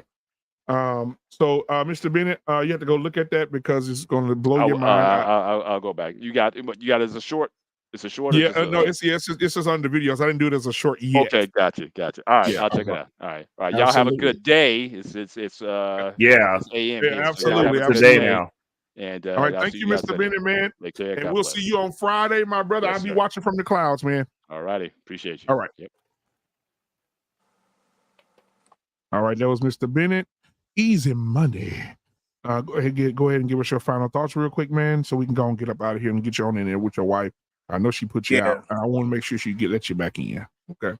Nah, I'm sure she knocked out, so I'll make this real quick. Damn, Easy Money. You ain't got to brag on your. Oh, you talking about knocked out like sleep? My bad. I thought you was talking about you went put it down real quick and came back. Oh, my bad. Go ahead. Nah. Not tonight. Not tonight. No. No, but in all seriousness, shout out to the panel. Appreciate being able to join when I can. Absolutely, brother. Didn't anticipate being on till 1 a.m, but we had an excellent conversation. I take the smoke. I take the heat. I'm willing to be wrong. If I'm wrong, tell me, educate me, show me. Because I stand on my points, and I appreciate those that stand on theirs. But at the end of the day, it's all love. And I think, like I said, I said this before, I think we agree on more than we disagree on. It's just I like to bring a little bit of discourse and rancor around just so we can kind of challenge and keep each other sharp. So, like I said, it's appreciative of the opportunity. Shout out to the rest of the panel that's left here. And I'm about to take my black ass to bed, man. Y'all be easy. All right, man. Well, thank you so much for being on the show tonight. I appreciate you. Easy, my name. Appreciate you. Take care, Ray. Later. All right. Hey, listen, White School Podcast. What are your final thoughts on it? Ooh, I was trying to go first in line, but you had me back. I'm sorry. I want to say the best for last. I think we just need to stop being so easily distracted by things that really aren't beneficial for us individually, for our families, and for our community. And really focus on becoming, if we want to get into these relationships or get married, really we start to become the best version of ourselves, and qualifying for the people that we want, so that we don't have to feel like we're settling for something that we don't want and end up, disrespecting that person who we should have just left alone in the first place, right? And I think once we start focusing on that, healing your own crap, healing your own trauma, knowing your insecurities, if you want to go for a reckless Ray, you got to do the things that reckless Ray likes, to get in his radar. You know what I'm saying? Don't think that you're just this 10 and that you can get anybody. And if he doesn't choose you, oh, he's gay, or you know what I'm saying? Like, that's just stupid. Like, get your act together, get your life together, and you become the best version. Like, you may not be the right person, but you can at least become the best person, and compete. You got to get out here and compete. You got to get out here and go after the things that you want, and that's from a man's side, and that's from a woman's side. So, it is what it is, and to the best person win. That's just about it.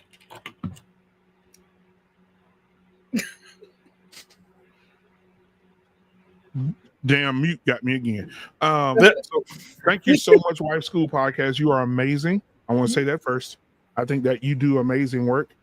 I think that, guys, if you have not subscribed to her channel, we will definitely virtually jump you, because it doesn't make any sense that you haven't subscribed to her. She does great work. She's also single, and she's beautiful. She has a great personality and a great smile. And she's look at those glasses. Look at those glasses, guys. Look at those glasses. Imagine her walking in the room and saying, "Honey, would you like something to eat with those glasses on?" Look at her. Bam, bam, Vogue. bam. Vogue. You know what I'm saying? Vogue. So, guys, White School Podcast is single. She does great work. She's a great person. And if you're looking for a wife or someone that you can love and cherish and hold on to in the middle of the night while you're building and loving and caring, this is the woman for you. I like the Malcolm X glasses and the hair, and so make sure you go follow her on all social media sites. Okay, thank you so much, White School Podcast, for being here. We appreciate you, girl. Bye. All right, last fella in the building tonight, Reckless Ray is in the building tonight. Reckless, how did you enjoy the show tonight, my guy? I loved it. I think it was a great conversation. I only punched the air about 10 times. I feel like my arms got stronger. Hold on. Let me ask you a question. If I could get the Queen Maker over here, would you like to have a conversation with her? Bruh, you don't want to put me on. Like, if you can't. I mean, if you tag her in it, apparently she'll just show up. But, like, I don't think she's going to want to stay on the panel with us. Or me. Yeah. I think she's going to like me. But if she called you out, you would oblige? I would ask her, "Sir, where are your breasts?" That's exactly what I would say. And I would just say it repeatedly. Like, I I would actually probably switch over into hardcore troll mode, and I'd be on some bullshit. Oh my god, bro, crazy, bro. Oh my god. What are your final thoughts, man? Man, I'll tell you, the world that we live in is crazy. It gets crazier by the day. We look at the news; the savagery is on the uptick. These people do not care about life or limb, but we as a culture have to figure out if we care about the body as a whole or if we care about limbs, because we're getting to a point now to where the cancer has to be removed. It is these are malignant tumors and they're running around just destroying. Like, as much as humane as it is to try to help everybody, you can't help people that will kill you for trying to help them. That's not an option. The people who want to be helped will put themselves in position to be helped. It's 2023. Everybody has the internet. All these kids are constantly on the phone. These are decisions. No one's forcing us to do this. This ain't the white man that's doing this. This is us that's doing this, predominantly to us. The issue being, it's now starting to spread out where it's not just us doing this to us. This culture, this sexy red culture, this booty hole brown culture is starting to permeate into the rest of the nation. That is a problem. We're actively being utilized, because this isn't like the reason they're pushing these sexy reds, the reason they're pushing this level of debauchery, the reason they want you to constantly know about Mocha Fest is to further destabilize us, because we are a large part of America. America is a black and white country. A lot of you have ties to this country that go deeper than some of the white people who tell you that we should be packing up and leaving. This is more ours than some of theirs. Actually, it's more ours than most of theirs, if you want to get technical and run the numbers back, because most of them showed up here on boats after we was already here. That's just kicking facts. There were not a lot of slave owners. There were a lot of slaves, however. Do the math. Everyone else who came over here showed up later.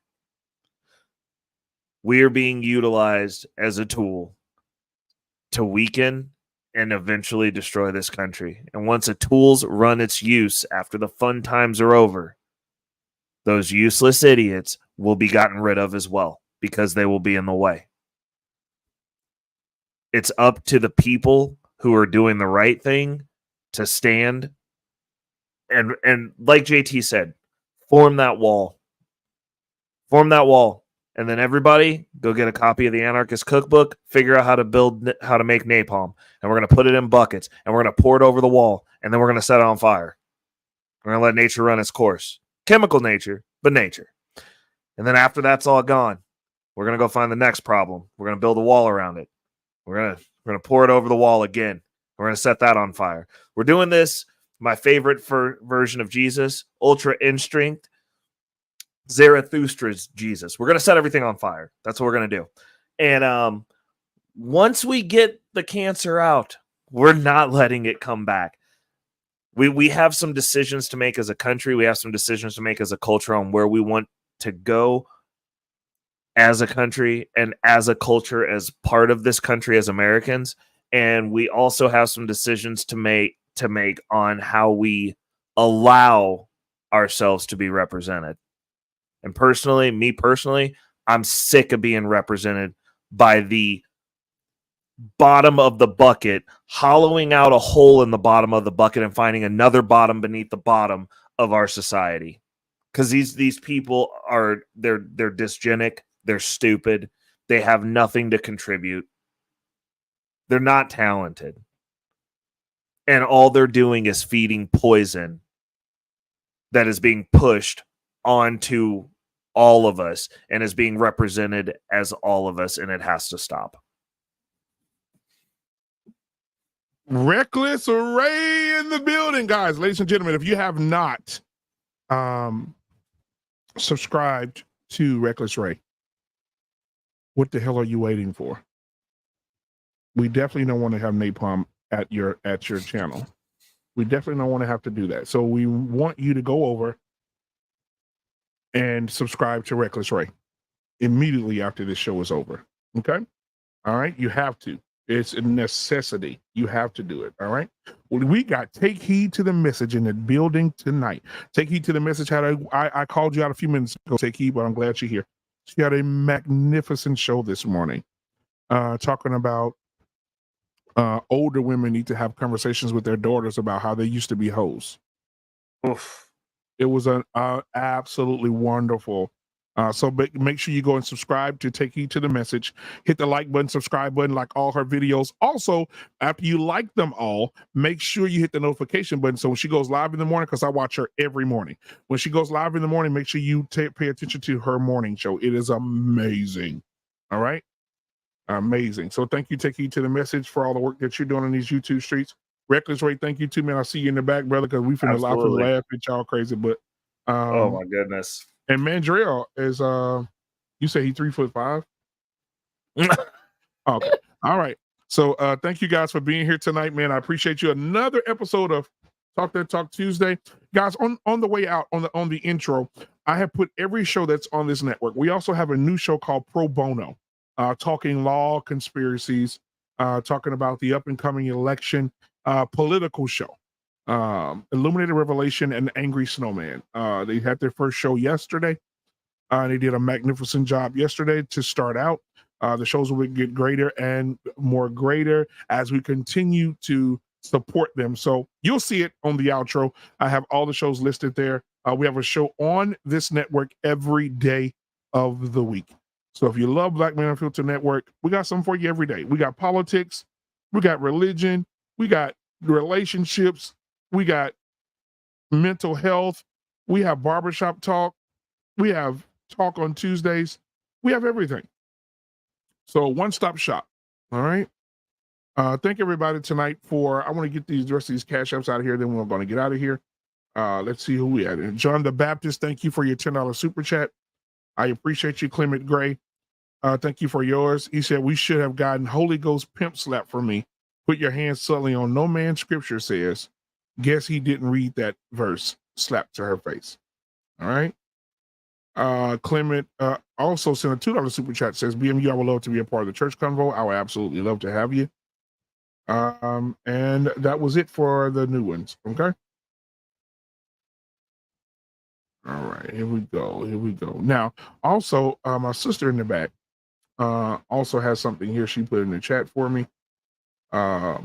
Beautifully Animated says they're offering life coaching services concerning anger issues. So if you're looking to have any information on that, make sure you reach out to Beautifully Animated Speaks on her channel or in Instagram as well. All right, guys, we had a great show tonight. We see you guys on tomorrow, sports show at 7 p.m. Central Standard Time. Also, after that, we have Mandrell and Shushu coming up tomorrow as well. Make sure at 8:30 p.m. Central Standard Time on Thursday, Dr. Nkume and Coach K will take the reins again on your mental health. And on Friday, get ready. Reckless Ray and Lost in Translation will host and co-host the Barbershop. So y'all get ready for that. We'll see you guys on the Barbershop on Friday as well. All right, we out this thing. Y'all have a good night. Peace.